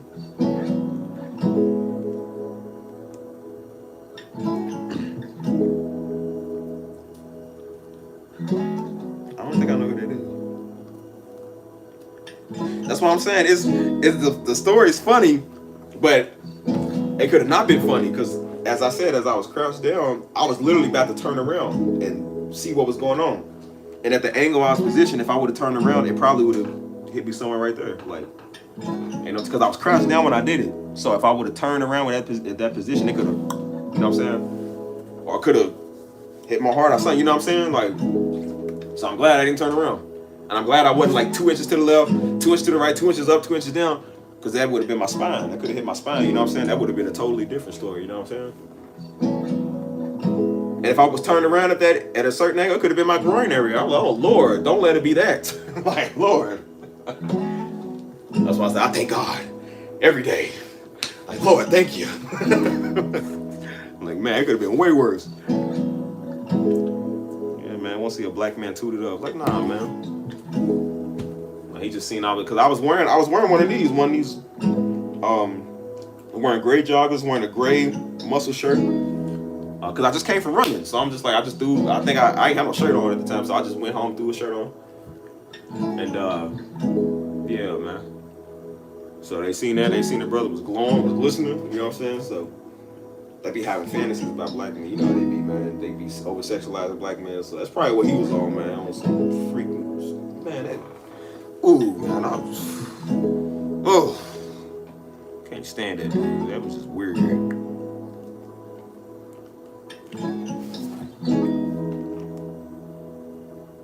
I mean, you literally like you got that Denzel Washington tear just coming down. That's what it feel like. You just like, just let it come down. You know what I'm saying? Got a brother traumatized over here, man. Things that should never be.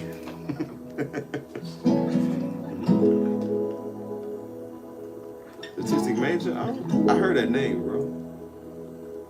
I heard that name before. I'm trying to think of what Darby.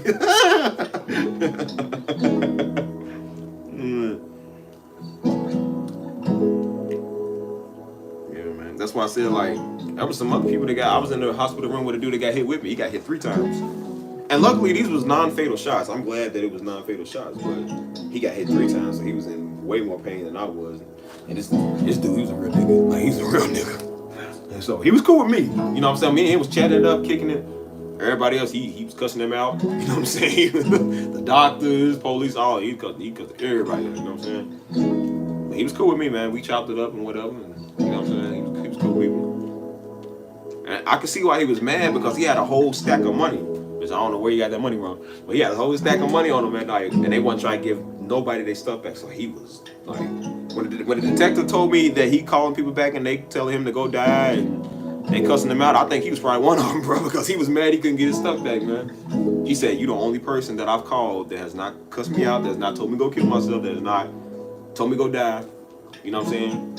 And I said, well, I got common sense. I ain't gonna talk to nobody like it anyways, you know? But I said, I know it ain't your fault. It wasn't his fault. It was the lawyer. The lawyer was trying to get people paid and stuff. And stupid.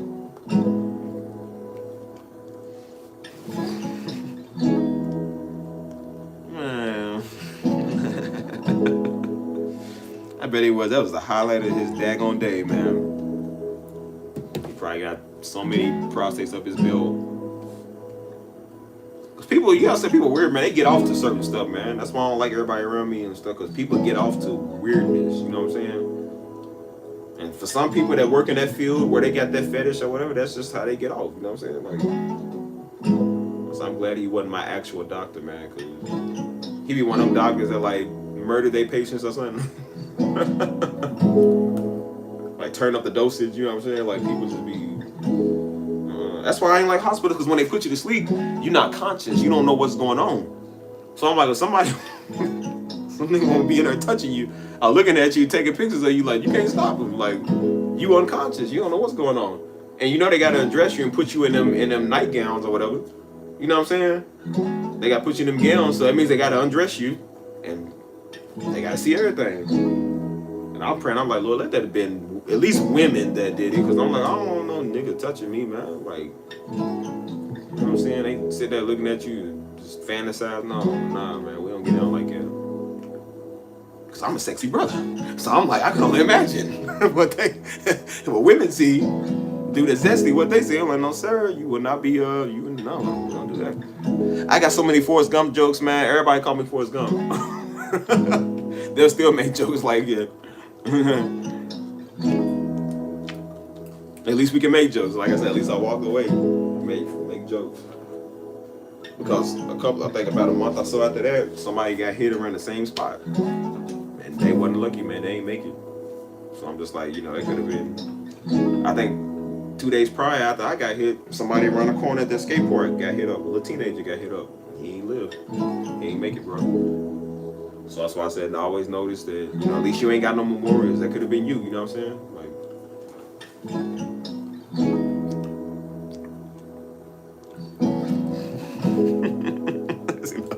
Oh my God, bro.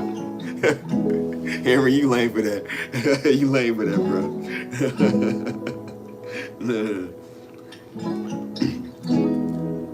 But that's why I said I can't stand people, man. Like, I understand why God just wanted to wipe out half Israel, bro. God be tired of dealing with them. Moses had to intervene on them people because God was about to wipe everybody out. You know what I'm saying? And I can understand that now. I'm just like, man, you couldn't give me the powers for one day, man. I don't know what I would do. I ain't gonna lie to you, man. I don't know what I'd do. Just somebody get mad at me, disintegrated, like you just disappear into nothingness. Like you would be in a loop, falling forever. Like, you know what I'm saying? Like. That's why they say, thank God that God is not like man, because if he was, bro, we'd be doing some crazy stuff. Like man, I'll make you run up a pair of stairs for eternity. You can't never stop running. You know what I'm saying? Like that old Greek mythology, they put the Titan Atlas, he had to carry the world on his back. I said, I'll probably do something to people to get on my nerves. Like, you know what, you talk too much. Carry the world for about 2 days. You know what I'm saying? You run your mouth, like I'm gonna put you in an infinite loop. Like you running down the hallway, you can't never meet the end. You're gonna do that for about 20 years, like for real. And teach you stop running your mouth. Like, don't run your mouth no more. I said, you know what? I'm gonna do some goosebumps type stuff. Like, little mama, you talking crazy with your laces? I'm gonna make sure your laces don't never come off. And every time you try to cut it off or glue it off, it just grow right back. And everybody, oh, look at her laces. Her laces is like you get rolled out for 20 years. Like, you ain't gonna have them late. Like, nah, I would do something like that. Like, for real. Like, you know when you talk too much, sew your mouth up. Like, just sew your mouth up for a good 5 years, and then when you get enough soul, don't say nothing no more. You know what I'm saying?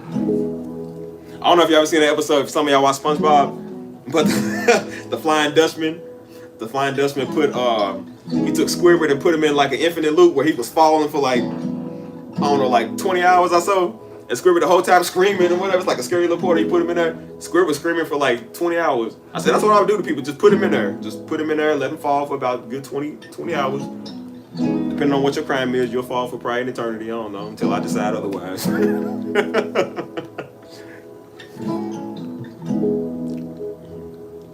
Yeah, man, the hospital crazy, man. That's why I saw my friend Kat, she usually be in here. She worked at the hospital, and she was just like, it was some crazy stuff going on. And she seen this on a daily. She would see that stuff all the time. But she dealt with gunshot victims. She dealt with car accident traumas. Like, so she was used to seeing stuff we probably ain't used to seeing. Because you gotta get you in that field, you have to be used to seeing it. So she was just like, it's another day, But yeah, people better be glad I ain't bruised somebody, man. Man, could you imagine that somebody just run their mouth, you just snap your finger, disintegrated, put them in outer space somewhere in the Nebula K2b1 district. You know what I'm saying? Like 25 million light years away from Earth. Like, some people just need to go 25 million light years away from this Earth, man. People just they just rude. You know what I'm saying?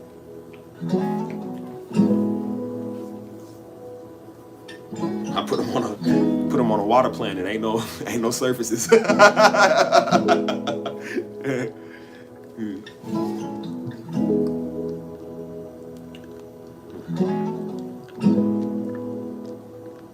I feel assault. Hey man, hey dude. I can only imagine what God was dealing with when he had to see that.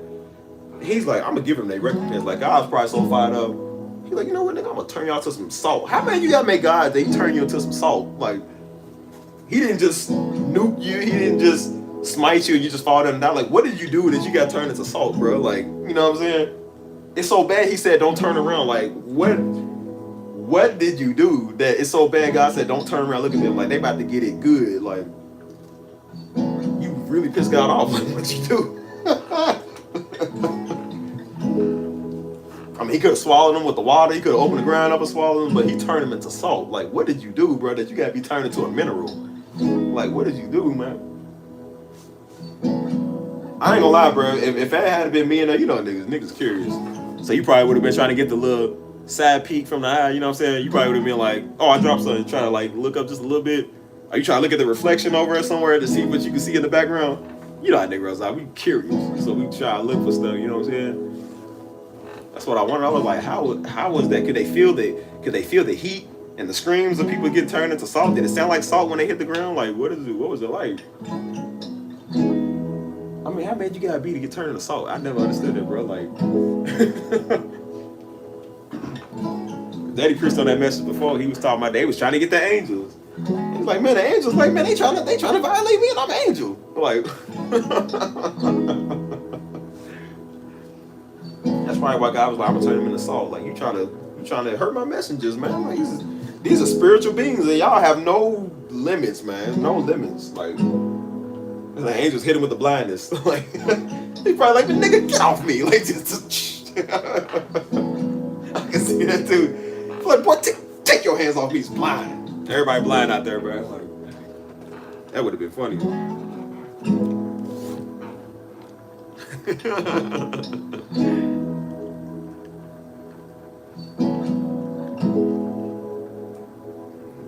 That's why you can't let God can never give his powers to one man for one day, bro. You can't even let a man be a president or be a dictator. Because people, man, you can't trust people, man. You can't even let somebody run a church for one day. Because that's what Pastor was dealing with. He was like, he wanted to establish different ministries in different cities. Or he wanted to, like, sometimes he would want to put people over to church while he would go out of town and take care of business. He said, man, I can't. These are Negroes. I'll come back Negroes. I'm trying to vote me out my church. You know what I'm saying? You can't give people too much power for a little bit, man. Because people take it too far. And then next thing you know, they want to vote you out your church. You know what I'm saying? Like, they want to take over the state church. You're like, people worry, man. Like, you ever heard that, man? Pastors get voted out their own church? I never understood it. I was like, nigga, this is my church. I will shut this down before I let somebody vote me out. Like, man, we won't have a church. I'm like, we won't have one then. You gonna vote a man out of his own church? I ain't never seen that before.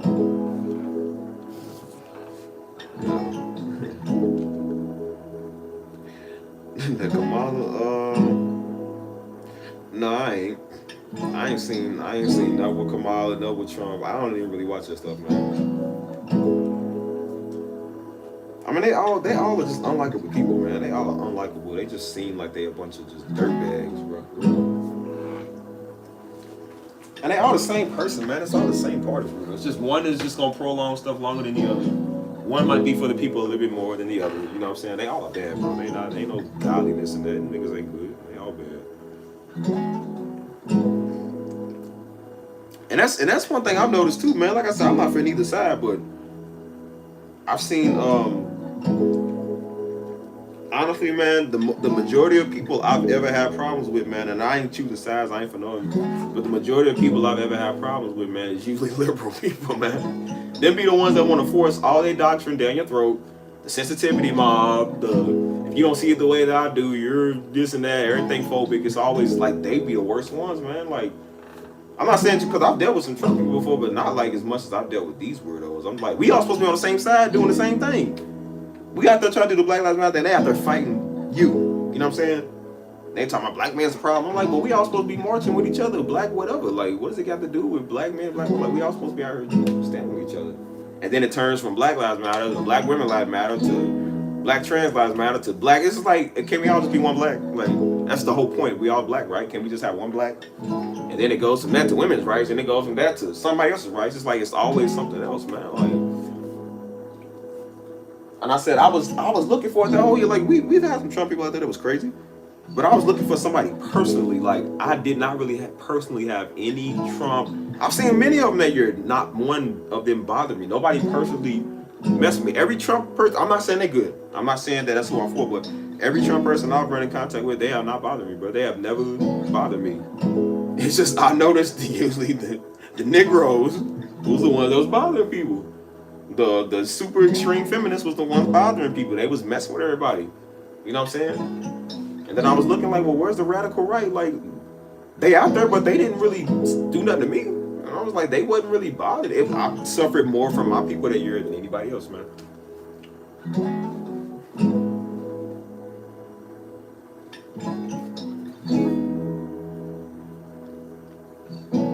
Yeah, like if a pastor, like I said, if you doing blasphemy or a pastor doing something crazy, yeah, I get that. But if it's over somebody don't like their leadership or, you know, that leadership is not good or whatever, it's like that's, you know what I'm saying? And that's just a power thing, man. People do that, and that's why I said we grew up in church seeing that, and I was like, people are losers. Like, that's what you doing with your life. Like, this is not the White House. This is not the presidency. You don't have no power, bro. This is literally no powerness. You know what I'm saying? This is not a hierarchy where you run the world. Like, this is a church. You know what I'm saying? You ain't really getting no money from it. You know what I'm saying? You don't get no respect from it. So I'm like, I don't know why people do that stuff. Like, do you have a life? I was like, do people have jobs? You know what I'm saying? And that's why I said as a teenager, we grew up seeing that. And that's when I was like, let me, like, not get away from church, but I was just like, let me not associate with too many people in there. Because I've seen people like that. People would do that. And I was at the time, I was like, we did church our whole life. I was like, we just wanted to go do something else. I was like, I want to go travel, man. Like, I mean, you know what I'm saying? We want to go travel, want to go have fun. You know what I'm saying? And I'm like, people in here arguing over a title. I'm like, what's wrong with y'all? I'm like, what's wrong with people, dude? Like, this is not the White House seat. This is church. What are you doing? You know what I'm saying? It's a board. Some churches have a board of like maybe a couple of people or so. You know what I'm saying? And those are the ones that really make the decisions. They can run the church. And if they decide to have an emergency, it's like a CEO job. You know what I'm saying? Businesses have it too. It's called a board. And if they feel like that the CEO or whoever's in charge is not right, they'll have an emergency meeting and they can vote you out and be like, well, I don't think they should run the company anymore. I think I should. And then they'll vote and be like, you know, all in favor say aye. And then everybody say aye. They might sign something or whatever. And then you terminate it. You know what I'm saying? That's how it goes. That's why Daddy was smart, man. Daddy was smart when it came to that. He chose people he trusts. You know what I'm saying? His family, he trusts. You know what I'm saying? People that's close, super close, and have a heart for the message he chose. You know what I'm saying? He was smart with that. That's why he never made a will. Because he was, like I said it before, he's like, man, you don't never make no will. He said, Negroes will kill you. He said they figure out what's in their will. He was like, they'll try to get you gone so they can take the will. What you promised them. Like, he never wrote one. It happens, man. People, you wouldn't believe the evilness people be on, man. And I was like, why? Because I was kind of like, at the time growing up, I was like, is that fun? Like, is that fun to people to be fake deep? Is that fun? Is that fun that people trying to compete over a title? Because he would preach on that people get offended because they ain't get a certain title. I was like, so? Like, why is that something they offended over? Like, do you not have a job? Like, do you not have a friendship life with people? Like, what's wrong with you? You know what I'm saying? I always thought it was weird. And I've seen it happen, bro. People will be, I was like, dude, you are 30 years old. What are you doing? Like, you got better stuff to worry about than being a deacon and a deaconess. Like, be you, and then work your way up to that. Like, bro, this is not the White House. I kept saying this is not the White House, dude. This is not a Fortune 500 company where you get money off this. Like, it's church, you take it serious, but I'm like, it ain't that serious, dude. Like, why are you acting like that? You know what I'm saying? I seen that happen all the time. I was like, some of these people here are losers. Like, like, y'all just weird. Like, what's wrong with you?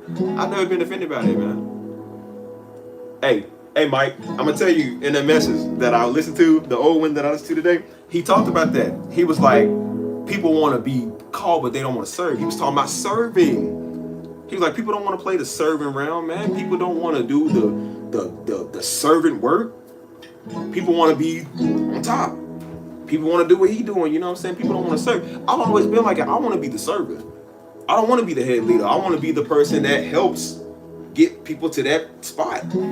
Because with being a leader, man, it comes with double the responsibility too. Like, you know what I'm saying? And everybody's not meant to be like that. I love to serve. That's why I'm out there in community outreaches. I love to serve, man. I love to help people. You know what I'm saying? I'm not trying to take it over. You know what I'm saying? When we was out there protesting, you got people arguing over who gonna lead the march. That's what killed the movement, because people couldn't figure out who was gonna be in charge. We all trying to do the right thing. We all just trying to march.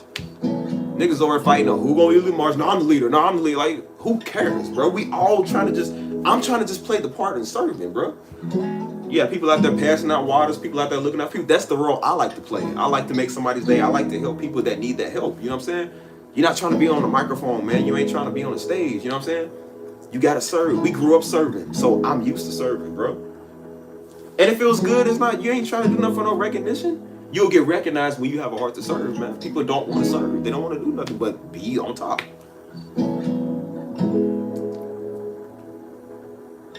That's why I'm like, if I'm around people that can't serve, I don't want to be around them, because I already know, like, they expect, you know what I'm saying? They haven't put in the work, man.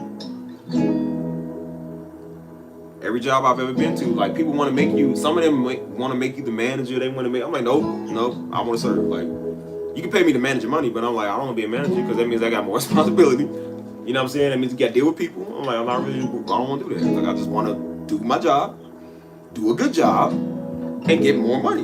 You know what I'm saying? Like, learn how to serve, man. Nothing wrong with that. That's why I said people talking, they ain't never went to a soup kitchen, never picked up a ladle, never gave nobody a tray, nothing, man. They ain't never bought nobody no meal.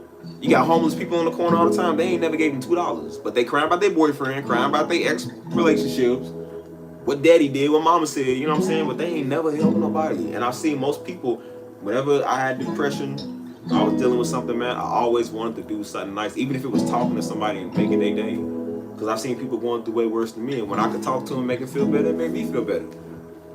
You know what I'm saying? And it made me realize, like, you're not the only person in the world with problems. You're not the only person going through something, man. Like, you know, you can feel, but get out of your feelings, man. Go help somebody that needs help. I said my situations have been kind of upset and been bad, but it ain't never been to the point where I'm like, I ain't taking my life, I'm good. But some people don't know that. Some people be on the verge of wanting to just end it all. That's where you step in and help, man. That's where you step in and save a life. You know what I'm saying? And when you do that, it feels good. It's not that you try to get recognition. It's just, that's what we do. This is what human beings are here for, man. We're supposed to love people. We're supposed to help. You know what I'm saying? And I told you, most people, man, that end up taking themselves out, they are not these nerds, these loners that's by themselves. They have friends and family. They got people in their life, but everybody's so busy on their own thing. Their own boyfriend did this, and social media, nobody sees them going through that. And sometimes they do feel alone by themselves because they can't call on the ones that's closest to them, bro. You know what I'm saying?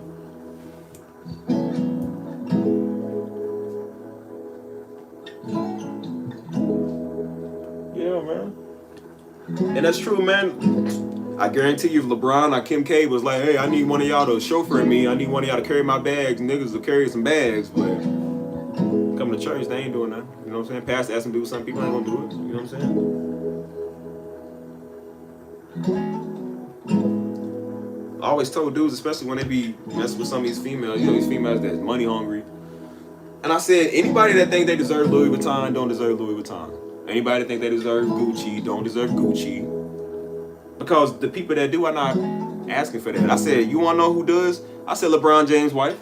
Because she stuck with him through thick and thin. Before he was famous, before he had any of that, she believed in him. You know what I'm saying? And when you stick with somebody and they get somewhere, and I told her, that's what makes a man want to really spoil a woman, to take care of him and love him, when they figure out that she's rooted with him through the good and the bad. Before they had the money, before they had the fame, success, like, she was with him because she believed in him.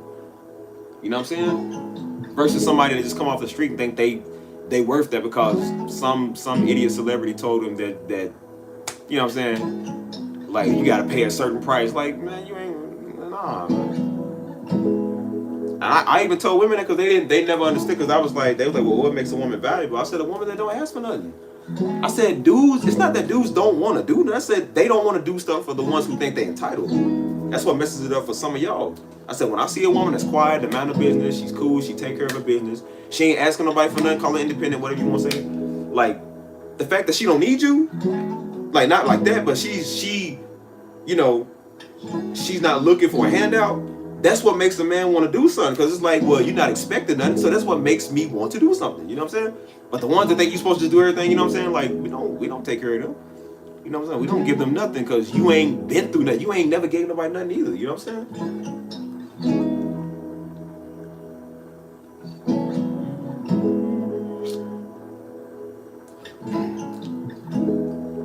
That's why I said it's honor, man. Like, the people that I've always wanted to do stuff for, man, is good. I know some people now, man. And when I started going to this church up here, like, you know, everybody there's super cool, man. Everybody's super cool. They're friendly. But these people I met through somebody else. And they just, I'm telling you, when I talk about the love of God, they have the love of God, man. They super nice to everybody. They have a nice, clean heart, man. And they're like that with everybody. And I was like, man, I really want to look out for these people, man, because they've always been good to me. You know, I met them through such and such. And we still cool. I'm just like, bro, they have such a good heart, man. And I love people like that, man. I love people that are like that. And it makes you want to do better as a person. You know what I'm saying? It makes you want to do better being, you know, loving the people, have the love of God. You know what I'm saying? Like, that hits different, man, when you got love of God, man, for real.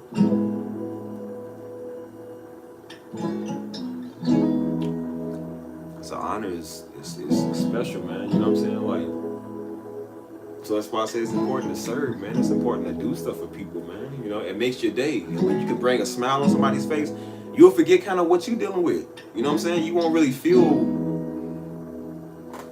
you know, that upset. You know what I'm saying? I remember one day, this years ago, I was walking home. I was going through a little situation. And I was in Louisville. I was walking home, man. And I'm a person, I'm so random, I'll make conversation with pretty much anybody. Like, I just like to talk, you know what I'm saying? I'll make conversation with anybody. And I was walking down the street and I happened to run into this woman that was asking for money. And I don't know how we started a conversation. We just started talking. It was a white woman. And she was on heroin pretty bad, you know what I'm saying? She got on heroin or whatever. And she was just like, it's been rough out here, man. Like, it's tough, you know what I'm saying? And I was talking to her like I knew her, you know what I'm saying? I was just sitting there talking to her. I don't know why I did, but I was just talking to her. And she was just like, I've really been trying to, you know, like, I guess she was trying to change, get her life together and stuff. She's just like, I don't like where I'm at, you know what I'm saying? And I was just talking to her, giving her encouragement, like, hey, you know, you'll be all right. Like, get up at these streets, man. You know what I'm saying? Find something that motivates you to do better, you know what I'm saying?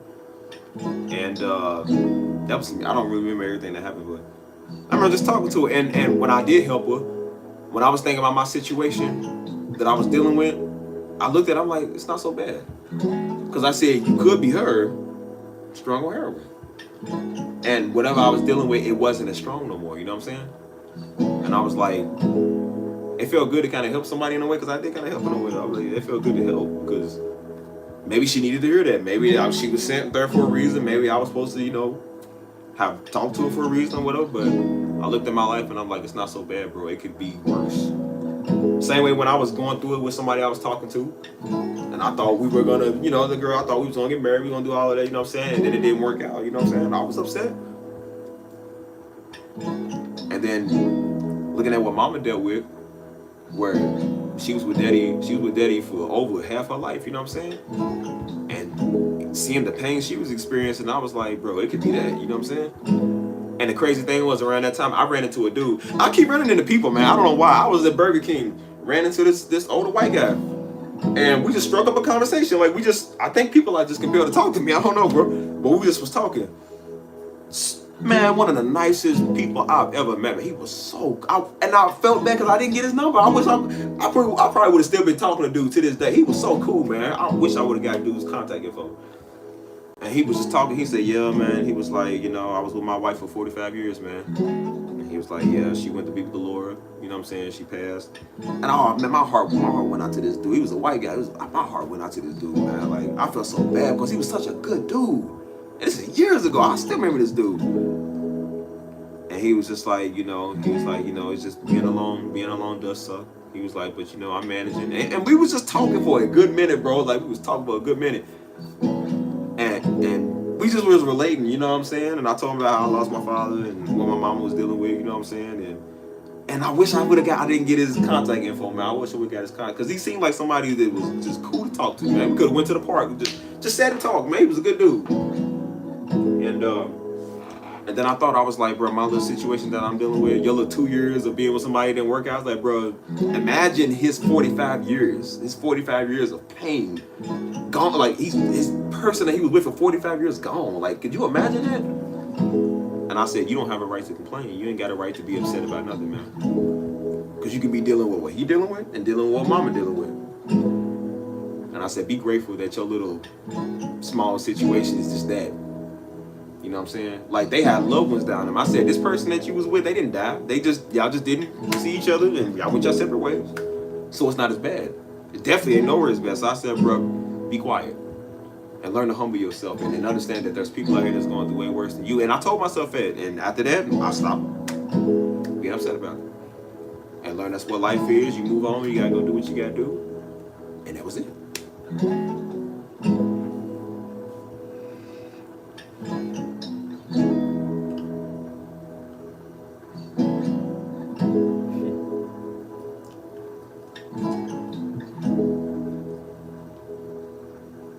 Oh man, what you been going through?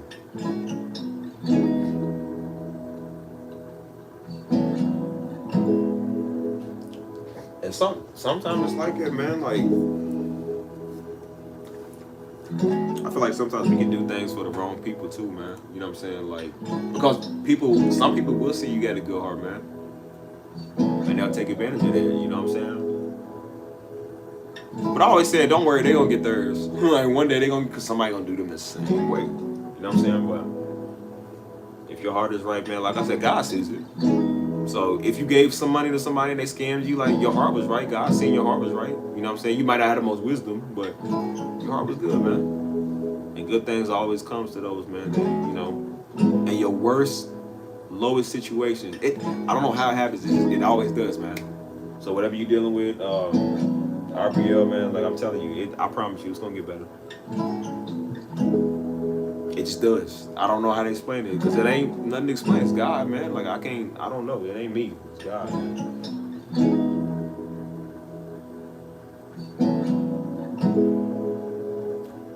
Believe it or not, believe it or not, that's exactly how Pastor Darby felt, man. There was times, you know,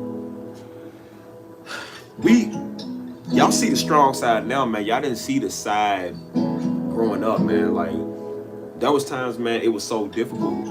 Like, because a lot of the members that started with us, they didn't stick with us, you know what I'm saying? And these is people that he helped. You know what I'm saying? These is people that, I think at one point he was helping them pay some of their bills, got them up on their feet. And a nigga look at you like you ain't did nothing. Like, they was good without you, you know what I'm saying? He preached that before. He said, bro, you will bring them up off the street. Negroes be vegetables out here. They ain't got nothing. They ain't got a dollar to their name. He said he would bring them in there, feed them, give them the word, clean them up, make sure they got their life right. He said they be saved for 2 weeks. They be deep for 2 weeks and think that they better than you and don't need you. He said that's happened many times, bro. His heart was good, but it's some of the wrong people, man. And Pops learned some lessons in that, man. Like, I'm for real. He learned some lessons out of that. So whatever you dealing with, that's the same thing he deal with, man. Everybody go through it, man. I've helped people that I shouldn't help. You know what I'm saying? I recently just did that. Bro. And that person made me mad, and I was like, I'm gonna fade you. Like, I was like, I'm gonna really fade you. You know what I'm saying? And I was like, you know what? I'm not gonna fade you. I'm gonna do YouTube. And then that's when I just started getting on here doing my music. I started getting on here doing the vlogs, because I'm like, somebody cares about what I'm saying. Somebody cares about the nicest that I'm doing. I don't gotta go beat this person up. Somebody probably gonna beat them up later, because that's what they do to people. And then the people that I know them through, they did it the same thing to them. So that's why I said, like, it's just sometimes people do that, man. And Pastor Darby was upset. He was fired up, and especially he could take him. But when it came to Mama, oh my God, bro. That was one time he was like, I'm about to shut this church down, bro.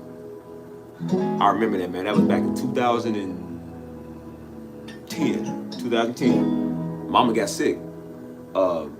She got sick and she was in a lot of pain.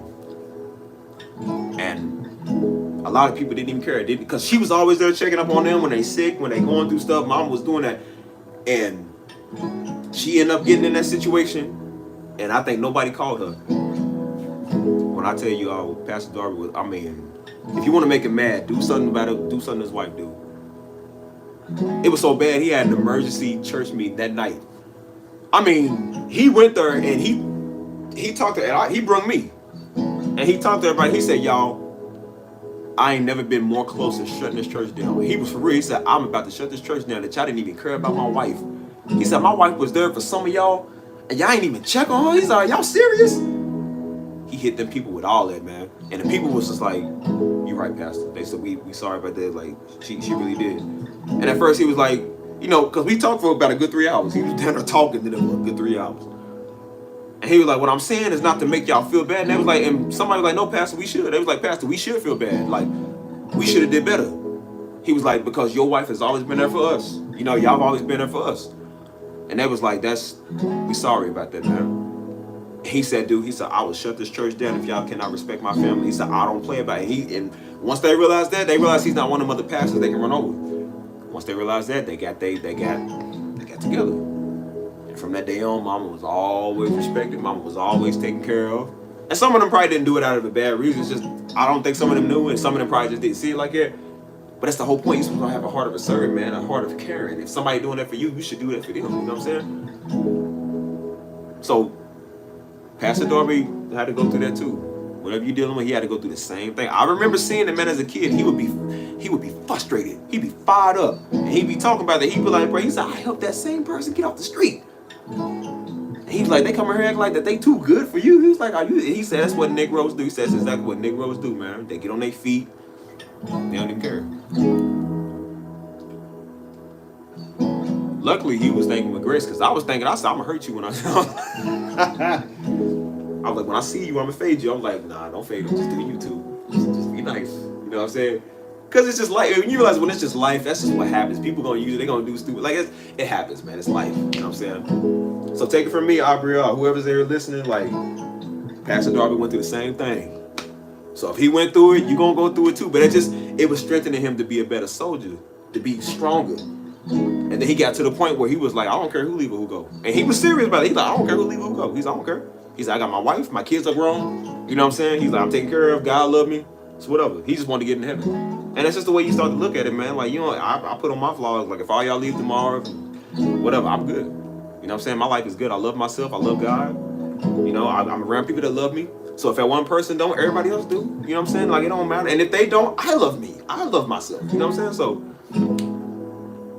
why am I talking to y'all? I don't know. I'm talking to y'all right now. What am I doing?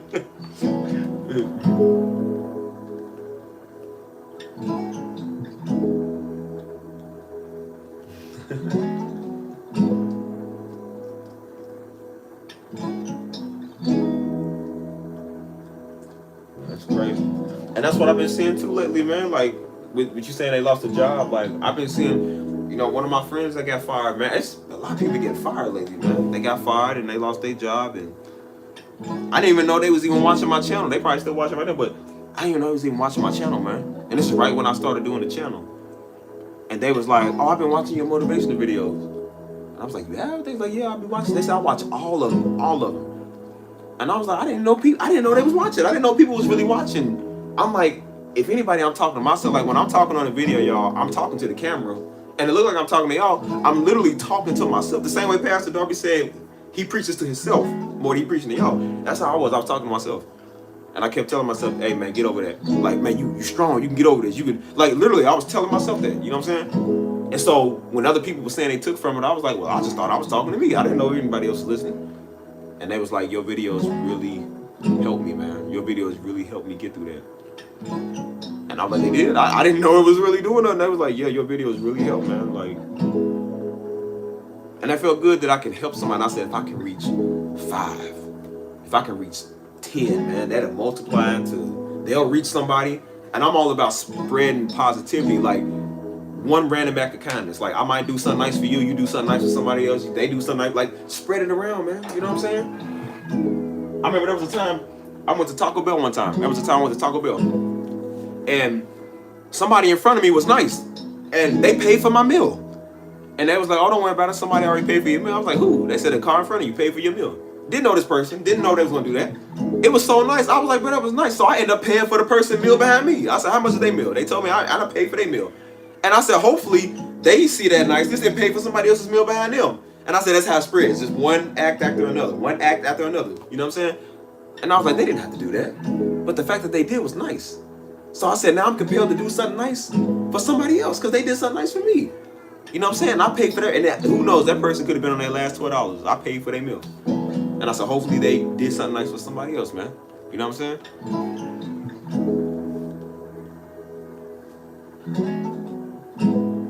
You have a good night, Becca.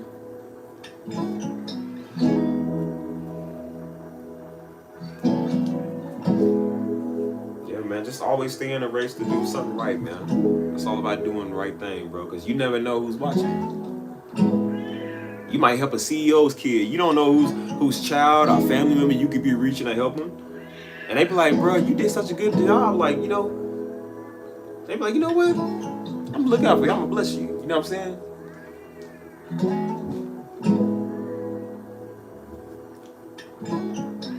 Hold on, y'all. Hey, shut up! Shut up! Get away from my window. These cats out here, man. Cats out here fighting and making groaning noises, man. They got Tank about to get riled up. Somebody be letting that cats out here, dude. Move, Tank. They ain't, no, you can't go get them right now. I dealt with them for you. Go on. Hey, did y'all hear that, man? These cats out just out there, bro. I don't know what be wrong with these cats, man. I'll be having to stick my head out the window and tell them shut up all the time. See, they start on y'all. They still.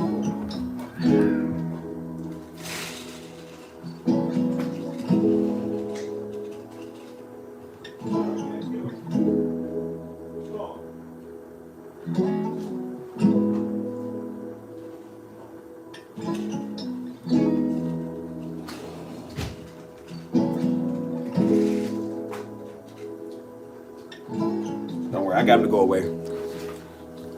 Daggone cats talking, man. Ruining my talk with y'all, man. Forgot what I'm gonna say. Ain't no positivity when it comes to them cats, dude. I can't stand them cats. They be moaning like the devil or something. Like, man, get your... Man, I ain't never like cats. Go on, man. Go on. I don't like you either. I love you, Tank. They be getting him all riled up and stuff. They be out there, I'm like, why they gotta do it about my window, man? I'll go on somewhere if I do something to you. I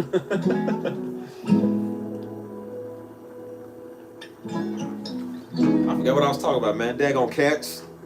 Knock me off my message. Anyways, do something nice for somebody. Be positive. Stay happy and prayed up.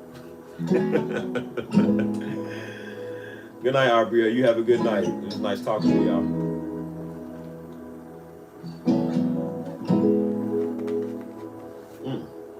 I like how I'm talking to y'all. This little mellow tune is playing in the background. It sets the mood. Oh yeah, the Taco Bell. Yeah, well, long story short, for the stupid cats messed me up. Pay for somebody meal at Taco Bell.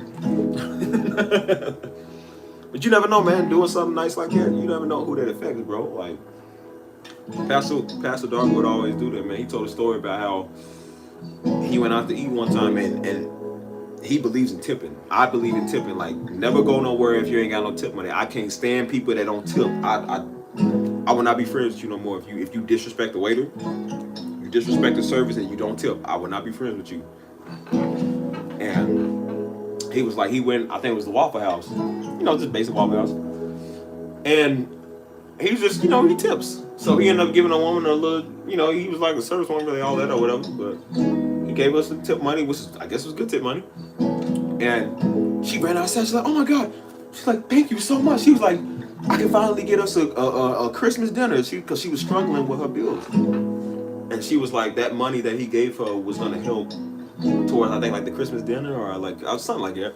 And he was like, she was just so happy. She was just like, I can finally do what I wanted to do. You know what I'm saying? And that makes your day, man, when you just like, No, like he was just like, well, it's just a tip. You know, to him it was nothing. You know what I'm saying? He said one time he went out with the brothers, and they went to some restaurant, and so these is good godly brothers. You know what I'm saying? And so they just leaving tips. You know what I'm saying? Like they was leaving the tip.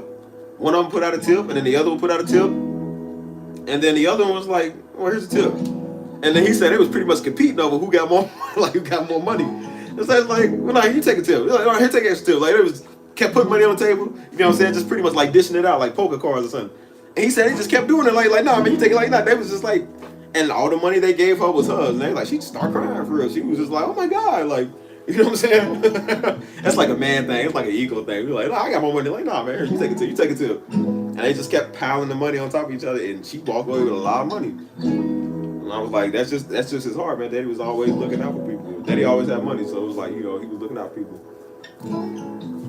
But I'm the same way, man. When I go out to eat, I tip. I make sure I take care of the waiter, take care of even if the service ain't all that, I ain't nasty. Because it's like, you never know what type of day a person's having, man. You know what I'm saying? And I try to go out to eat with my homeboy, man. He's cheap. Negro cheap, man. And he tried to make tipping biblical. I said, Negro, don't you? Why would you do that?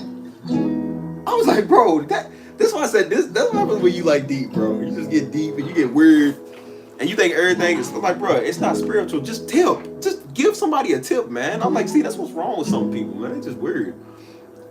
And the service, of course, wasn't all that. The woman ended up bringing them out. I think she brought one person out the wrong food. It wasn't even a big deal. It wasn't that big a deal. But they tried to look for a reload. That's why. I'm like, no, you just cheap. That's why you ain't gonna tip. You weren't gonna tip in no ways. Don't try to blame that.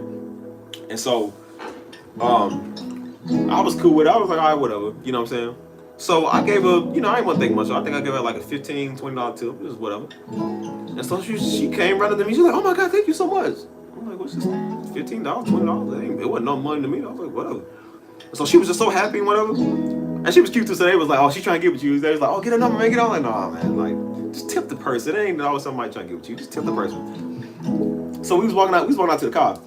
And he said, he was like, so the service wasn't that good, but you still tip good. And I was like, yeah, because that's what you do. I said, you do know that these people survive off tip, like that's most of their wages. And he was like, man, that's deep. He said, I learned something new, man. I was like, how do you learn something new over tipping? He said it like that was spiritual. I said, bro, it's not deep. Just tip somebody some money. I said, bro, just tip the person a couple of dollars. What's wrong with you? Because he was trying to use it off a tip calculator. I said, use a tip calculator, you cheap. You would not be a friend of mine. Don't ever use tip calculator, man. That's wrong. Just give somebody a nice amount of money, bro. Just, you know what I'm saying? And he was like, I didn't think it was, like he was trying to make it deep. He was like, hey, man, I didn't know it was that serious, man. He said, I learned something deep from it. I said, bro, that's not deep. It's common sense. It's being a human being, bro. Just tip. But he's cheap. So to him, it got to be 100% before he does. I'm like, I can't stand people like that, bro. And I said, well, I'll never go out to eat with you again. Don't ask me to go there with you again, because I'm like, that's disrespectful, man. I don't, that's just disrespectful to me, man. And I said, you shouldn't go out to eat unless you got tip money. Don't go out to eat if you ain't got no tip money, because you giving the person, they're like, come on, man. They used to love me when I go to restaurants, man, because I'll be going to the little, it's like a little sports place. That was down on 4th Street in Louisville. And I would go there just by myself sometimes, just get a nice little meal, play bowling, you know what I'm saying? They got an arcade room in there. I just go there, just give me a nice little meal. And I had this woman as my waitress.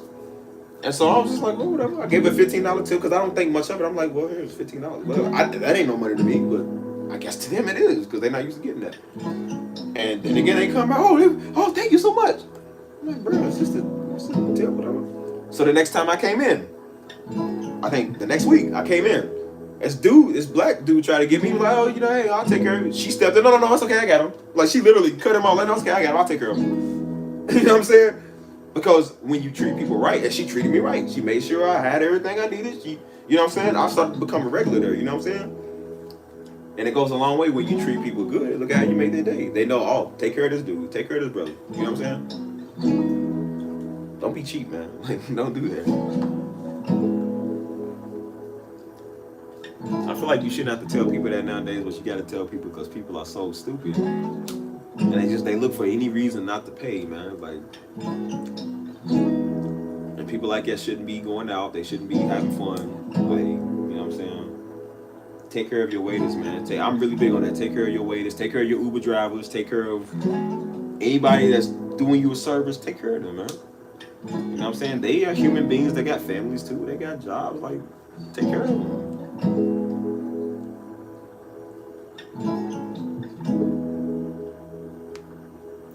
Like, people just don't got common sense no more. But it goes back to talking about Pastor Darby, man. Pastor Darby had a heart of a servant, man. I'm trying to tell you, bro. Like, y'all think y'all know him. You don't. Like, you don't, man. He been doing this before I was even born, man. Like, this is just how he always been, dude. It's how he always been. He's always been. That's why I made a video about the first church. He was always working on the first church. That's what we used to do, man. We go over there, he be constantly nonstop working, man. And then he preaching, then he working, preaching, then working. You know, like, it's just, I mean, he had a heart of gold, man. That's just where his heart was, you know what I'm saying? And he was looking for people that was like him, that had that same heart, that same will to do, you know what I'm saying? That's what he was raising us to be, like, that same will to do. Like, never have a spirit of a quitter, have a spirit of a finisher. If you start something, finish it. And look what he did with the ministry. He started it and got it to a place where it's sustainable, man. Everybody knows, everybody watches. He kept saying he was gonna do big stuff. I remember that, and I was kind of like, you know, and that's why I hate that nigga mindset. He's just like, oh, that's just talking, you know what I'm saying? We was young, I was like, he's just talking, whatever. And then you realize, like, no, he's for real. He's serious. You know what I'm saying? And that's sad that we would have more faith in a white man. If a white man said that, but somebody black said that, he was like, oh, they just talking. That's, you comment with him. You know what I'm saying? But he meant every word he said he was going to do, man. He meant exactly what he said he was going to do, man.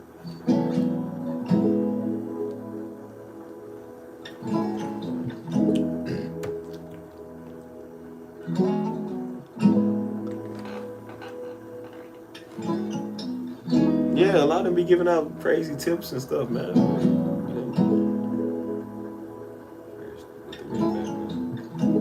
You talking about the church we still at?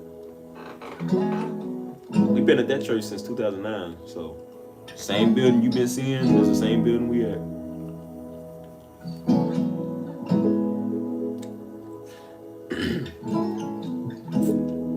But that's what I'm saying. Even when you look, whether it's Lil Baby or any celebrity, and that's why I say I can't really hate on celebrities too much, because some of them do actually give to communities, and you got people still talking about they just doing it for a tax write-off. Well, so what? So at least the kids got backpacks. At least people got food. Like, you was never gonna do it, so why are you running your chops? Like, shut up. So I'm like, I can't really be mad, because I'm like, as much as I didn't like Kim K, which I still don't, at least she actually does something. Like, they actually give to people. I've seen her actually do the soup kitchen before. Like, she'll even do, like, with the convicts, trying to get convicts off, you know what I'm saying? Trying to use their fame and their fortune to do something for the people. And I said, it's hard for me to not like you when you're actually doing something for... I remember during the protests, it happened in Louisville. Everything been happening in Louisville. One of the police in Louisville shot this girl in the face with the rubber bullet.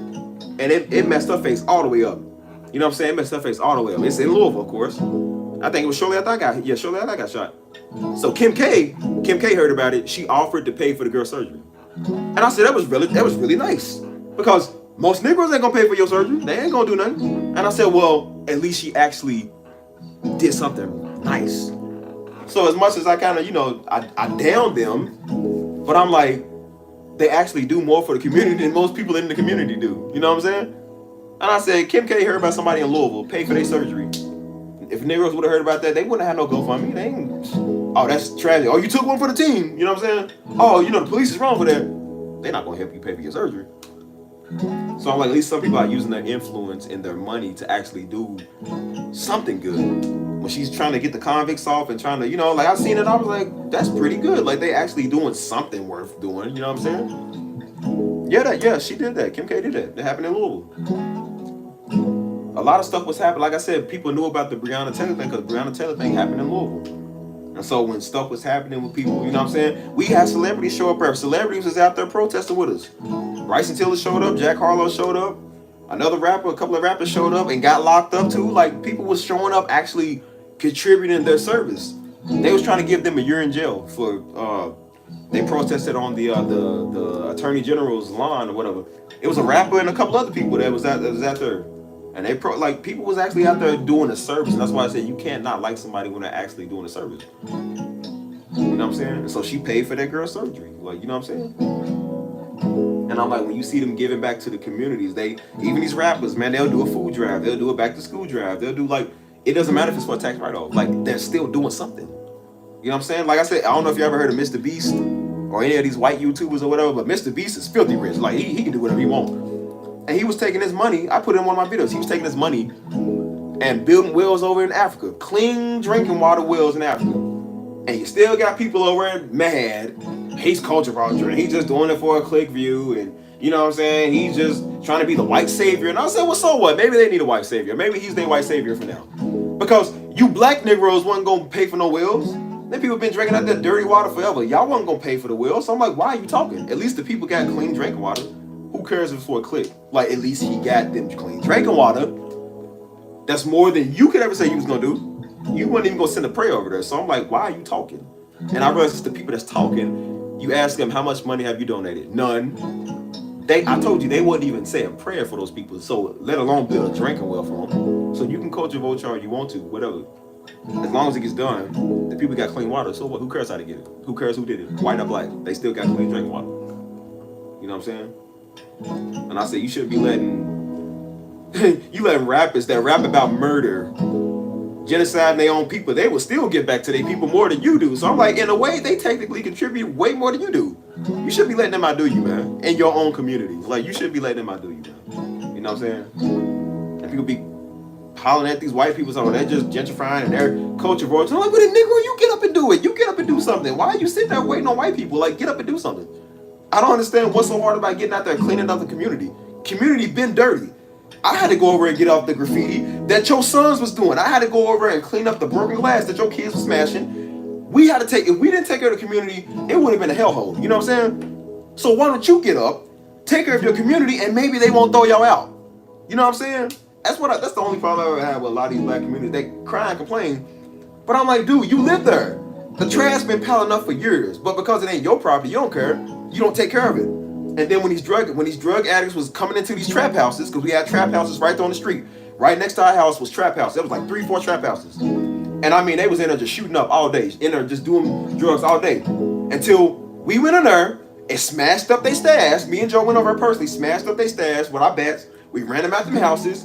We told them, get out of here. Don't you come back here. Pastor even told them, get out of here. Don't come back here. We boarded up the doors. We called the city multiple times, complained. The city wouldn't do nothing. We had to go over and take care of them. And I said, until you take care of your community, they're going to keep doing it. And when we ran them out, the property started going up. And then people started buying the property. So now when I go back and see it, the properties are renovated. Ain't no more trap houses on that street. Ain't no more crack houses, none of that.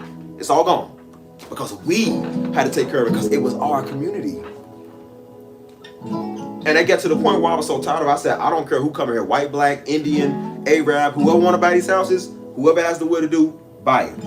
I try to give Negroes, we try to give Negroes a chance to build the community. They didn't want to do it. We had to do it. What? I don't care if white people come here and throw y'all out. Like, just do it. Whoever's going to do it, just do it. Good night, Truth Teller. You have a good night. It's nice for you to be in here. That's why I said this is just, a lot of this anger come from my 2020, man. Because I seen it, man. I just get so tired of people talking. And Pastor Darby was the same way. He did not like people talking. He liked you to do. And people was, I told you, some black folk was mad at white people for being out there. And I'm like, they literally out here helping us, man. A lot of them was actually good people helping us because they white. You know what I'm saying? And then I asked people, I said, well, did you go to the march? Did you go down there? Nah. I'm like, so why are you talking? Shut up. Like, you don't even know what's even happening. You know what I'm saying? Like, I don't like people that run their mouth, dude. And so I'm like, whoever wants to take care of it, you know what I'm saying? Like, I can't really blame them for throwing people out their own communities because you don't own your community.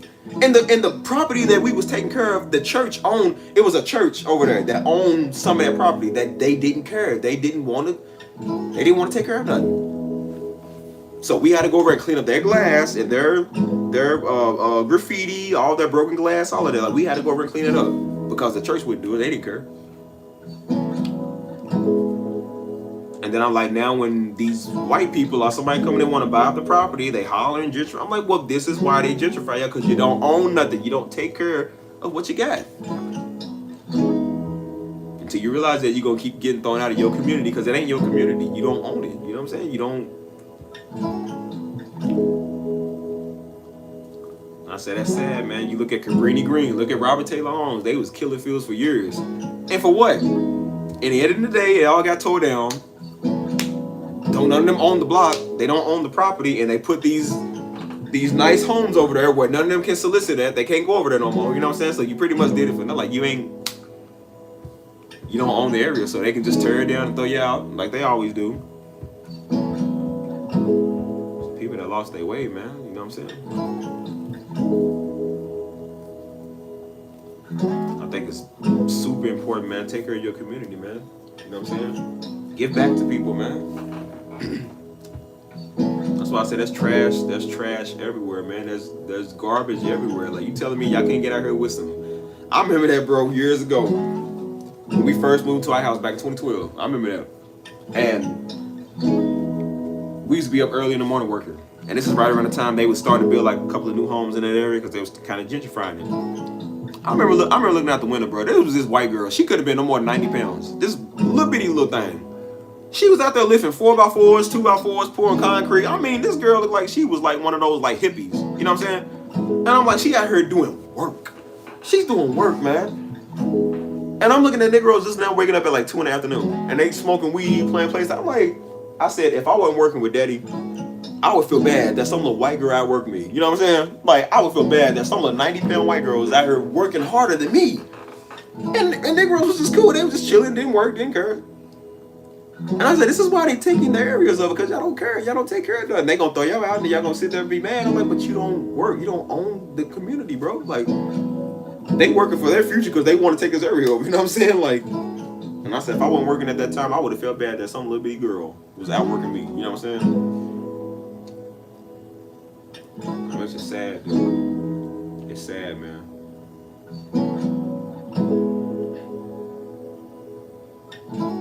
But I'm like, all right, well, whatever. We took care of the property for years, man. We took care of that for years. I'm like, whoever want to come in and do it, bro, it's whatever.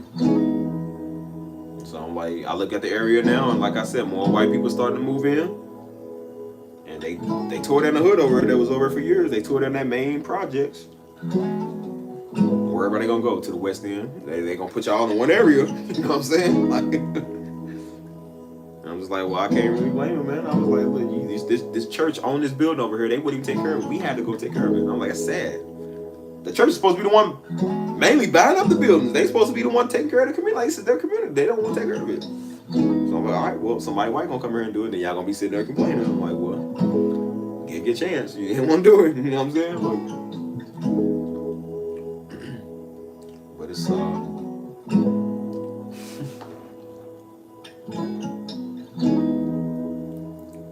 it's true, man. You lose the soul food spots, man. Chicken spots, soul food spots, holidays, man. Like, but you gotta own it, man. That's why I keep saying, bro. That's why I don't never get these niggas be set tripping. Like, man, you don't even own the set that you own, man. You don't even own the street. You know how much that sucks that you can't even walk down the street with certain baseball caps on in certain cities. Cause Negroes will look at you and think you gang affiliated because you wearing a Hoover hat, or you wearing a Seattle Sonics, or whatever that is. You know what I'm saying? And they're like, nah, cuz it's 60s. It's like, Negro, this is the Seattle Seahawks. Like, this ain't got nothing to do with 60s, no nothing. Like, you don't even own the teams, bro. Like, can you imagine how blasphemous that is, or how bad that is? You know what I'm saying? You stole a logo from a franchise, and people can't wear that because that associates with that gang. Like, this logo was here before the gang was. Like, bro, I never understood that, bro. Like, so I can't wear a Seattle Seahawks hat because that means I'm from Rolling 60s. Like, what? That is so stupid. You couldn't even make your own symbol. You gotta go steal somebody. I just show you Negroes be slow, man. Like, you stole somebody else's franchise. They should copyright y'all for that. You know what I'm saying? Like, I never understood that, dude. That is so messed up, dude. They're like, well, you can't come on this block. That's why I said. That's why it's funny because some of these rappers be going to these cities and they say you got to check in. That'd be funny if I was a rapper because I'm like, you know what? I ain't got to check in with nobody. I say, you know what?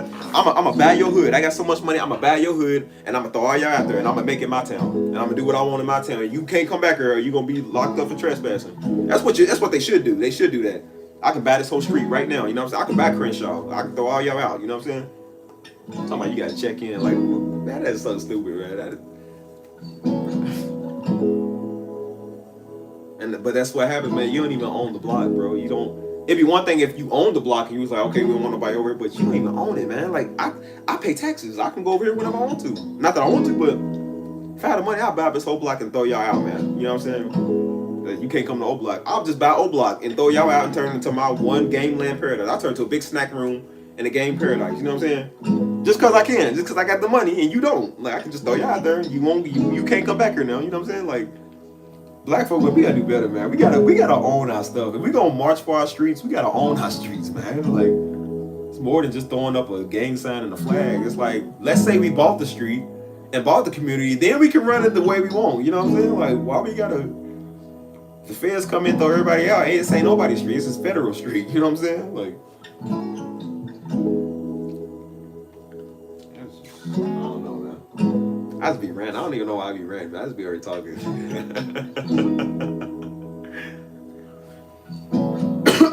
But it's crazy because over in the East End, where we mainly lived at, that's the area where Pastor's from. And you know what I'm saying? Every city's gang infested. It's gang infested territories, neighborhoods, whatever. Well, back in the 80s, they said when that movie Colors, if you know the movie Colors came out, that's when everybody start banging, everybody start doing the colors, the red, blue, you know what I'm saying? So Pastor them at of course, you know, he's young, you get into that, you know what I'm saying? So he's from the East End. The East End had a big rivalry with the West End. So the East End was mainly blood, that was mainly blood territory. The West End was Crip territory, you know what I'm saying? So of course, he's on the East End, that's Bloods, you know what I'm saying? And on the West End, they Crips, you know what I'm saying? And so I was talking to a dude that actually went to our church. It's funny because we knew them before any of this. We knew them back in the 90s, you know what I'm saying? We didn't even know we was going to be, you know, church. Look, we knew them. And so he grew up in the same area that, you know, Pastor was in, you know what I'm saying? So he could relate to a lot of what Pastor was talking about because he grew up in the same area. And he was like, yeah, man, this is all blood territory. This is all. He said, could nobody come to here wearing blue? You know what I'm saying? Like, this is all our territory there, you know what I'm saying? And, Pastor actually, he preached a story about it before, man. And it's funny because a dude that came to our church, his brother and Pastor didn't like each other in the streets. Because they was, you know, from opposite sides. His brother didn't like Pastor. And they was always trying to duke it out, you know, settle it, you know what I'm saying? And I think he preached on that one time. He was like, they was on their way to go do something. And he got stopped by the police. I think he won a high-speed chase, got stopped by the police. And he said he had like, he said, I think he had crashed his car into a building or something like that. And I think he was drunk too. So he was drunk at the time. And they arrested him, man. And I forgot what happened after that, but he said he got drunk. And he said, luckily it was a black officer. He said, because if it was a white officer, they probably would have shot me. You know what I'm saying? But yeah, that's how the whole city was, man. It was just all gang infested territories. And they started knocking these hoods down, you know what I'm saying? And so now it's more of like we still got the red and blue there, the blood crib, but it's more like neighborhood things now, you know what I'm saying? Which is so stupid. And now we got this rapper ESTG. If y'all know who ESTG is, he from Louisville, man. The city done got way worse when he came out because his people the one pretty much doing everything, man. Like I just seen recently, dude, a couple of weeks ago, he had his first concert in the city. And literally about 30 minutes after the concert, his manager, first of all, his team, his manager and a couple of his associates, like about 2-3 years ago, they all got taken down by the FBI because they were smuggling drugs, they were doing, you know, just doing all types of stuff. So then his new manager or whatever, after the concert, about 30 minutes after the concert, he ended up dead. You know what I'm saying? They killed him. Then a couple of weeks ago, one of his artists got murdered too. I'm just like, bro, like it's the city bad, bro. That's why I said city just bad, bro. I'm like, I'm really convinced, bro. The Grim Reaper just came in there and just took over, man. Like, city bad, dude. It's just really bad, man. So he got it's the whole thing, man. The East End versus West End, East End versus West End. You know what I'm saying? Back for back shootings, back for back killings. Like it's the same thing, man. And it's at an all time high now, man. It's just bad, dude. It's just...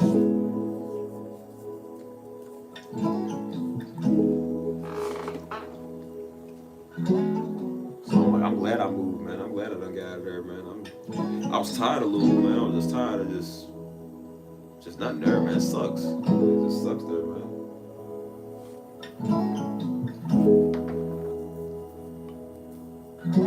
Yeah, man. I wonder what Compton was like back in the 80s. Like, seeing it. Because that's where a lot of that stuff started at, man. Like, because I always ask myself, I said, how did these gangs make their way all the way over here? Like, how did that happen? It started in LA, you know what I'm saying? Then they said that movie Colors came out, and everybody started banging, man. Started banging Colors and sets. Because I was like, how do you get this in Kentucky? I'm like, who's in Kentucky? Like, from California to Kentucky, who does that? And I feel like with our city, man, because we about 5 hours from Chicago, about 5 hours from Memphis, they got all the gangs, all the gang activity. And I feel like they skipped over, most of them, man, like they come from Chicago, they skipped over Louisville, and they'll go to every other city.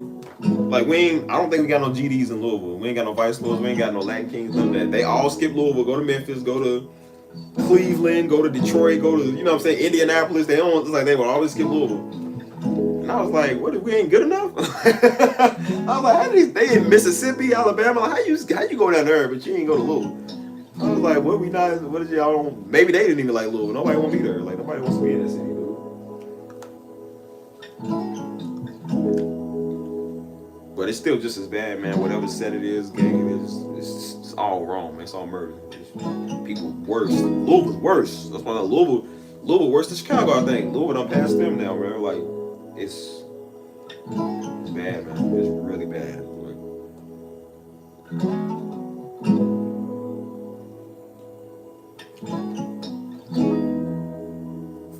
Because you're dealing with a generation, man, they don't care about nothing, man. They don't care about life.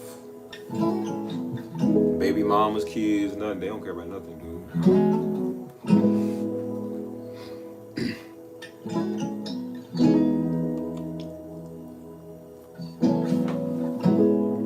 Yeah, man.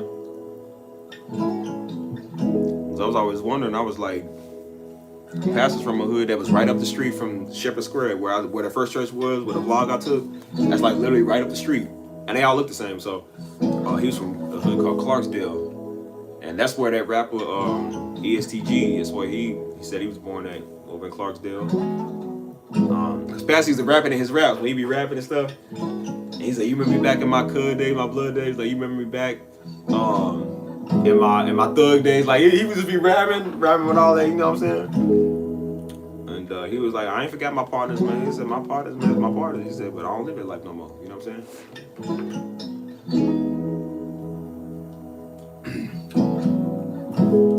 And I got a picture, man. I got a picture of Pastor when he was back in his, you know, everybody took them 90s pictures in them chairs, you know what I'm saying? That chair in that background, whatever them chairs is, I don't even know what that is, man. That was like a 90s thing. Everybody took a picture in that and whatever. Mama got the picture like that. Daddy got a picture like that. Anybody from the 80s or 90s probably know what I'm talking about. That background with the chair, with the, whatever that is. Yeah, the wickers, yeah, whatever them is, man. Everybody got the chairs, whatever. And I mean, he's with some street dudes, but he literally sitting in a chair like this, like he's like, yeah. And I mean, he got that hard look on his face. I said, he look like he'll steal you, man. Like he look like he'll knock you out. You know what I'm saying? He's just sitting there like, I said, bro, he with the business. You know what I'm saying? He with the business. Talking about thick neck, big arm, like man, he was daddy a big dude, man. Like.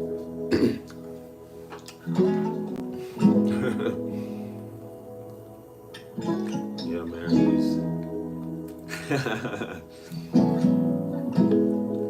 It's crazy, man. And that's why I said it's crazy that somebody like, yeah, he did, man. He was rocking cats to sleep, man. I'm surprised they didn't call him Pops, like Pops, cause that's what the sound to make when he pop you. Like he literally said that, man. He preached on it. He said I used to knock cats out. He said they be running their mouth, and when they wake up with a knot, He was like, they remember I was running my mouth. He said he used to do that, putting knots on people. Because they be running their mouth, you know what I'm saying? And he didn't like people that ran their mouth. So he said, I'll beat you up. And then when you wake up, you remember, like, oh, I was running my mouth, you know what I'm saying? He told a story one time, he preached one time, he said, they did this one dude wrong. He said, I think they said they jumped him and beat him up, took his money, you know what I'm saying? And he was like, when I catch y'all, I'm gonna do y'all in, you know what I'm saying? And he said he kept, every time he showed up there, hop out with guns, he said, he would take off running, take off back the way, you know what I'm saying? And he said, man, one time I got tired of running. I got tired of living in fear, and worry about if it's gonna be the day, today gonna be the day. He said, man, I walked up on dude. And he said, I was just dumb. He said, it could be the devil trying to get me killed. He said, I don't even know. He said, I just walked up on dude. It was just like, he said, he was with his dudes, like, hey, man, you know, whatever you gonna do, man, just go. He said, I'm tired of running. Whatever you gonna do, just do it. And he said the guy was so shocked because he wasn't expecting him to be like, just do it, get it out the way. And he said, dude was like, well, next time I catch you, he said, no, man, there ain't no next time, just do it. And he said the guy was so shocked he couldn't even do nothing because he wasn't expecting him to just be, because Daddy was a real man. He was just like, he wasn't expecting him to just be real and be like, oh, he's for real, you know what I'm saying? And he said, they ain't do nothing to him. And he said, but before that happened, he said he was always smart. He said he would see dude coming. He would see them coming, you know what I'm saying? So he said it'd be like a little dumpster over here. He'll kind of just scoop behind the dumpster, duck down real low, so they ain't see him. He said, but one of his partners was so lucky and they got him.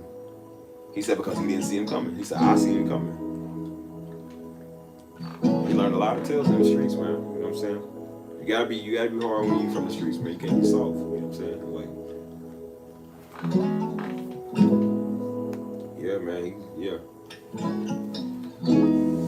I knew a brother, the same brother that's from the area that he's from, because he was also with the business too. He said he ran up on he said one day he did this guy real wrong. He said, you know, people want to do you in after you know, he said it wasn't just no beat him up, so we beat him up, you know, spit on him, you know what I'm saying, like degrading him, you know what I'm saying? In front of his girl or something like that, years and years and years and years ago. And he said, man, he was like, you know, people want to do you in for that. He said he got saved. He said he recently, I think I seen that guy on the street. And he said we looked at each other, gave each other that look. And he said he ran up on him like look here, brother. He said, I know we didn't have it. We had a thing in the past. We did, you know, we did that. He said, but bro, I'm saved now. He said, I'm saved. He's like, you know, I'm married, taking care of my kids. Like, I'm saved. He said, I apologize for that. I'm doing the right thing. He said, no, I don't want there to be no issues with us. And he said the guy was so understanding. He was like, cool. And let it go. He's like, cool. He said, that was it. Just let it go. There was never another problem. He said, because we ain't know. He said, I didn't know how I was going to turn out. He said, I didn't know if I had to defend myself. I got to do this, brother. You know what I'm saying? Like, you know what I'm saying? He said, we looked at each other with that look. And like, hey, bro, I'm saved. I don't get down like that no more. And the guy was like, all right, cool. And just left it at that. And nothing ever happened. It pays to be saved, you know what I'm saying?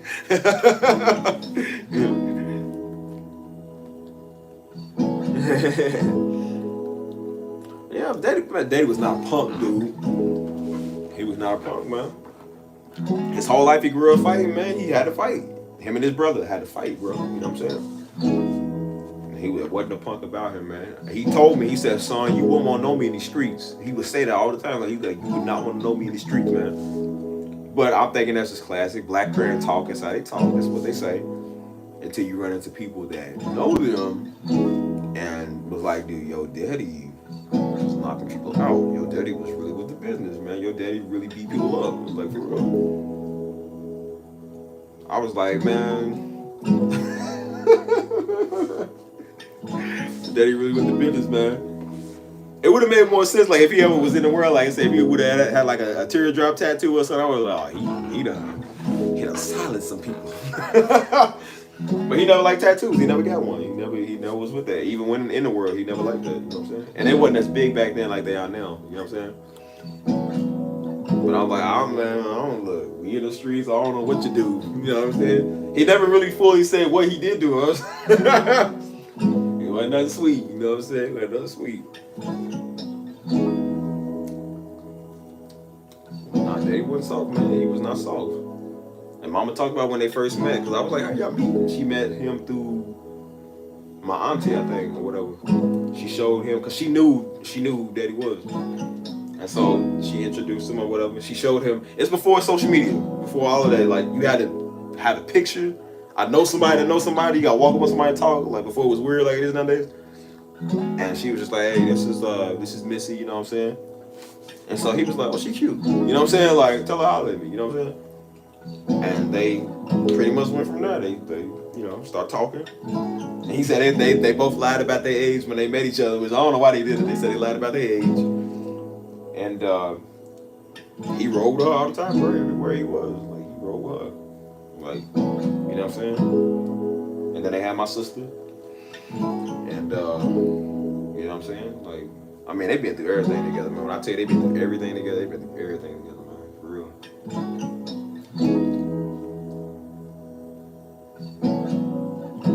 Daddy was really with the business, man. He really from the street.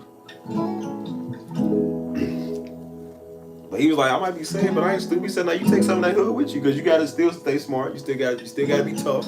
Like, you ain't soft just because you find God, man. You ain't stupid. You know what I'm saying? He told me, he said, son, he said, I ain't no joke, man. He said, ask around. You can say, ask around. You know what I'm saying? And he asked around and realized people, hell, man. He even told a story one time. He preached it. And he said he was on a plane to catch a connect. You know what I'm saying? Like, to go to California. Everybody got their connect in California. He said him and his partner was gonna catch a plane and go over there and get that work. They were gonna go get that work, you know what I'm saying? And he said he got busted on some petty charge, like something small.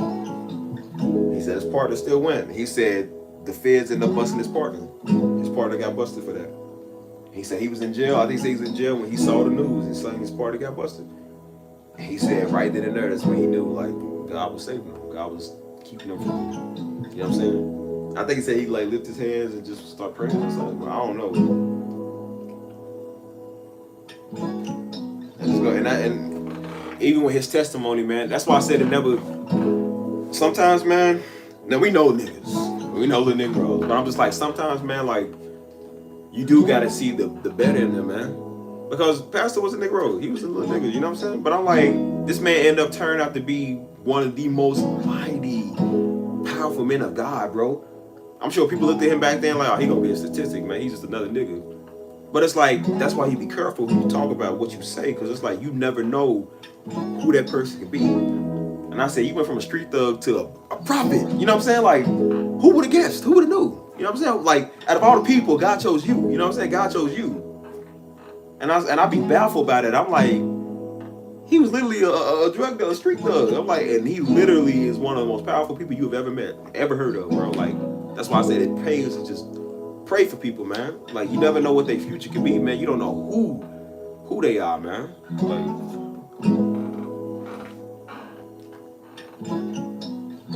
hey, man. Like I said, I was telling Mike earlier, the Giant CD. Oh, it's fire, man. It's fire, bro. Oh man, it's deep. I ain't gonna lie, bro. He was hitting points in there, man. Like I said, you had to be there. You just had to be there. It don't hit the same when you wasn't there, bro. It's just you had to be there, bro. Like, and we took it for granted, man, when the church was small. Like it was just us. It was so brand new. You could hear the echo in the background on the recording, bro. Like that's how you knew. Like it's barely anything in there. And I remember it was two brothers in there, two brothers. And at the end of the service, man, I don't know how I remember that. I don't remember that. I don't know how I know. But he literally was praying with the brothers, man. And he was like, y'all some giant killers, man. He said, say y'all giant killers. And we giant killers, man. I mean, these is men, bro. Like, these ain't these little sweet boys nowadays. These men. And we giant killers, man. We some giant killers. I mean, they in there hollering. Just to get their hands lifted, hollering, giant killers. I remember that, dude. Powerful, man. Powerful stuff. And that night was Christmas. And after that, we went to get, we got Chinese food because that was the only place that was open. Because, you know, they don't celebrate Christmas. So he listened to that message that night. I remember that. And usually he was playing it. That was when CD players was the thing. He put in the CD player listening to it. And he was listening to that, man. I think he was like take his showers or, you know, shave or whatever, like take care of business while he listened to his message. And he liked it, man. I remember that he was listening to that message, man. And he would do that a lot of times when he were preach and record and stuff, and he would play it back, and you could hear him in his room down there. He's just woo. He's like woo, man. Like he's down there just, he receiving from what he's saying. You know what I'm saying? He like Missy, that was a cold word. He's like, Missy, that was cold what I said. You know what I'm saying? Like he be down there just really listening to himself. You know what I'm saying? But it felt good to hear it. Like I hear my playbacks on live streaming, and I'll be like, I said that. Like I'll be saying some stuff I don't even realize I said. I'm like, man, it was cold. I was like, man, it was good. That was a good stream, man. You know what I'm saying? Like he used to do that all the time, bro.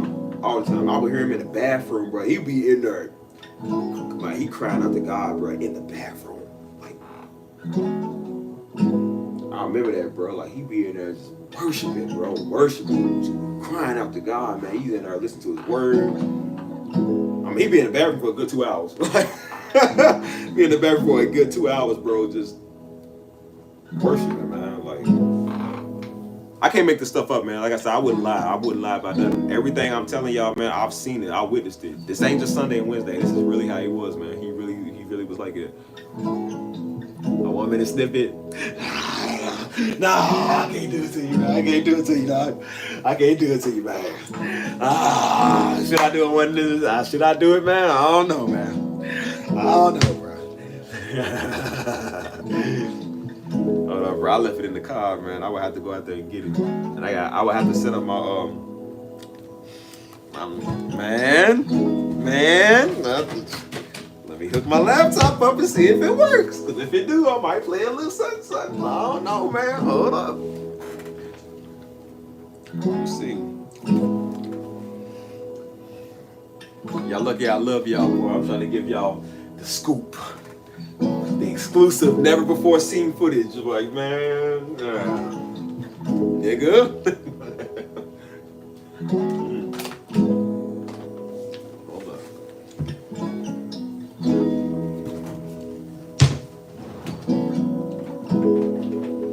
If the laptop work.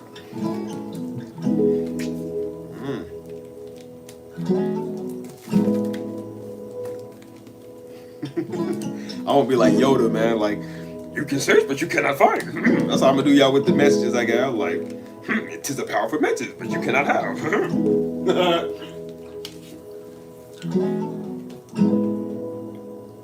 Hey, man. I didn't realize why people really wanted these sermons or whatever. Because I was like, we grew up with it. I told you it was common with us. Until you hear it again. It's like hearing it for the first time. And you're like, man, like, what? That was my daddy? Like, oh, so this is what y'all been craving. This is what you want. I know what you want. I got it.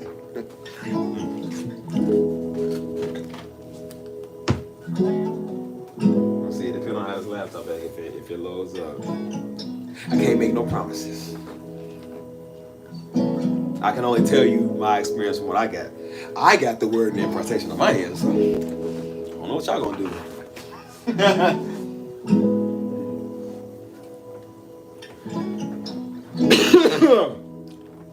Nah, no cash out for it, cause it ain't, like I said, I don't run Stephen Darby Ministries, man. Like, I'm respectful. I'm not gonna take his word and be like, I'm gonna sell it to you for $10.99. Like, I ain't gonna do that, man, cause you know what I'm saying? That ain't my place. You know what I'm saying? That's why I told Mama, I was like, well, Mama, do you think it'd be a good idea to take a lot of his old sermons and be like, you know, put them on the website? Because I told you, I'm gonna lead, unlike people doing videos on him and doing like, they won't lead you to him. They want you to click on their channel and build their case. I'm like, I'm gonna lead you to him. I'm gonna put you over there, you know what I'm saying? So I said, Mama, people like asking, they want to know, like, have y'all been doing that? She's like, yeah, we've been doing some of that stuff. It's on the website where they got a lot of his messages. I'm trying to tell you, man, like, if I could find a tape player, I would literally listen to those tapes, man. Like, them is memories, man. I'm talking about, bro, it's a big old milk crate. I'm trying to tell you, bro, a big old, one Jimmy Dean, I don't know what the brand of that was, but it was like, big old little milk crate, bro. Tapes on tapes on tapes. Got writing on it, got the date on it. I'm talking about, man, like, bro, it's just sitting there. Literally just sitting there. Like, this is a treasure chest, man, for real, a treasure chest, bro. And I'm like, I remember personally, because I was over there. I was over recording with the tapes and the CDs. Like, I remember that. So I'm like, I need to hear over 20 years, man. 20 years worth of messages, bro. I'm talking about if you got the time, if you got a tape player and you just got a headset, you got the time, you can just sit there and go about your day listening to that all day, bro. Like literally all day. No, we still got a tape player somewhere, man. It's somewhere. Somebody has one. I think one's at the church. Like it still exists. You know what I'm saying? Family Dollar, Dollar General might still sell them of it. You know, but it's somewhere, man. And you can literally listen to that all day, man. Like he was doing that before, like when back in I think like 2008, he was kind of letting brothers use some of the tapes. And he was like, hey man, go listen to this tape. You know what I'm saying? Some of his old school tapes. Some brothers come off the street like, hey, listen to this tape, man. You know what I'm saying? Yeah, man, y'all want the archives. That's what I'm saying. Like y'all see the Pastor Darby now, y'all didn't see the Pastor Darby there, man. Like, man, I'm trying to tell you, boy, like Daddy preached so hard, man. He be covered in sweat, dude. Like that's how hard he would preach.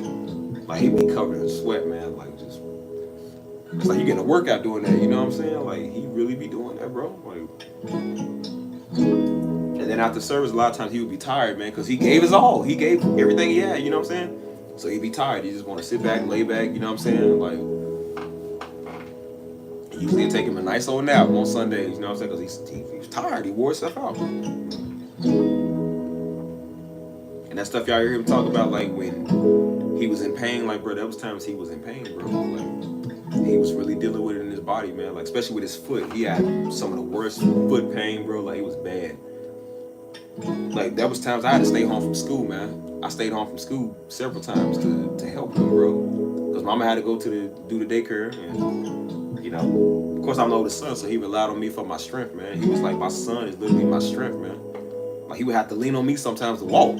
That's how bad it was, bro. Like people don't know that side. They don't know that. You know what I'm saying? Like if you ain't there, you don't know. I was there, so I know. You know what I'm saying? Like sometimes I would have to go get him food. I had to cook his food. You know what I'm saying? I have to, you know, help him get out of bed. You know what I'm saying? Like, and that's why you raise good kids, man. Your kids are there to help you take care of you. You know what I'm saying? Like, and I was willing to do it. I was like, well, whatever. I said, Daddy, whatever you want, man. Whatever you need. Like.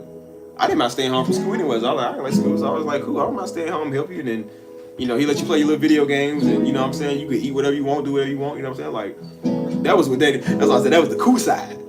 You know, the other side, I was like, oh man, that's Daddy. But this side, I was like, oh, that's Daddy, you know, I don't mind, you know. And he'll look out for you, man, you know what I'm saying? But those times people don't know that, man. Like, he literally couldn't even walk, man. He would be on crutches sometimes, man. That's how bad his foot pain was. He'd be on crutches. You know what I'm saying? Like, and his foot would be swollen, man. I don't know what it was. It was just like something was wrong with like his foot or something, man. Like, people don't ever see it. But he would get up and preach like everything was cool. You couldn't tell, but we knew. And then afterwards, man, he'd be in so much pain, bro. Like, he'd be just exhausted. You know what I'm saying? Like, that's why I keep telling people, man, like, there's a cost, man. There's a cost that come with that, bro. Like, just like Paul had to deal with the thorn in his side, like that could have been a thorn in his side. Like there's always something, man, that you gotta go through, bro. Like people are not ready for that. That's why I said don't play with that, don't fake that, don't play with that. That ain't nothing to play with, bro. Because you're not ready to pay the price for that, bro. Like, come with a price.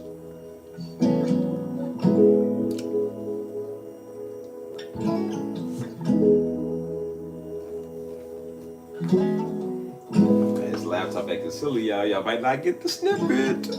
It's at 4%. I don't know, man. I don't know if the laptop want to collaborate with y'all. Y'all might just have to wait.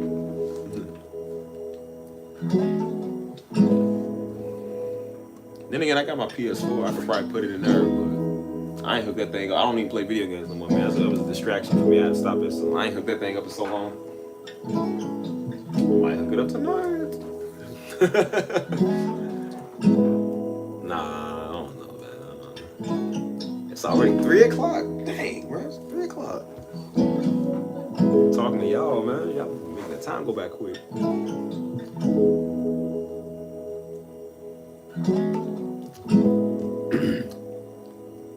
I remember that message, the love affair with the thorn.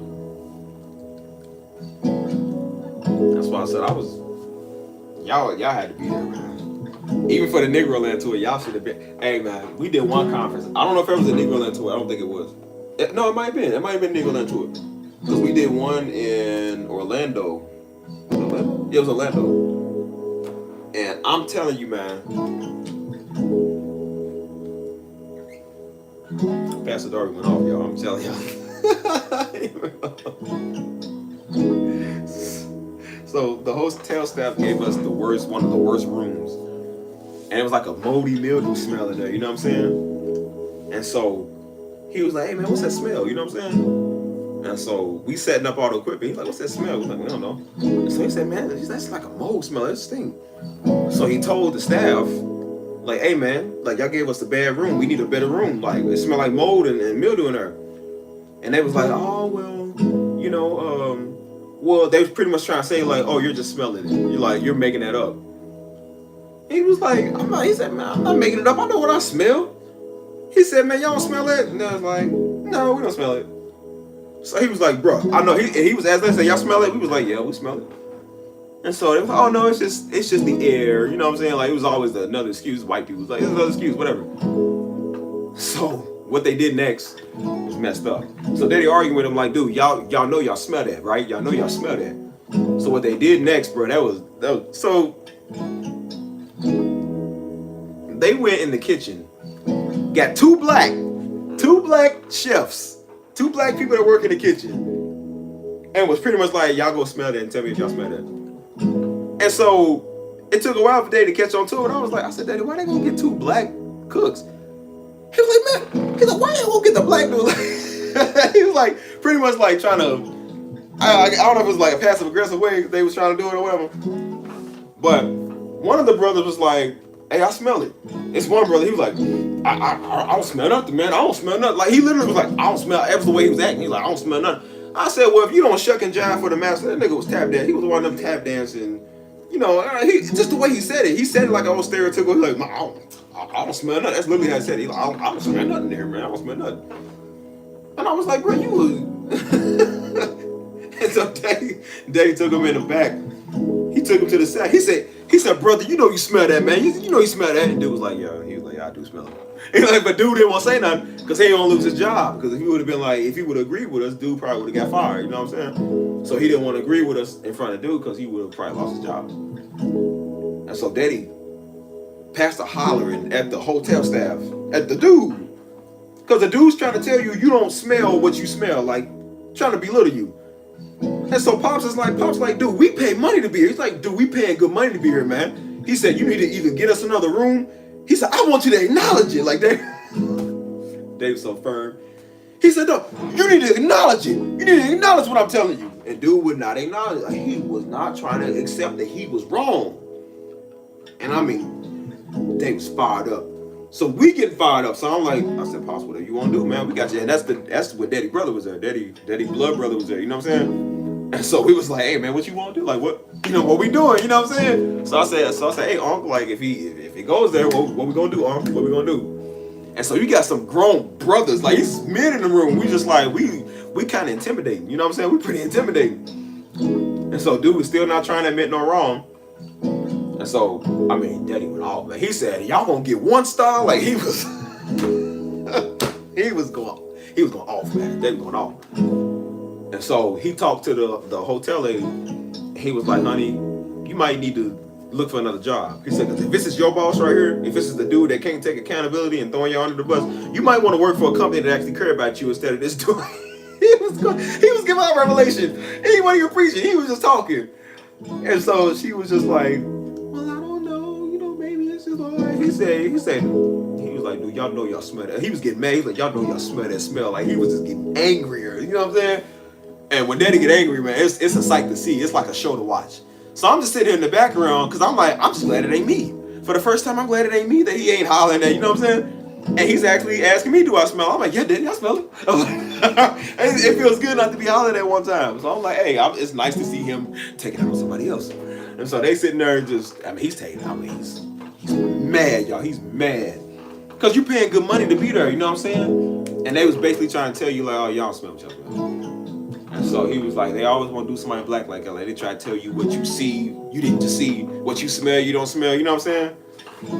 He said, man, he said, dude, he said, if I wasn't the pastor, I would have slapped this dude. That's what he said. He said, if I wasn't the pastor, I would have slapped him. Because he literally got the black cooks to do that. Oh, well, other black people don't smell it, so this must be you. You know what I'm saying? He said, I would have smacked him for that. You know what I'm saying?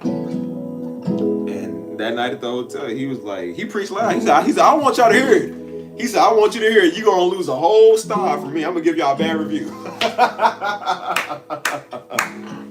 I mean, he was for real, man. After that, we ain't doing no more conferences at that hotel. Like, they was wrong for that, though. They was real wrong for that. Because it smelled like mold, bro. It smelled like mold. They even had the little humidifiers in there because they knew it smelled like mold. You know what I'm saying? But, I mean, bro, dude was...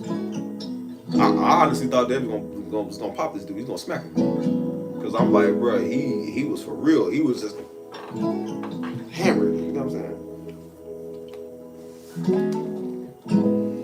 And so I'm like, we got men in here. I said, you know, at that time I was learning how to be daddy bodyguard. I said, what you want to, what you want us to do, man? What you want us to do? Just say the word. Say the word, we'll get him. Yeah, it might have been the Atlanta one, I think it's the one. Oh yeah, I remember it was a pastor named Pastor Omar, man. I didn't really know him too well. I don't know what color dude. I never really I think it was the first time I met him. I didn't even know who that was, bro. I didn't know who that was. And no shade to nobody. Like I said, I don't know how people live and what they own, but I can tell when he was trying to deliver his word, man. He was trying, because he got a chance to preach. And he was preaching on the same stuff that Pastor preached on, but his delivery was not the same. Boy, he couldn't hit it the way Pastor hit it, bro. I ain't gonna lie to you. He could hit it the way Pastor was hitting it. So I said, well, Daddy got, it was different, man. People preach, but when he got up there, it was like different, bro. Different.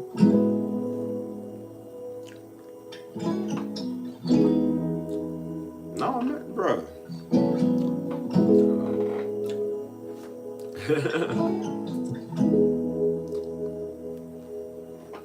Nah, bro. Pastor Darby was holy, man. I'm trying to tell you, he's holy, bro. Wasn't no bad words, nothing, man. He never could, he never do none of that, man. He wouldn't do that.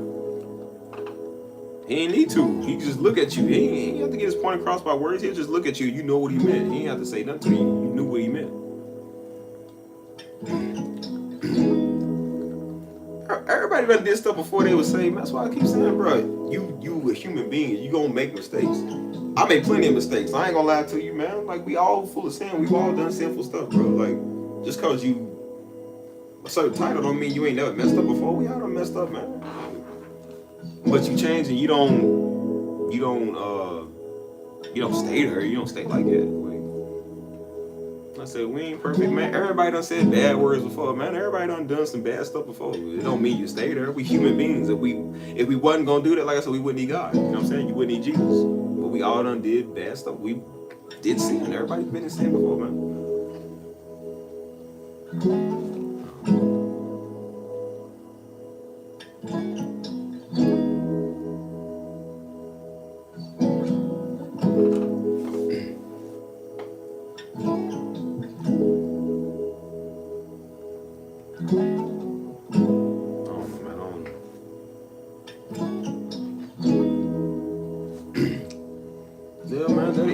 That's why I said mom and daddy, man, they was like it. They told us what they've been through before because they didn't want to feel like they was hiding it from, because, you know, you have stuff from your kids and then they realize older, like, oh, you know, my parents weren't always the sweet saints that you think they would. He said, we don't have enough for my kids. We tell them everything because we want them to know, like, when people try to come at y'all and be like, oh, well, y'all parents was like this before, like, well, they know we was like it before because we told them. You know, you don't hide it from them. You let them know so they don't go through the same thing you went through. You know what I'm saying? Because family was trying to use that against them. They was like, oh, y'all kids gonna find out about y'all past, and it was like, well, we already know. Like, they ain't gonna love y'all no more because they figured out that y'all was trying to keep them from this and keep them from us, and y'all trying to run from y'all parents. And it's like, we already knew what they went through. So it's like, we just don't want to be around y'all Negroes, and I'm glad we wasn't, man. I want to be around none of them niggas, man. They was nuts. Like, I don't want to be around y'all, man. Y'all dysfunctional.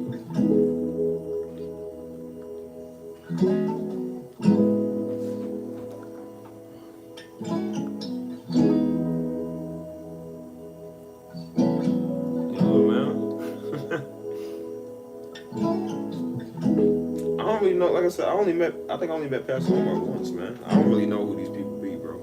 I just know when the conference happens, we at the conference. I don't know nothing else about nothing, bro.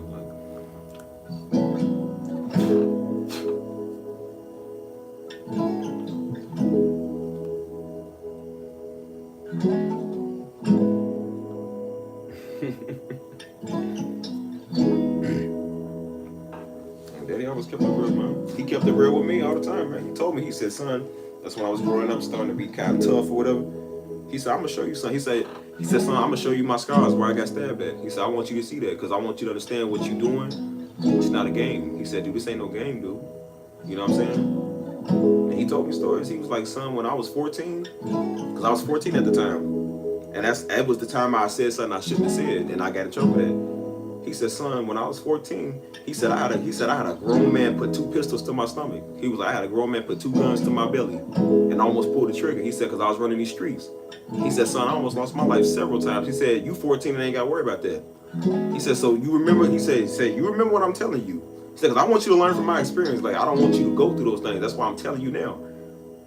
He said, dude, I was 16, got stabbed. He said, dude, you ain't been in none of them situations. He was like, so you don't know nothing. You know what I'm saying? Like,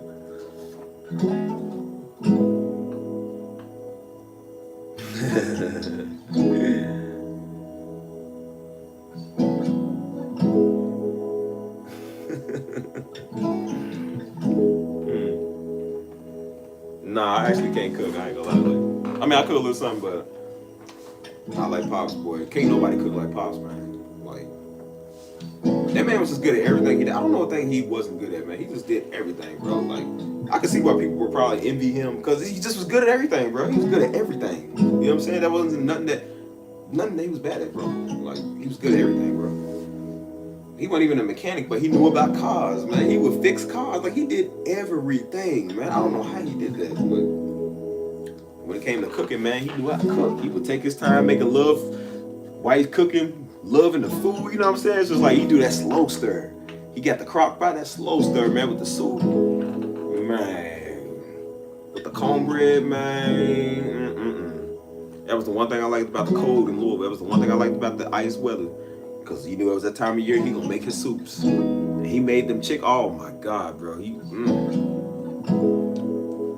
talking about, man, his meals would have you just in love. Like, bro, them meals hit your soul, man. Like, and the cornbread was buttered so right. Oof, Lord. Man.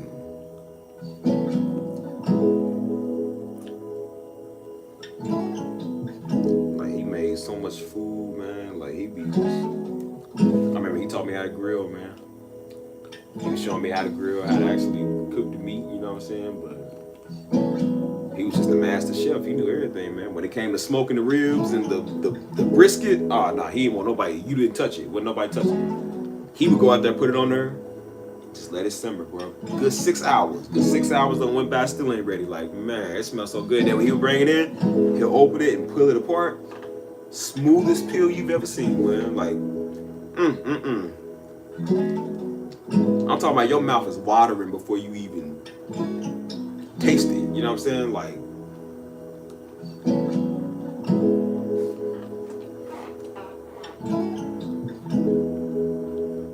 yeah, man.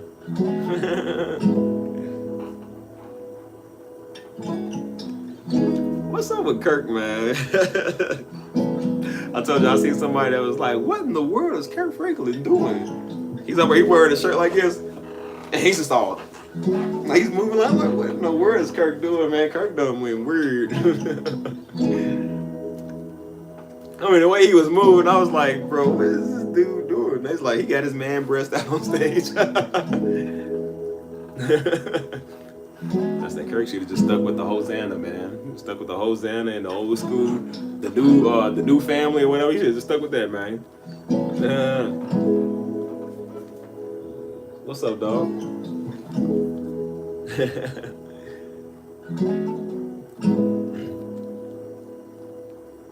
Yeah, they told me about his music Smile or whatever.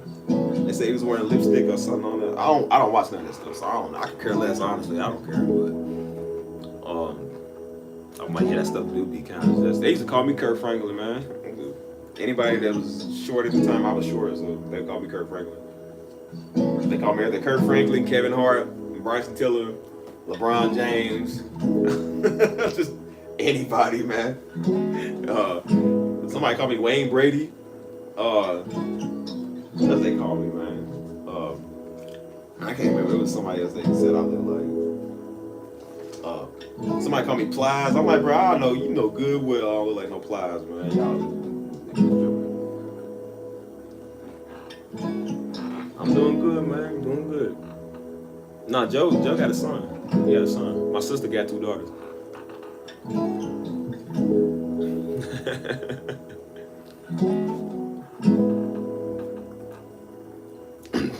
I ain't gonna lie to y'all. One time, so you know how I do music, right? So I remember Daddy, he bought me a little smaller Yamaha keyboard. This is back in like 2006, 2005, 2006 era, right? So I'm good at music. I play by ear. So I'll be playing songs. I was doing my own little playing, whatever. So at the time, if y'all remember that time, it was a song called "Lean With It, Rock With It." It was a song that was out at the time. Was it "Lean With It, Rock"? No, I think it was a song called "Laffy Taffy" or whatever. And they would play it all the time in school. So I remember there was a sound on my keyboard that sounded like that sound. So I remember one day I was playing and Steve was like, "Stop playing that." So I was like, "No, so I stopped playing." I don't know where Daddy came from. I didn't even think Daddy knew the song. Like, Daddy wasn't stupid. He knew music. I don't even think he knew I didn't think he knew the song. I don't know where he came from. All I remember, he popped up, "Hey, boy."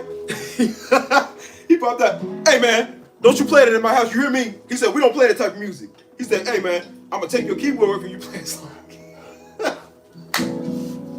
He was serious, man. He was like, "Dude." He said, "Hey, man, don't you ever play no worldly music in my house, man." He said, "You understand me?" He said, "You play it again, I'm going to take your keyboard away."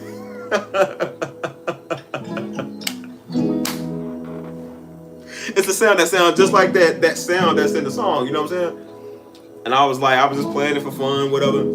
He said, "Boy, don't you ever play it in my house again." He said, "We don't listen to that in this house." He said, "You better not go to school listening to that either." I don't know where he came from, bro. I don't know where he came. It was like he just popped out of nowhere. That was the scariest when he would pop out of nowhere because you never seen it coming. And he'd be caught off by surprise. You know what I'm saying? He'd be like, "Turn it off." Like, don't cut it on. Turn it off.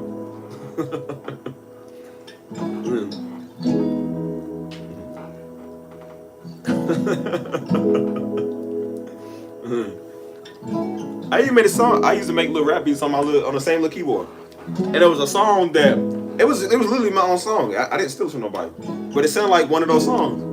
And so he was like, he said, "Boy, didn't I tell you stop breaking worldly music?" I'm like, "No," because he thought it sounded like a song that was popular that was out. I think it was the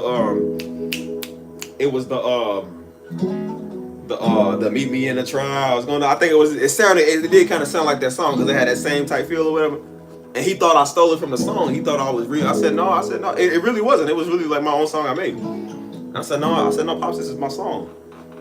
He said, "Nah, man." I sound like, he said, "Nah, don't." He said, "Nah, stop making." He said, "I told you, stop making that stuff on this." He said, "Stop taking people's songs, making it." I said, "It's not their song."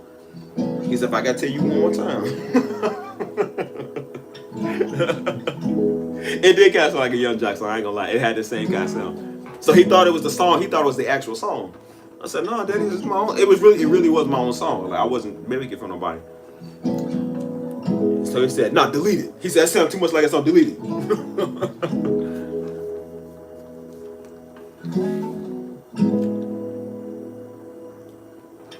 Grits. Oh, yo. So Grits is when we first started, man. I remember that's when we first started the church. We used to listen to Grits because there was a song called what was that main song everybody used? "My Life Be Like Ooh."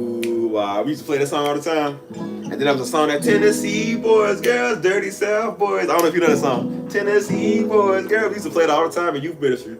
And I actually sampled one of their songs, man.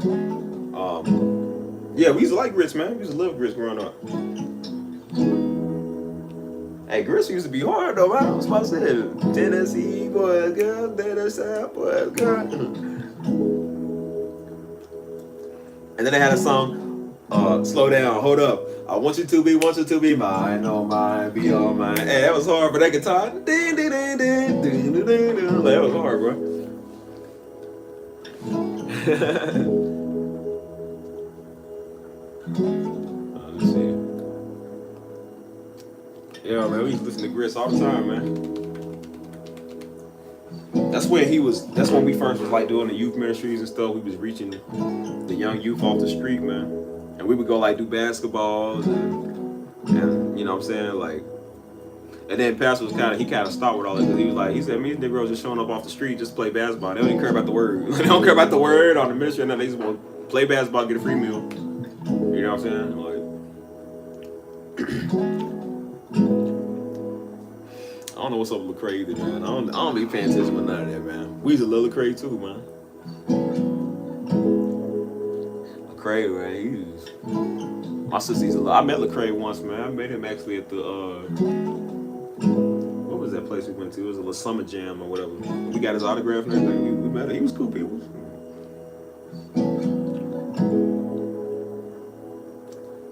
He was the one that was interviewing Kurt Franklin.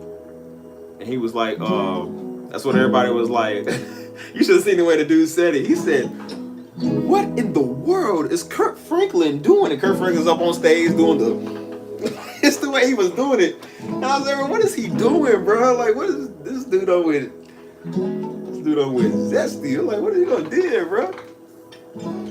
It's the way he was moving, bro. It's just the movements. I'm like, what is this man doing, bro? Like, hey, BBJ, didn't Baby J do a song with Mary Mary?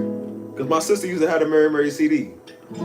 And we used to listen to Mary Mary. That was the old, early 2000s Mary. The Mary Mary that sound like Destiny Child. That's what they sound like. BBJ and who was that, man? I don't remember. This is old, man. This is old. I remember that.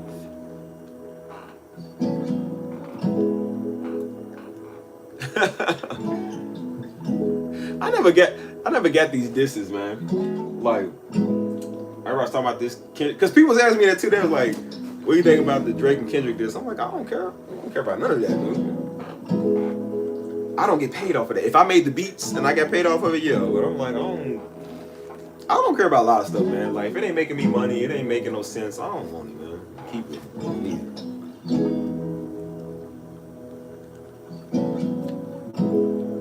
Like, bro, if I ain't getting no royalties off of it, it don't matter to me. As long as I get paid, that's all that matters. BBJ did sound like Biggie. I remember, I forgot about that till you said something about dude, man. We used to listen to all of that, man. It was a group called Trinity. Shoot, what was their name, man? They all sound like them early 2000s band, like them old Destiny Child. They all sound the same, bro. Like, I don't think I know who Out of Eden is. I don't think I ever heard them. Trinity 5-7, yup. Trinity 5-7, yeah, we listen to them. Listen to Clark Sisters. Y'all know the Clark Sisters? I ain't gonna lie, man. Me and Mama been going to these gospel concerts, and we were supposed to go. It was New Year's 2021, 22 or whatever. And she couldn't go because I think Mama got COVID, or whatever. Everybody was sick around that time. Everybody was sick.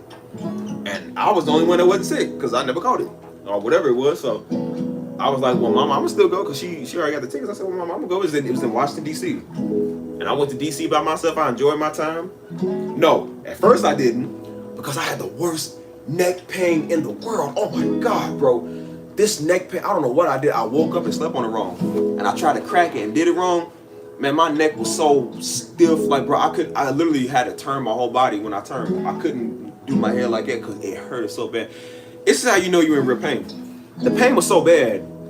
When I was in the airport, I dropped my ticket. And I was waiting in line. I dropped my ticket all the way back there. So I had to walk all the way back there. And I couldn't look down. I had to like kneel down and like you don't broke your neck. I mean, y'all, this was pain like no other, man. It was so bad. It hurted so bad. And you know something wrong with you when you're talking to yourself. I was so mad, I was talking to myself out loud. Like, people was looking at me like, what?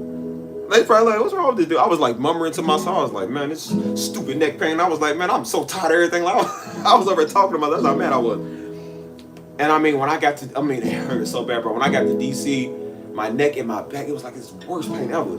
So I was slamming myself into the brick wall. I was slamming myself on the floor, trying to like set it back in place if something was out of place. You know what I'm saying? Nothing worked, bro. I took a hot shower, nothing worked, bro. Like it just didn't work.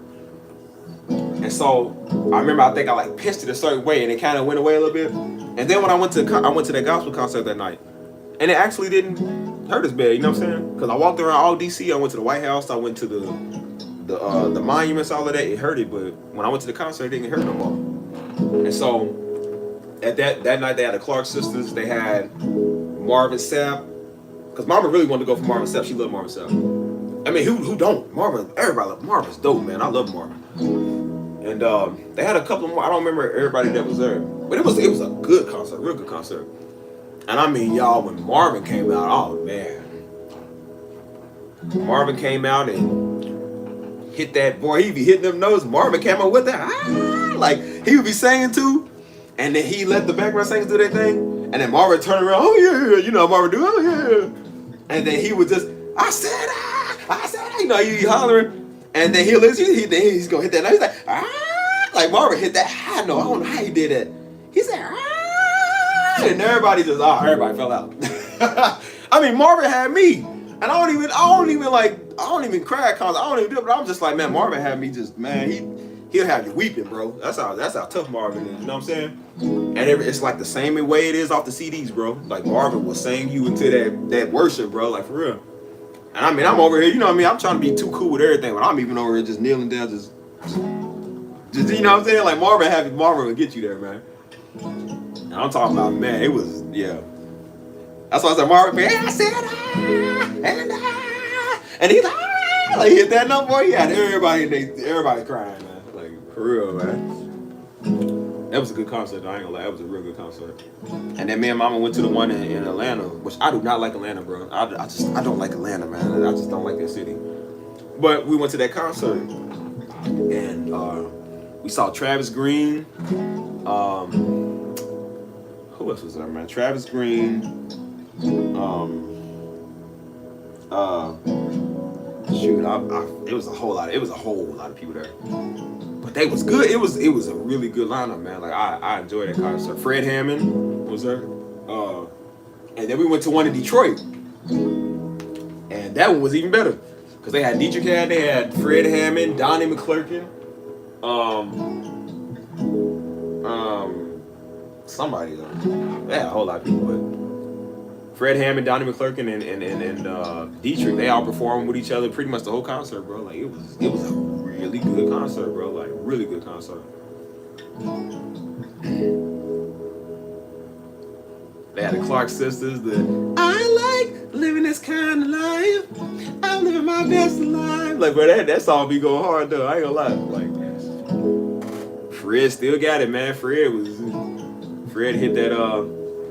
My favorite song, man. I ain't gonna lie to you. My favorite song was the Bread of Life, sent down from glory. Like, bro, we played that song so many times when it came out, dude. That was our favorite prayer song. That was still probably my favorite song from Fred, though. I ain't even gonna lie, man. That's my favorite song from Fred Hammond.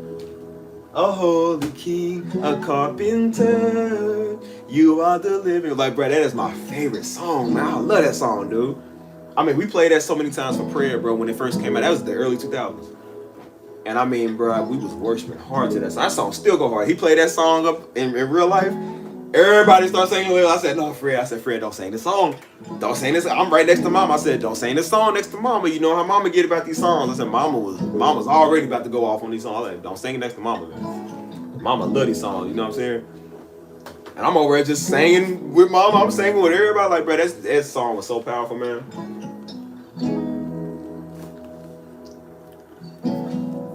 And if Fred hit the no weapon formed against me, that was some good old days. It was when you knew that was the real worship, man. Like Mom and Daddy wore that song out, man. They wore these albums out, dude. Before they was pastors, preachers, this is really how they was, man. They wore their gospel music out, like out.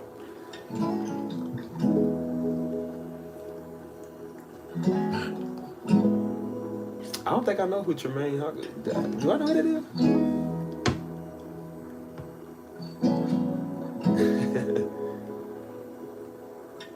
Yeah, Donnie, man. Donnie got up there. You still got it, man.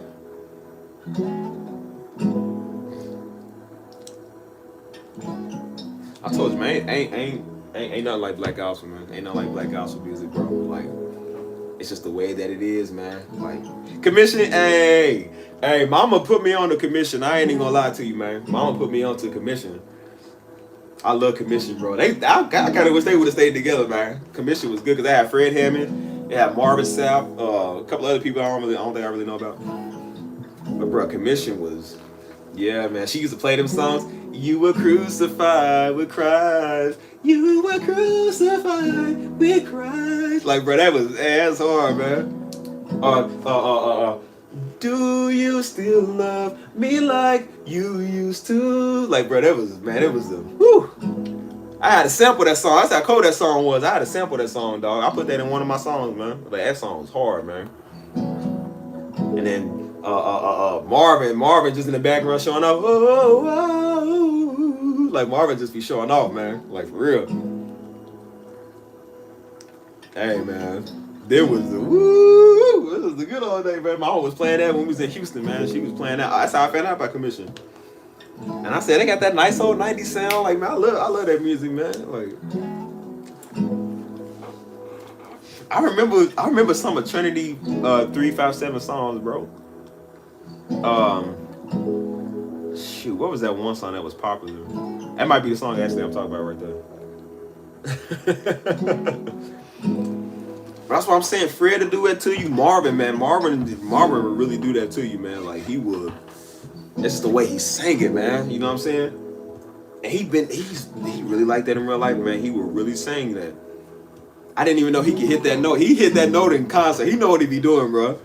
Cause he hit the and then he be like, ah, then he'll go high, and then he'll look at you. He's like, ah. And I mean, oh man, he just. And then the coolest part about it is Marvin will let the song play. He'll walk off stage when he's done. He'll let the song play in the background. He'll say his final note. He'll walk off and let the music just play. I'm like, come on, Marvin. Come on, Marvin. What you doing, man? You doing it to him, man. Like, come on, dude. Marvin got the best concerts, bro. Like, Marvin's live.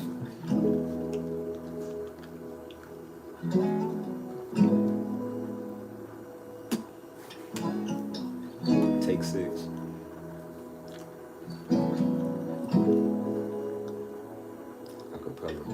I'm gonna have to type some of these up, man. We used to have all the CDs, bro. Like I said, we had CDs. This is way before any of that. So we had CDs, just nothing but just music. You know what I'm saying? I wish I could have seen a lot of Pastor's old CDs, man, when he did raps and stuff. Cause he used to have that's when them y'all remember in the early 2000s when those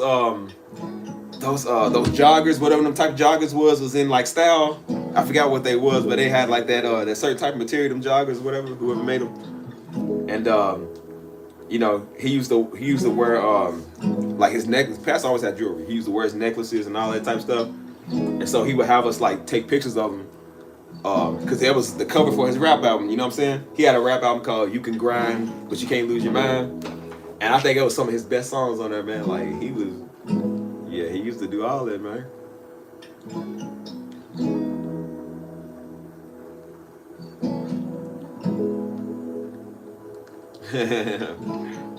I'm trying to tell you, if I could find out his old stuff, man, like, powerful raps, man. Powerful raps. Man.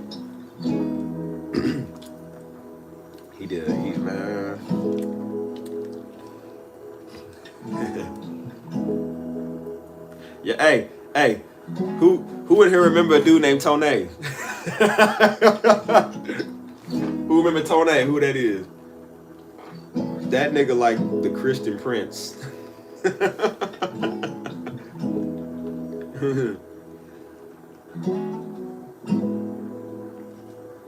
What happened to Tone, man?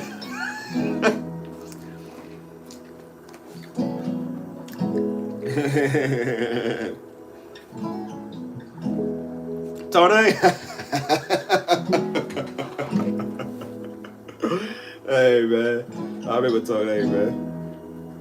And Big Dap said nope.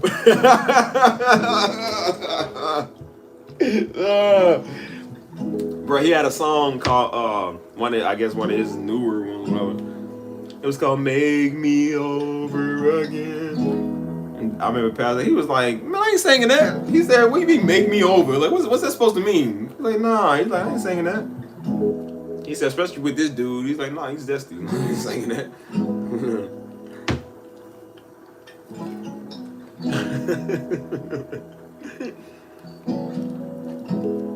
It sounded like a pretty good song. Lord, make me over. Like it sounded pretty good, but it just with him saying, I was like, I don't know. He's all in the back. I'm like, nah, he's doing too much Prince going on. Like, nah, I don't know about that.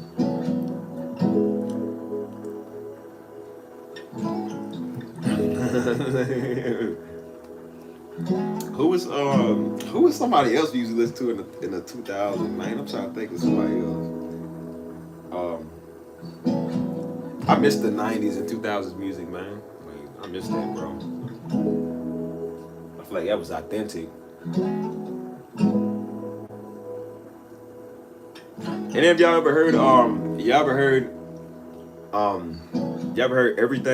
everything by Mary J. Blige, like the early night or the late 90s? Cause somebody was like somebody said she had made that song talking about God, but I don't know how true that is. But if you ain't nobody, you would think that'd be a Christian song, cause it sound like it could be. But them beats, man, that beat, boom, boom, boom, boom. Like that's that old night. I love that 90s sound, man. You are my everything. That could be, I don't know. That could have been a Christian song. I don't know, bro. Like that was. It's just the bass, doom, doom, doom, doom, doom, doom. Like that was hard, man. But that's how all the music sound, man. That's why I said like that time of year, man. Like whatever the genre sound like, that's how all the music sound. Whether it's worldly or Christian, that's just how a lot of that stuff sound, man. Like. That's why I miss that sound. Like we gotta go back to that old school R&B, man. That old school soul music, man. That was it. You know what I'm saying? I didn't realize how much that was it. I haven't really been paying too much attention to that till like the last couple of months. I'm like, that sound was it, bro. I like that sound. You know what I'm saying? It take me back to my early Disney Channel days, man. I remember that, bro. Remind me of like the Proud Family or whatever. It's like got them same type sounds, same type vibes. You know what I'm saying? Like. That's why, hey, Whitney do that too, bro. She hit the like like when she hit that note. Like, bro, Whitney was cold weird.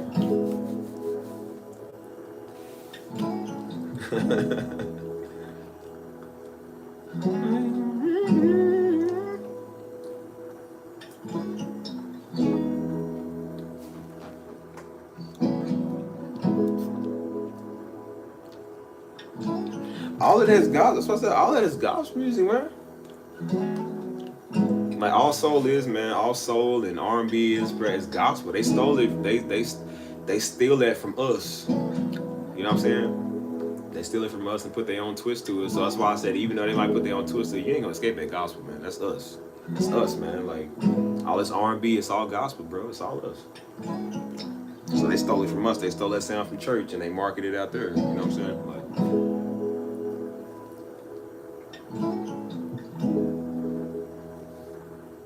No, I don't think I remember that thing. That's why I said, like, bring me back that old soul, man. I miss that soul, man. Like, even seeing throughout history, man, you see it throughout history, the 30s, 40s, 50s, we have blues music, you know what I'm saying? Then went up to that to, like, Motown music, you know what I'm saying? And then from Motown music, it went to like Soul Train, you know what I'm saying? Then from Soul Train, it went to the 80s, you know what I'm saying? Whatever that sound is. And the 80s went to the 90s, the 90s went to the 2000s, like, the music genre upgrades, man. And it's just like, you can't, it's that black music, man, you can't find nothing like it. So I say you hear that old Bill with it, whatever, whoever it is, just the two of us. He had that, like, brother broke it down, man. Bro broke it down on that song, you know what I'm saying? I was like, that's good old music, man. Clean passion music. Like, I love that, man. Bill Withers. I love that stuff, man. Like, that was music. It's not nowadays, man. You get on here and you listen to, I don't know who's out. Who's the latest out there? Because it's the new rapper every day. But first it was Lil Wayne. Pastor always stayed on Lil Wayne. He couldn't stand Lil Wayne. And then Chief Keef and them came out. He was on Chief Keef. The Future He was on Future. Migos, he was on all of them, man. Like, and you think he ain't get no dumber, man. And then Lil Yachty came out. And then, man, who was stupider than that, bro? I don't even know. Like, there's always somebody dumb after that, you know what I'm saying? I told y'all, man, I knew it was over when I heard Future. I was like, Future was... I used to laugh when I heard Future. Because I'm like, why he... Like, he'd be in the background screaming. He's like, me and Wine used to joke all the time when Future would do that. He's like, that's what I do. Like, why you sing like that? Like, what's wrong with you? King Von. No, but King Von could actually rap though. I mean, it was trash what they rapped about, but he could actually rap. Like, you could understand what he was saying. These other niggas, you can't understand what they saying, man. It's like they don't even try no more. I said, take me back to the old days, man, when stuff actually made sense, man. Like, that's why I love my old 50s music, man. I study music. I study all genres of music. So when I hear that, man, it's just like, it's nice to hear, you know, classics. You know what I'm saying? I love classics. You know what I mean? But these are his 4 locks. Grandma's hands, I don't have to look at that. So I said, I like my old music, man. Like, take me back to, it's like when the world made sense, a little bit more sense, you know what I'm saying? Like, more than they do now. You know? It's like as the time go on, man, it's just stupid and stupid, man. Young Boy, Dirt, Drake, Melly. I heard all of it, man. I don't know what's up with it. Drake is the fake, man. That dude's fake. I heard YNW Melly, like that boy, he really crazy. Like he really crazy for real. I can stand Young Boy. I don't know why people like that dude. I don't like they beats, man. Like that Louisiana music. I never like Louisiana music, man. That stuff sucks, man. I hate they beats, man. They style sucks. I'm like, that's not rap, man. That's like, I don't know, I feel like that's copycat, man. That ain't even no real music.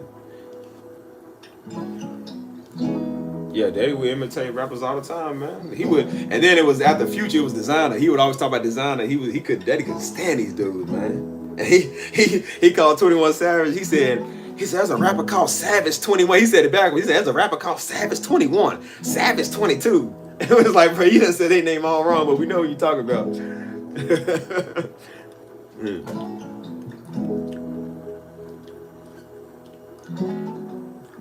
He's like, he said these silly niggas can't even talk.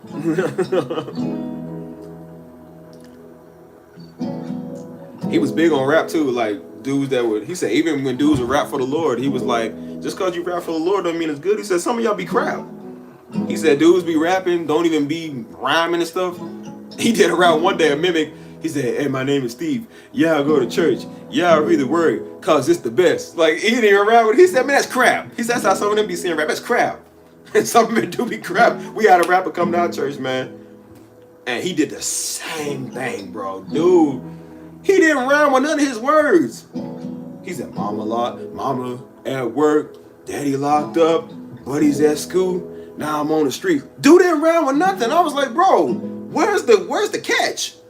You know what I'm saying? He's like, I want to be like my favorite rapper. He go hard. I want to do stuff like him. I want to be just like him. Wasn't no rhymes, bro. No rhymes at all. I said, somebody in their mama lied to him, told him that was good. You know what I'm saying? And dude literally rapped that, bro. He rapped that whole time. His beats was cold, but it was just the beat. And I was like, dude didn't even write. He didn't even make sense with what he was saying. I was like, who gave him a platform? Like, who's making his beats? Because the beats is fire. But I'm like, he sucks. And this is, Pastor did a mimic of that right before dude came. We didn't even know. This was like a couple days before dude came. And he hit it spot on. I was like, this dude sounds just like his mimic rap. Like, it's literally what he sound like. I didn't think people really rap like that until I seen it. I said, this dude sucks. Like, he really sucks. We had a dude from Cincinnati come, man. That dude did his whole rap album. Talking about, man, that boy was the worst. He was the worst, man. I ain't gonna lie to you. And the nigga name was Steve. I was like, bro, come on, man. Pastor listen to his rap. He rapped for 4 minutes with no chorus, no nothing. And Pastor was like, he's like, dude, where the chorus? He said, where's the catch? Where's the hook? He said, he ain't even got no hook. Dude said, he said, don't be gullible like Vanessa Huxtable. I said, bro, what? Don't be gullible like Vanessa Huxtable. The man really said that. He really said that, bro. He said, got an ear to hear, so I let him hear. Heard the devil like LeBron did the Cavaliers. I said, oh, nah, bro, I'm done. I said, I'm done, man.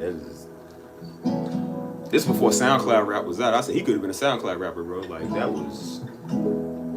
delete the nigga. Throw the whole set away. You know what I'm saying? Just throw it all away, bro. What's that?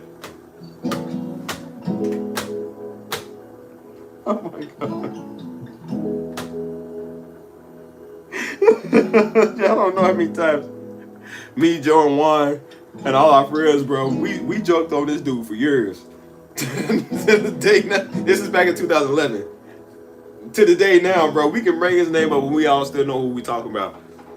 We would listen to his music for fun, just because it was that bad. We would listen to his music just for fun, bro. And we would type him up on the web and see if he came out with a new album. Dude would come out with album after album after album after album. Oh my god, bro, that first album was so funny. He was giving away his CD, his mixtape. And so we would come back like a couple of weeks later. He was like, man, y'all hear his mixtape? And so then we would be mimicking his beats, because his beats be funny too. It's just the stuff he was saying didn't make no sense, bro. He said she a dancer and got breast cancer. It was his rhymes was just the weirdest. I'm like, why would he say that? Like, it didn't make no sense, bro. And then he had some dude on his chorus singing.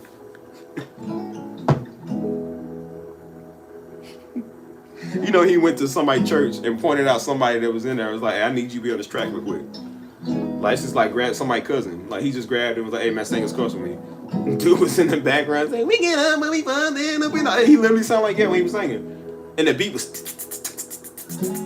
like, it was like one of those like beat machines. Like, they look, that's what it sounded like.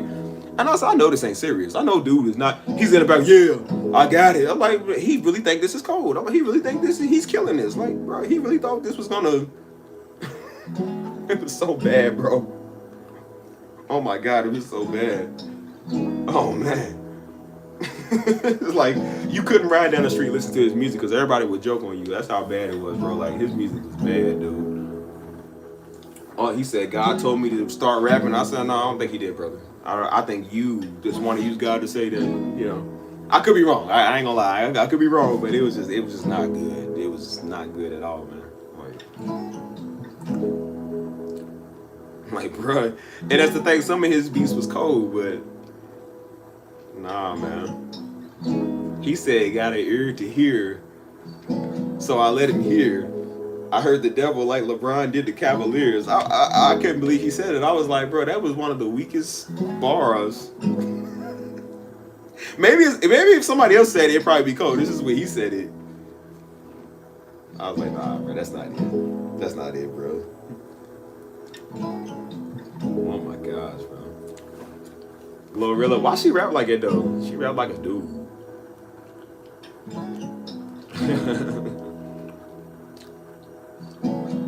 But that's at Memphis. I don't know if y'all know about Memphis, man. Memphis did influence a lot of the music scene, though, man. I ain't gonna lie. They beats be busting. That's that Dirty South. That's where we come from in the area, bro. That's that Dirty South. Dirty South, man, has some of the best music, the best beats, best all that. I ain't gonna lie, bro. Like, especially, I don't know how much the music was influenced back in the 90s with Memphis, but Memphis had a big role to play in a lot of their rap and stuff. You know what I'm saying?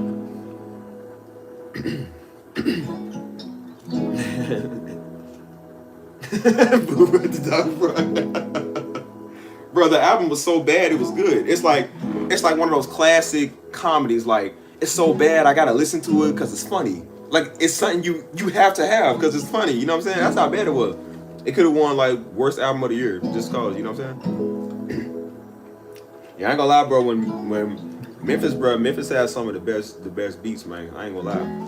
Like, they influence a lot of the rap game. Just like music scene in general, man. You know what I'm saying? Like, at Dirty South, you know, it's that Dirty South sound.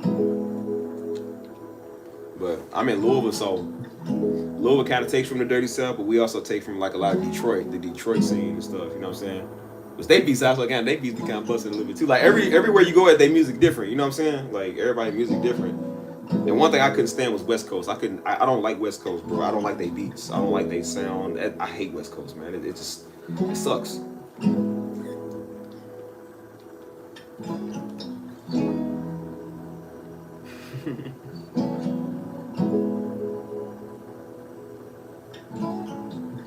Trinidad James had one hit. And that was it.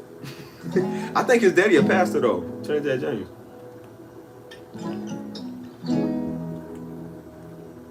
Let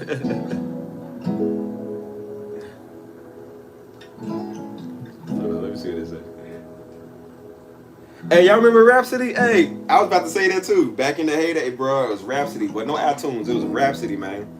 Rhapsody and some other site. I can't think of what it was, man. Pastor had Rhapsody, man. We used to use Rhapsody for all our music. That is so old, man. That's old. Some of y'all might not remember something called it's called Jam Glue. Some of y'all might know what I'm talking about. Jam Glue.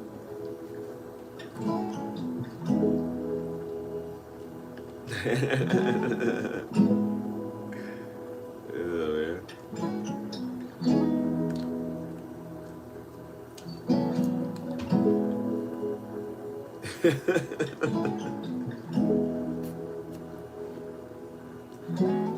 LimeWire, that's the one. LimeWire, that's what I was thinking about. Yeah, man. Today's kids will never know about that, bro. Like, it used to be the iTunes, you had to download each song, like per song, you know what I'm saying? Like, technology increased so much, man. It's so different, you know what I'm saying? Oh, is it? I ain't never heard of that. I'm thinking of the music app.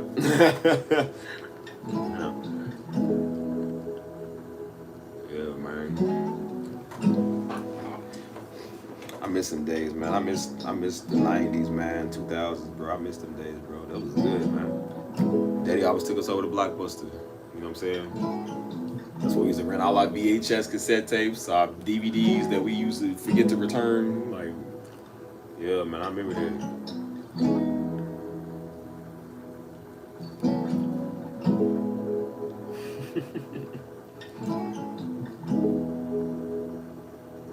I told you, man, Daddy always put the best sound system in his car. So whatever he was playing, bro, it was busting, man. That was a rapper called New Wine. Y'all might not know what it is. New Wine. Oh, Daddy loved him, man. He blasted his music top notch. You know what I'm saying? He had a song talking about God loves thugs or whatever. And he was, oh man, that song was cold, man. Yeah, man. I remember I used to love that song. I was like, Daddy, can you play that song? He was like, which one? I said, the one he's talking about. He said, yeah, I'll play it. You know what I'm saying? And that's when I think that's when he had a red Cadillac, man. He would blast that thing, boy. Like, yeah, the old New Wine. I don't know what he on now, but the old New Wine, that was the early 2000s. Like, he had some good music, man. Some real good music. And Pops blasted him all day, man. With the it's New Wine. It's spelled NW and then space wine. That's how you spell it. But the old school, I don't know, man. I think he was an early Christian rapper or whatever. But Pastor used to listen to some of his music, man. Like, it was good, man. The God loves thugs. If you out in the trying to win, God love. Like, he was like, man, he was pretty cool. He had that cold, his beats, man, was cool. That's why I said that's that early 2000s sound, man. That they had that shaker and stuff like that. You know what I'm saying? Like, yeah, man. They had that wind chimes. I miss them sounds, man. Them sounds was fire, man. You gotta get back to this genre. You know what I'm saying? Like, I want to repopularize that. You know what I'm saying?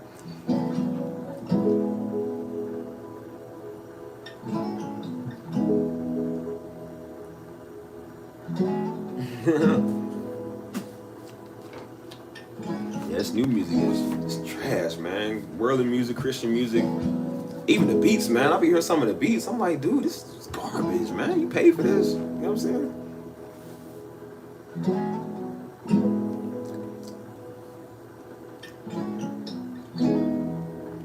Who is that? Is that the dude named is that J Hood or J Ma? Who was that? Who was that? King Von Friend? Because I heard somebody was speaking on that. J Block J Money or not J Money was somebody. I don't remember who that was. Yeah, yeah, twin. Pastor said that. He said, I remember when that was popular, that song "You Could Never Get on My Level" by Lil Jon. He said, man, if it wasn't a worldly song, he said that would have been. It was when we was young in the church. He said, if it wasn't a worldly song, he said that would have been one of the greatest songs. He said, man, you can't get on my level. He said, man, because he was always preaching about levels and stuff. He said that would have been one of the greatest songs if it wasn't worldly. Yeah, that's old school, man. That was the Chief Keef back then, Lil Jon. J Hood, that's what it is, J Hood, yeah. Tell you what y'all, hey man, what y'all think about Charleston White, bro? Let me know what's up with Charleston White, bro.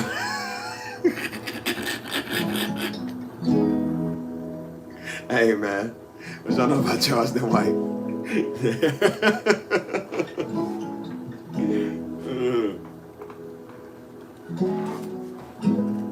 I don't think I really got a favorite producer, man.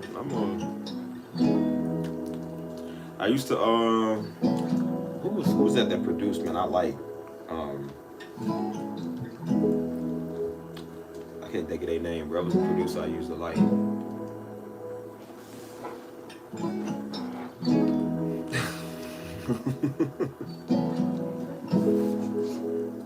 Let me see.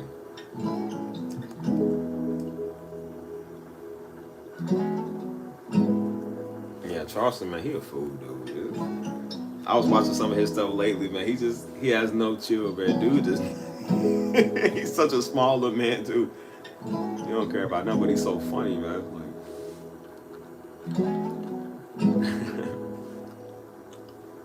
Who's Dark Child?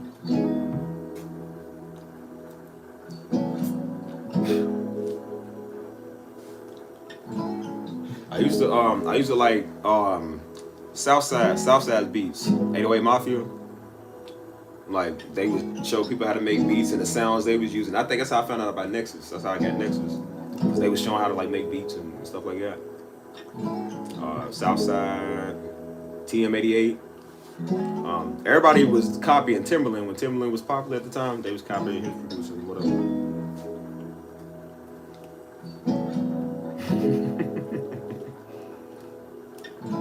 Music, man. Oh, for real? That's what's up. Oh, I got a bit on the stream.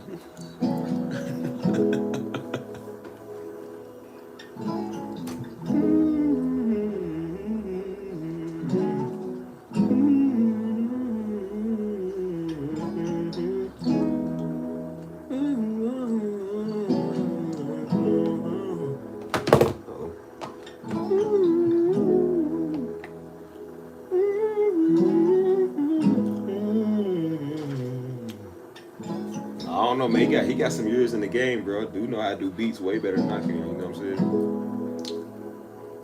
That's why I said everybody wants to be the artist. They don't want to be the producer, man. The producer is where the money is. Like, the artist don't get nothing, man. The producer gets all the money. Like, I made beats for somebody before, man, and they was telling me do my ASCAP or whatever. That's how you sign up for the royalties and whatever. And usually the producer could make anywhere from like 50 to 60 to 70% of the earnings back, you know what I'm saying? So that's why I said you got to learn how to, you want to be the producer. You don't want to be the artist. Because the artists, they get known better, but the producer want to get all the money, you know what I'm saying? Y'all remember Quincy Jones? Quincy Jones was funny. What happened to Lil Romeo, man? What happened to dude, man? So what be happening to these dudes, man? Lil J, Lil Romeo. Y'all remember a band called B2K? B2K. I'm gonna tell you something. Y'all remember somebody called Mindless Behavior? What happened to Mindless Behavior, dog? Because I remember Pastor Priest on them. He was like, look at these little sweet looking boys. He's like, man, he said they ain't nothing but pedophile material. He said pedophiles be loving these little boys, looking all sweet.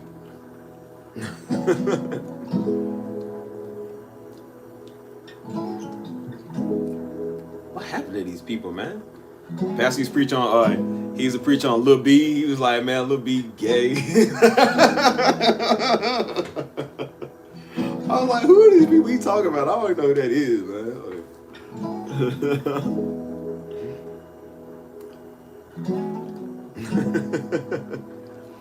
Wasn't no Mario in the B2K? That's old. That's the old stuff right there.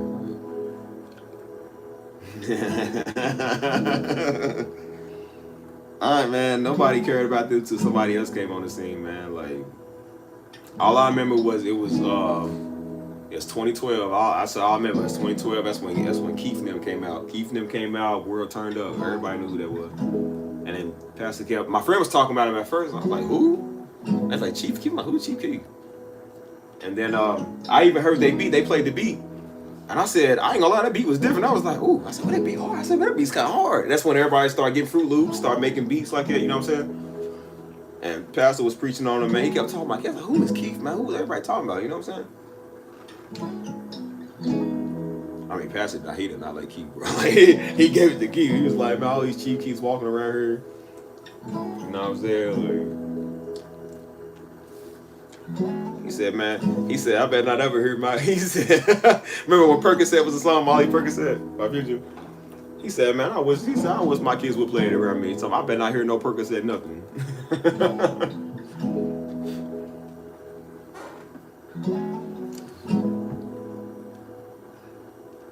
Jagged Edge, that sounds so familiar, man. Why does that sound familiar? Let's look it up. Jagged Edge, I know who that is.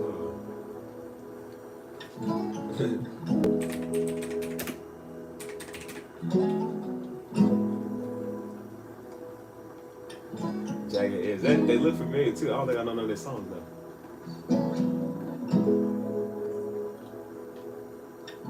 I'll probably know it if I hear it. Gemstone. Let me see Gemstone. Y'all remember Jodeci? I know y'all remember Jodeci. Everybody knows Jodeci.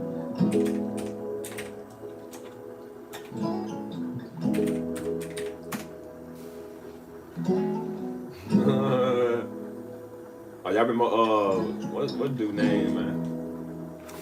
Hold on.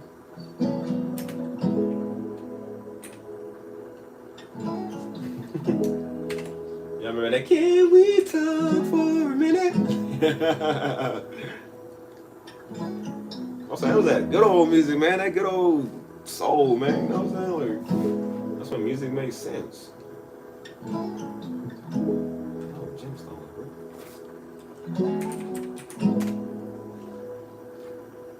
I think I know what it is.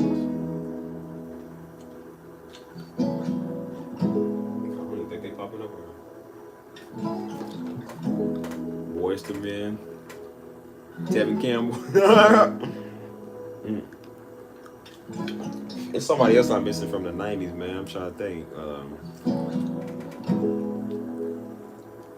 I missed them days, man. Take you back. I'm on YouTube, okay.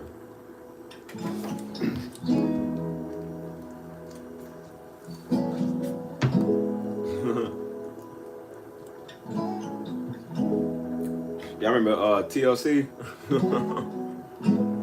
That's why I said they had that nice little sound, man. I love it. That old, everybody in the 90s used them triangles and shakers and wind chimes. That was like the main sound. Triangles, wind chimes, shakers, and guitars. That was like the main 90s sound. Like, LA remind me of the Proud Family, though. I get that Proud Family sound. I heard Salt and Pepper. Like, y'all know y'all music, man. Y'all got some 90s babies, 80s babies, 90s babies, somebody here. All right, y'all remember Zapp and Roger? Remember Zapp and Roger?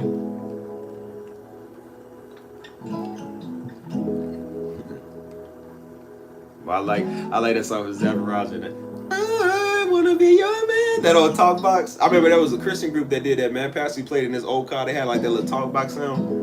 And I love that song, man, because I love the way it sounds. You know what I'm saying? He would play it all the time.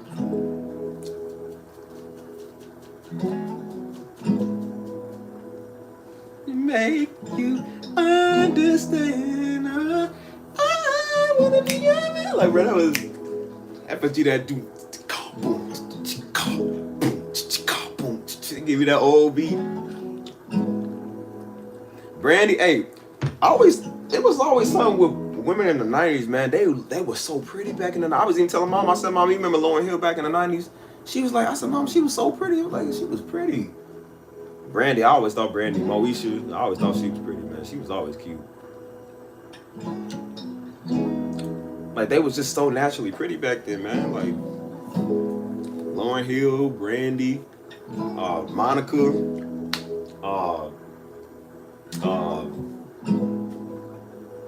Alea or whatever, several of them, bro, they was all pretty, man. This nigga keep swearing. That's why I said it was all natural, man. It was just all natural. I seen the picture recently. They was like, they went back to like the late 90s, early 2000s. And it was beautiful black women, man. Beautiful black women, no edges, no lashes, no makeup, no nothing. It was just, and they looked good, had a nice little style. They was presentable, like they looked good, man. I was like, what happened, man? Let's go back to that, bro. Like, everybody was more presentable back then, man. Everybody was beautiful.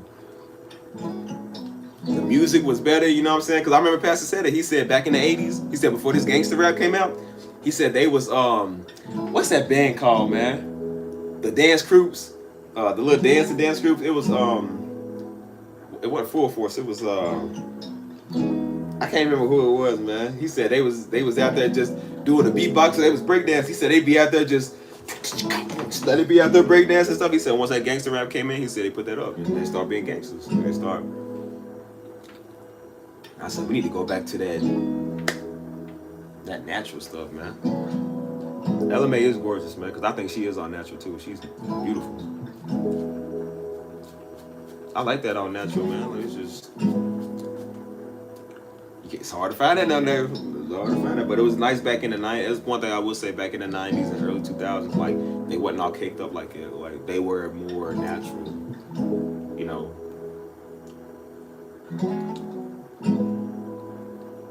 I just hate that the style was so cheesy, man. I hated that, man. That old 90s, 2000s style. I hated that, bro. It just looked so cheesy, man. Like, Lauryn Hill, man. Lauryn Hill off of Sister Act. Oh man, she was beautiful. I ain't gonna lie, man. Like, she had them dreads, you know what I'm saying? Like, and she started singing. She's like, his eyes on the sparrow. I was like, ooh. Like, go ahead, girl. Like, I don't know what she doing now, but she did something recently. She looked kind of crazy. I was like, girl, you should have just stuck with that Sister Act. Like, Summer Walker too. Hey, Summer Walker too, man. Like, they all got that churchy sound, man. Because they come from church. She said it many times. She was like, I'll be listening to gospel music because they all came from gospel, man. They all came from gospel. I love her voice. They got that nice little. They put that soul. Like they put that. I like how they do that, man. It's like because they come from gospel, man. Like they just end up looking crazy, you know. I kind of thought she was cute too. I ain't gonna lie. I was like, some fucking kind of cute though.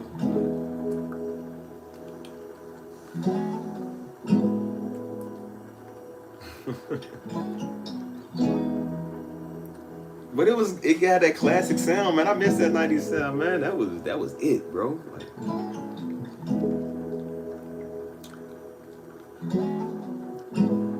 and it was good times too, man.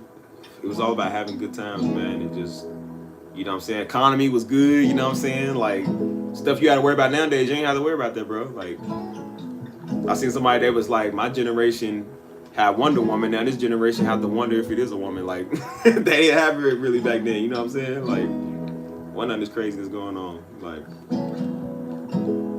Halle Berry, yes sir. Halle Berry was always cute.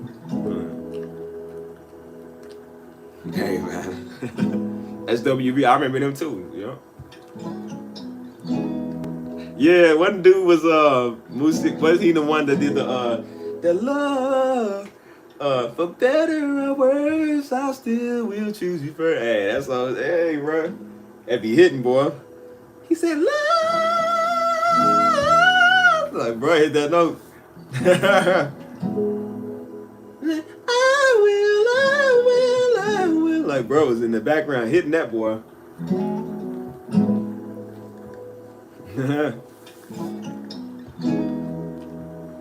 I don't even know how I even know my music like that, bro. I be knowing music. I study music, man.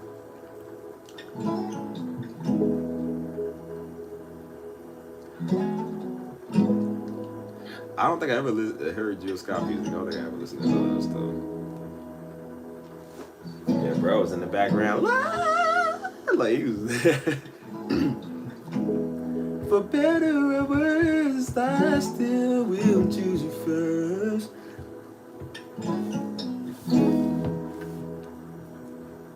Hey, man.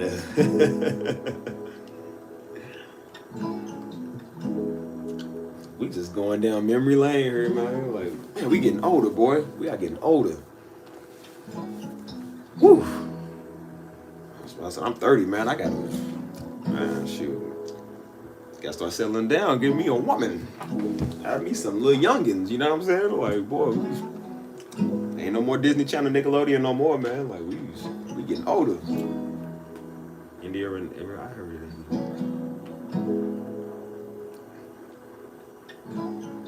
I don't even think I know too well who that is, bro.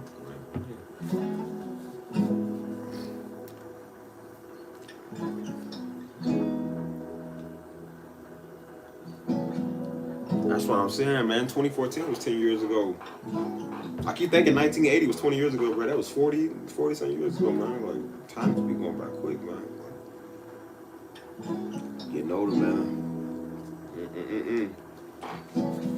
Pretty soon we gonna be them old heads that's like, today's generation will never know about the 90s with their hip techno music and their AI generated stuff. Like, they will never know what it's like being in the 2000s, you know what I'm saying? Like, we gonna be one of them old, grumpy, you know what I'm saying?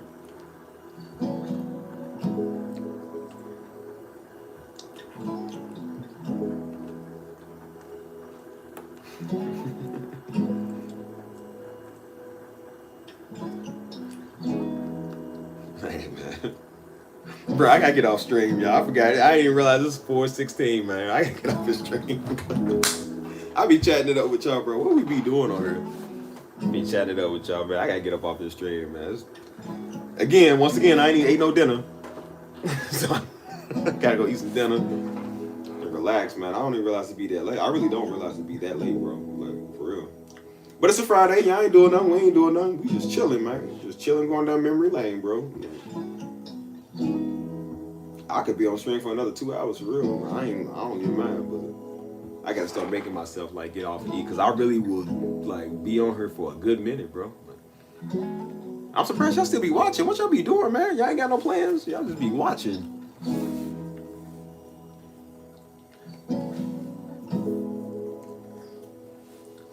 Gosh, bro.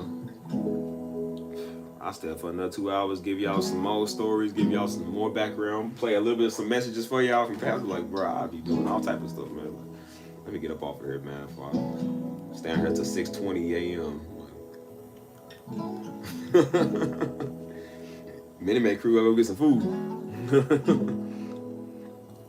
Yeah. But I appreciate y'all for tuning in this stream, man. It don't even feel that long anyways, man. You know what I'm saying? I might stream tomorrow. I don't know. Depends on what mood I'm in, what I'm doing. I might do tomorrow. We'll see. But yeah. But yeah, man, I'm gonna catch y'all next time, bro. I'm gonna go ahead and get some food in me and just chill and relax. Love y'all, man. Thank y'all for the support. Everything y'all do, bro. Real talk, man. I love y'all. Catch y'all next time, man. I feel like I was gonna say something after that. I don't even know. Yeah. Keep up on y'all 90s, man. Let me know some more 90s songs in the next chat, cause I'm really on this 90s stuff, man. I'm gonna catch y'all, bro. Love y'all. Peace.